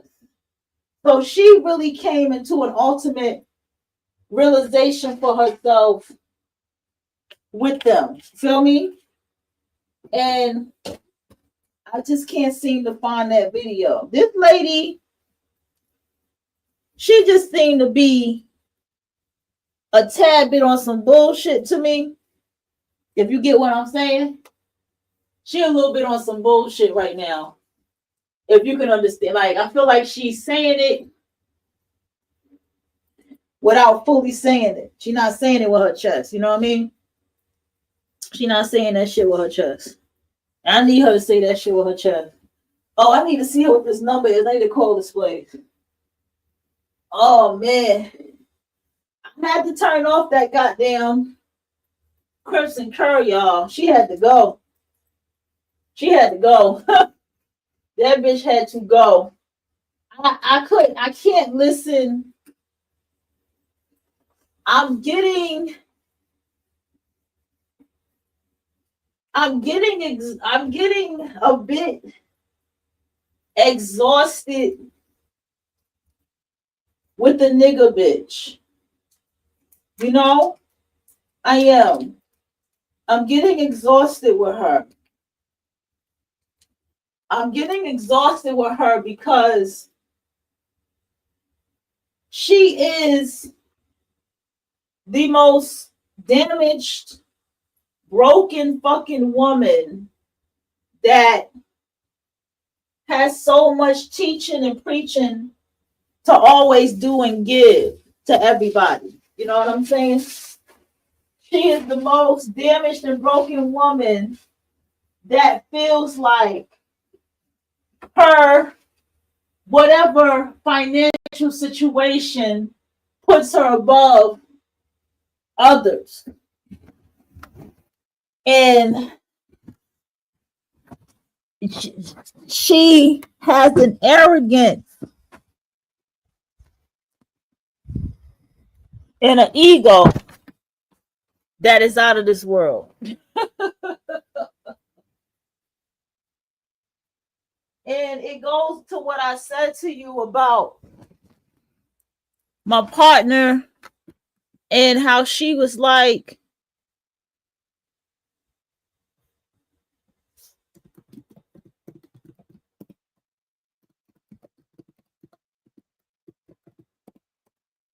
yo, how she don't want to be around a certain friend no more because, and she was trying to understand how this person wanted to hang out when that person had nowhere to stay. Shit like that. You know what I'm saying? What you want? God fed you already. You better not have finished all that food in one day. Girl, got time for that.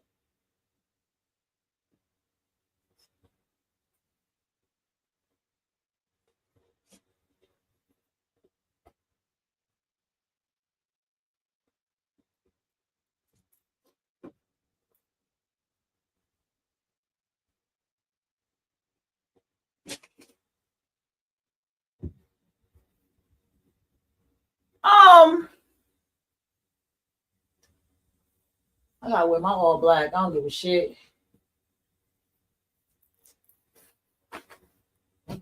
I also noticed that these are a little faded out. I like these. I also noticed that with the nigga bitch is that all of this shit that she does and imitate is so very fucking childish. You know what I mean? You know, doing that that stupid ass manipulative little giggle shit, annoying giggle shit. When she when she does shit like who gonna check me, and all kind of shit like that, that kind of behavior just looks mentally unwell. You know what I mean? It just looks mentally unwell.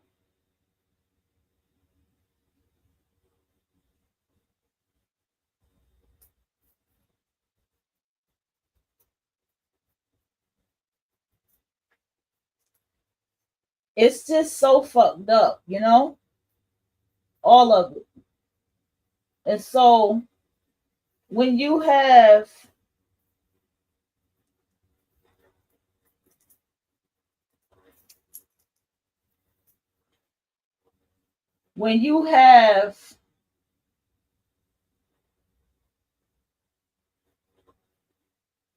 damn, this shit tied together. I can't even unloosen it. So when you have that going on, it could be very aggy. You get what I'm saying? It can be very aggy. And a lot of times, that's exactly what I feel And that's the experiences that I've had. Is that right there is feeling aggravated. You feel me? And it was a lot of times that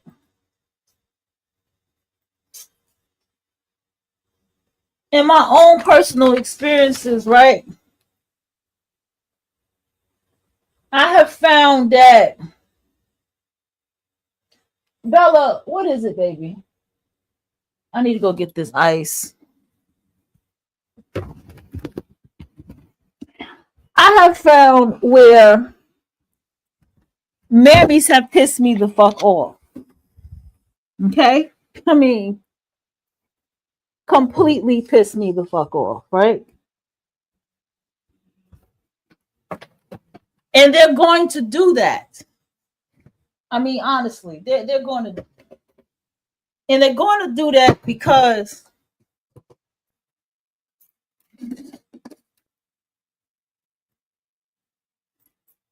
hold on, I forgot this ice ain't gonna freeze because it's in a cooler. It's a cooler cup. You know what I'm saying? So this ice ain't gonna melt. You gotta pour water over this ice. I gotta clean out my refrigerator. That's what it is. Actually, my freezer. I gotta deep clean my freezer. I don't like it. I don't know what's going on. It got that, it got that freezer smell. Y'all know what that freezer smell is. Bella, why you knock all this shit down, bro? You just stop knocking shit down.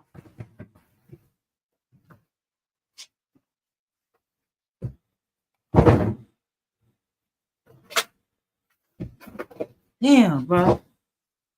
I swear, sometimes cats can really be assholes.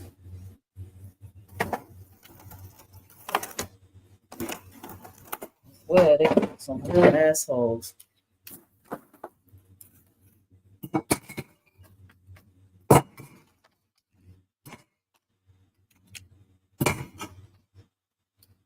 I gotta try it.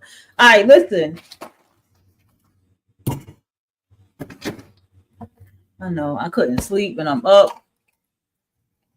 I don't even want to tell her what time I got up. Y'all be understanding. She be like, she just be knowing. She be like, so what time did you wake up? I can't even hide it like I think I can. She be like, what time did you wake up? Oh, I just knocked up my pillow. 1 second, y'all.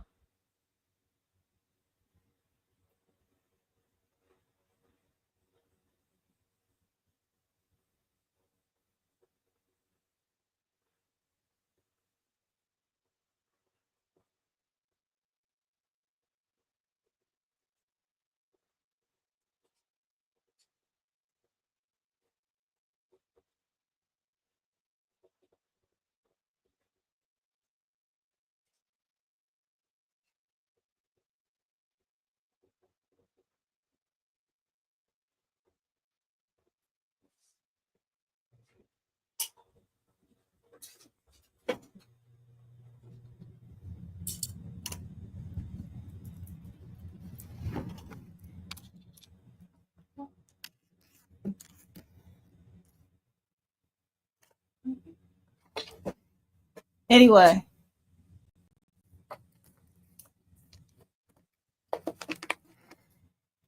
this topic is exhausting, I know. But I have to take it all the way in for you. You know what I mean? It's about time for her to be here. And I got to take it all the way in for you to the point where I have to show you how deep it goes with these mammies.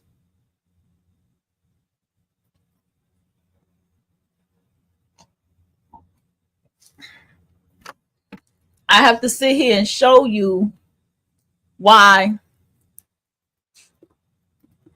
a mammy like that has to be the first. She don't have to be dressed like that or nothing. She just, the way she talk. A mammy like that is the number one kind of near mammy that you need to make sure you stay far and clear from.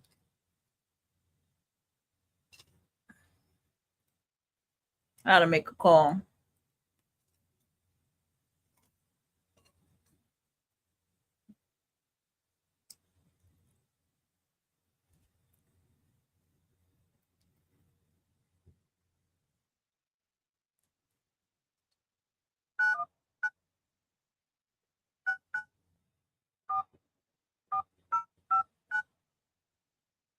Hope this is the right one.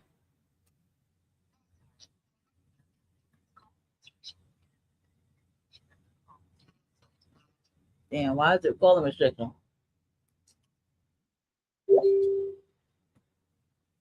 All right, hold on. I got messages.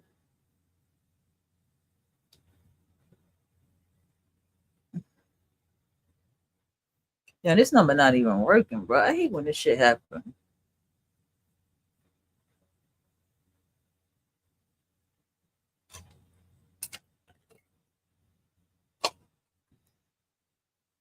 That number ain't even working.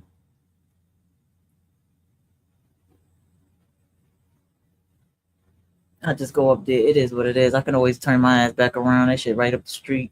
Ain't got time. I just can't find my damn Medicaid card. It goes time. I cannot find my Medicaid. That's the worst day to not find this card, bro. So anyway, what happened? These are the type of mammies, right? That y'all need to stay clear from. Okay? That you need to stay clear. She ain't gotta be wrapped up in nothing like that, but her tone, her mannerism, the things she talk about, the way she started, all of it.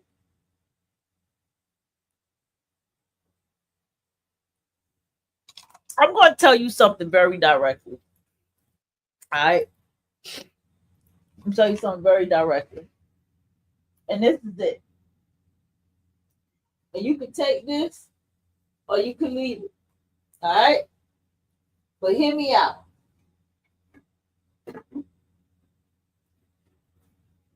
Whoever somebody fuck, that's who they are.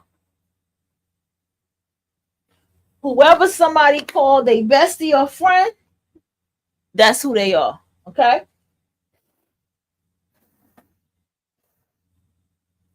Whoever, anybody say, like,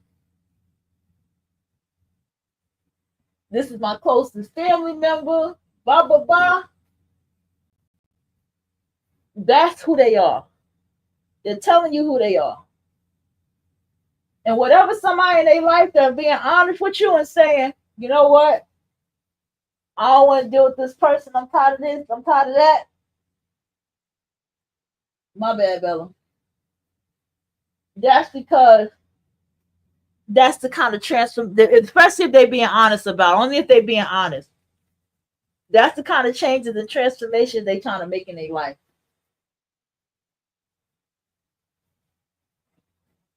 I gotta double look in my wallet because I have all that stuff in my wallet now that I think about it.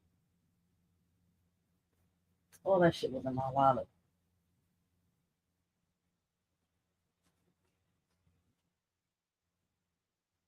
That's who they're trying to get away from being. So with that said, any bitch fucking a nigga friends, and they dark skin, I'm gonna put that out there too. There's nothing good coming in that person's life ever. It don't matter their culture. I promise you. It don't matter if they Mexican, Central American, anywhere. Don't matter if they motherfucking East Indian, which we know they get smutty black.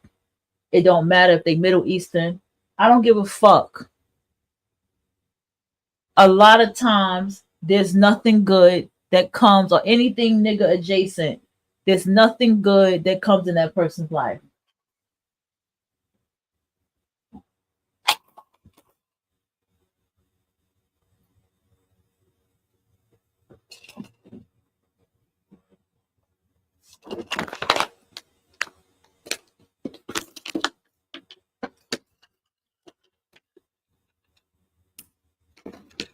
Nothing good coming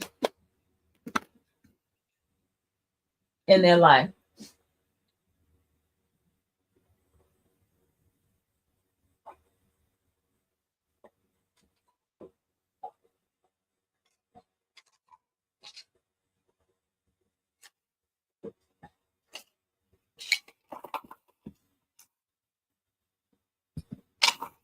There's gonna be more sickness in their life, a lot of anger in their life, a lot of failed relationships in their life. I'm telling you.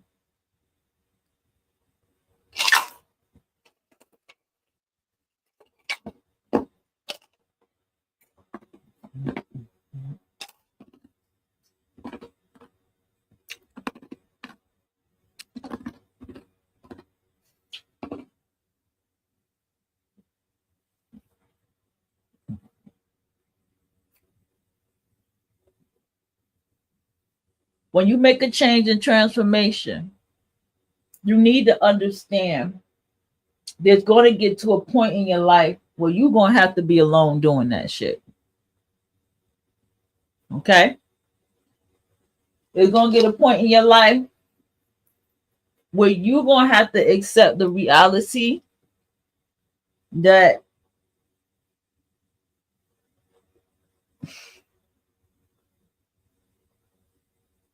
you know you may have to be with yourself for a little bit while longer before you go out there to make new friends, any type of new relationships, because you have to make sure what they call the Blackistan residue is not still there in your life. You have to really purge that shit.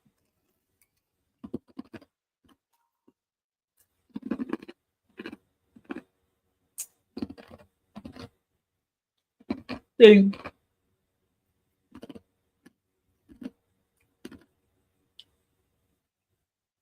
you got some people who have succeeded in their divestment where they are around no niggas. You know?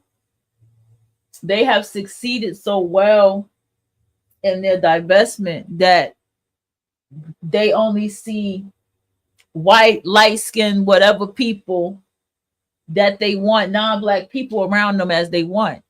And they have succeeded in that. And then you got some who live amongst them, but don't fuck with them. You see what I'm saying?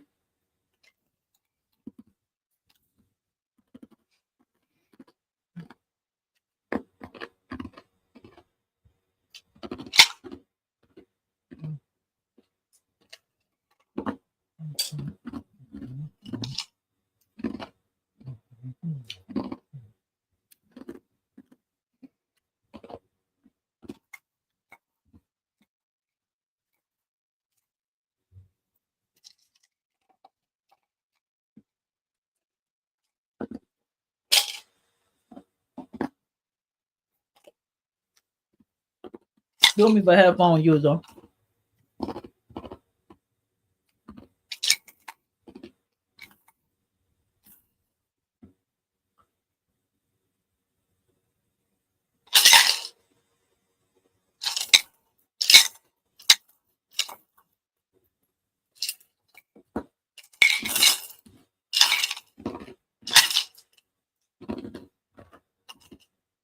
Let me put my oils on today. In the mood.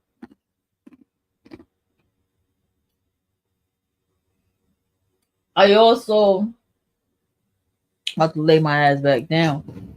I can't think what this damn card is that. Shit, my brain is foggy. My brain is mad foggy. That shit probably looking me dead in my face right now. That shit probably looking me dead in my face. I bet you that card, that fucking, my health insurance card is looking me dead in my face. Oh my goodness.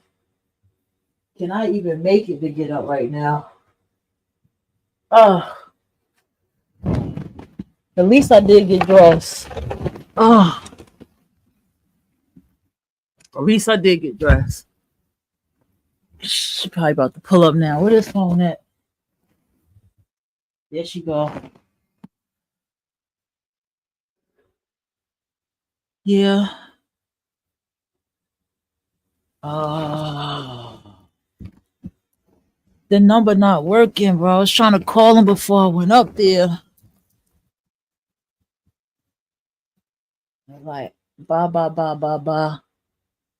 Basically, I couldn't call him. Shit, bro.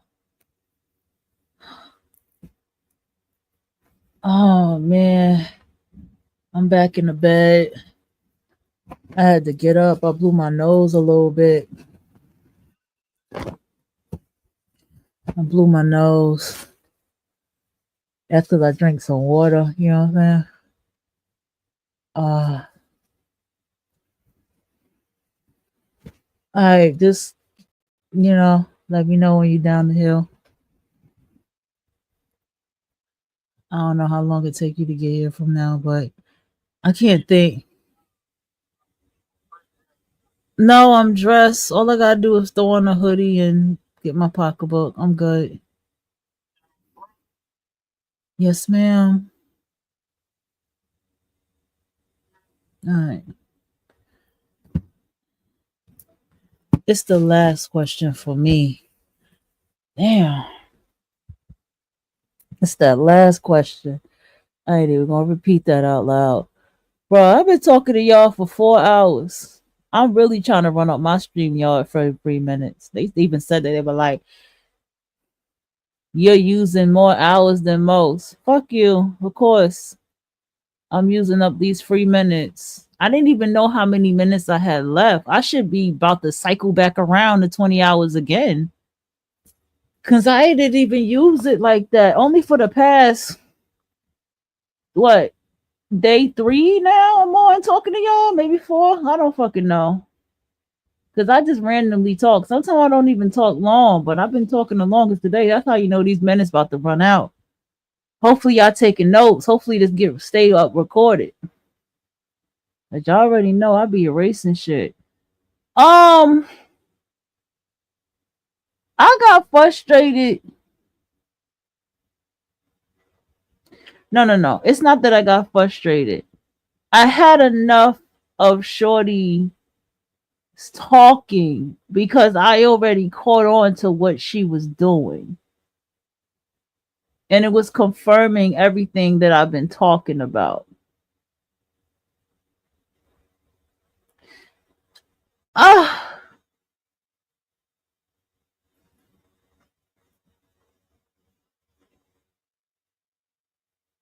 I need y'all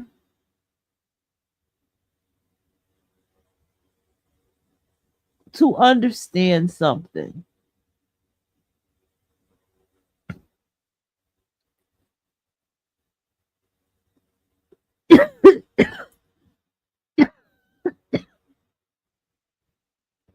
Besides this fact that I don't feel well. Everything is cause and effect, right? So the cause, the effect is the divestors screaming at or coming at the mammies and dragging the mammies. And the cause is because of the mammy's behavior. Now, I wanted to take it on a light note, and it was a significant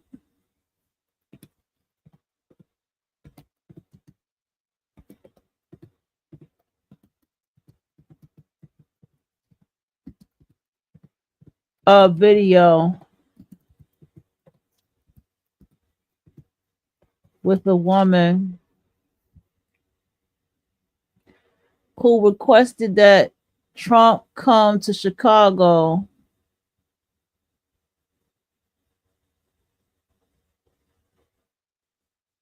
I think I found it. Okay, this is it. Good. I'm on the same screen. All right. I'm gonna go ahead and play this on a lighter note. Liberals in Chicago have the privilege of being able to say that we don't need the National Guard here in Chicago. They have the privilege of saying that because they keep themselves in their careful bubbles of Lincoln Park, Wicker Park. They stay up in some of the northern areas and they go and frolic at the beach, playing volleyball and pickleball and tennis in these areas where it's clean. There's minimal crime. Of course, you feel like we don't need the National Guard because you've never stepped foot on the actual South and West side.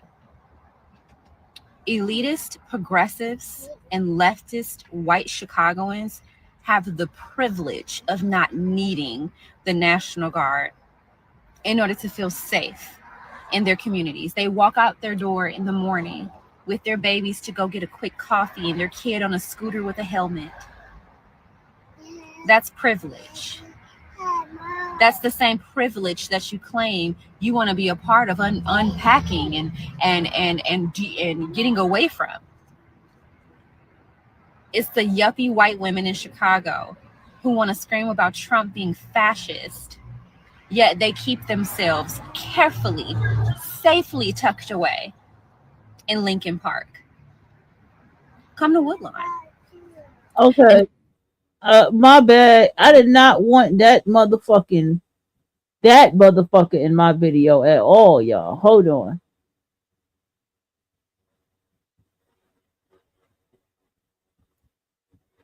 Okay, he said beautiful black women. Let's see what this is about.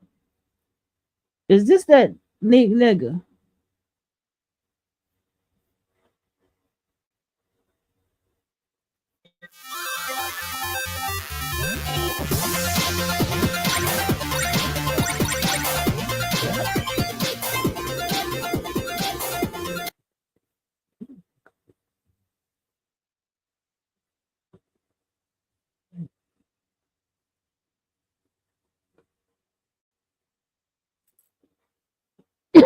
Oh shit. People's intro. He's bringing the National Guard. Yeah, he says he's going to clean up the city. He's going to do it. Probably next. That'll be our next one after this. And it won't even be tough. Also, we're going to make our country very safe. We're going to make our cities very, very safe. Chicago's a mess. You have an incompetent mayor, grossly incompetent. And we'll straighten that one out probably next. That'll be our next one after this. And it won't even be tough. And the people in Chicago, Mr. Vice President, are screaming for us to come. They're wearing red hats, just like this one, but they're wearing red hats. African-American ladies, beautiful ladies, are saying, please, President Trump, come to Chicago. Please. I did great with the black vote, as you know, and they want something to happen. So I think Chicago will be our next, and then we'll help with New York, and we're going to help with, and I think a lot of these people that you see on television, they are, including the people in this audience, they'll say bad things about me, and then they'll say, thank God he's here, because half of them got mugged. There's some other cities he may be looking at too, like New York. Yeah, he's coming to New York. Interesting, because I thought crime was down in Chicago. I know we see a lot of violence in Chicago, and remember when he first deployed those troops to D.C., I told y'all that Chicago was next. They've been wanting to get at Chicago for a minute anyway. Let's not do that.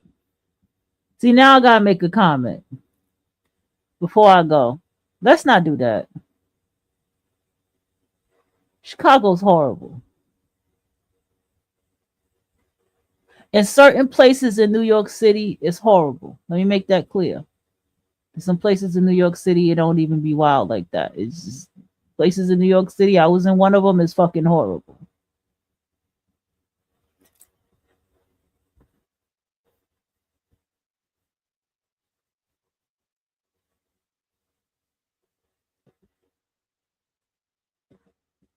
of Chicago, Brandon Johnson, clapped back.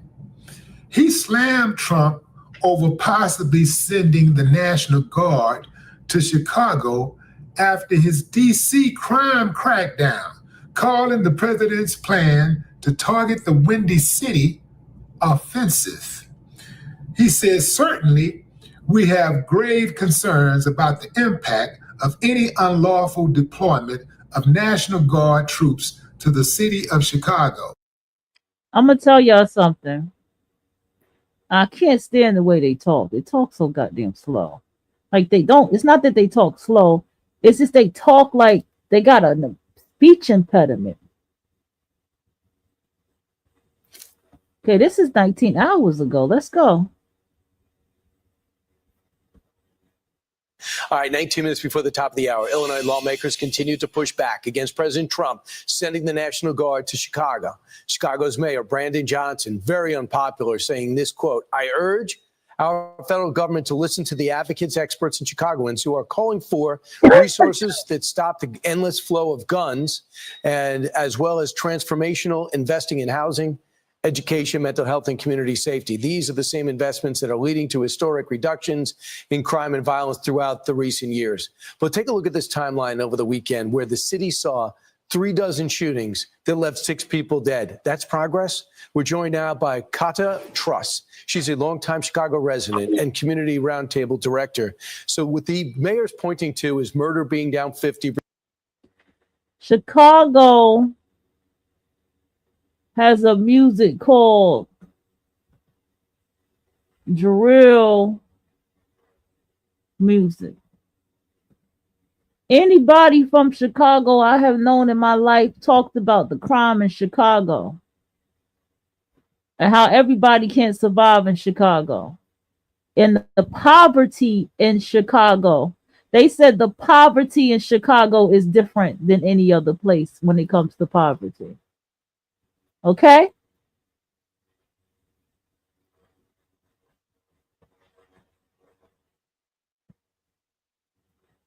I don't see her. Okay, I think I found her. You can't even mourn at the funeral because they're shooting up the funerals in Chicago. The crime rate is out of control. We have had 4 mass shootings in a span of 1 month, right? And in one of those mass shootings, it was senior citizens. Even sitting in the house, a stray bullet comes in the house. We're getting carjacked. We're getting robbed. We can't sit in our car. We don't have a lot of things in our community already. But the little resources we had, the Democratic Party took it from us. They piled them into police stations. And my husband at the time when he was working. I gotta go.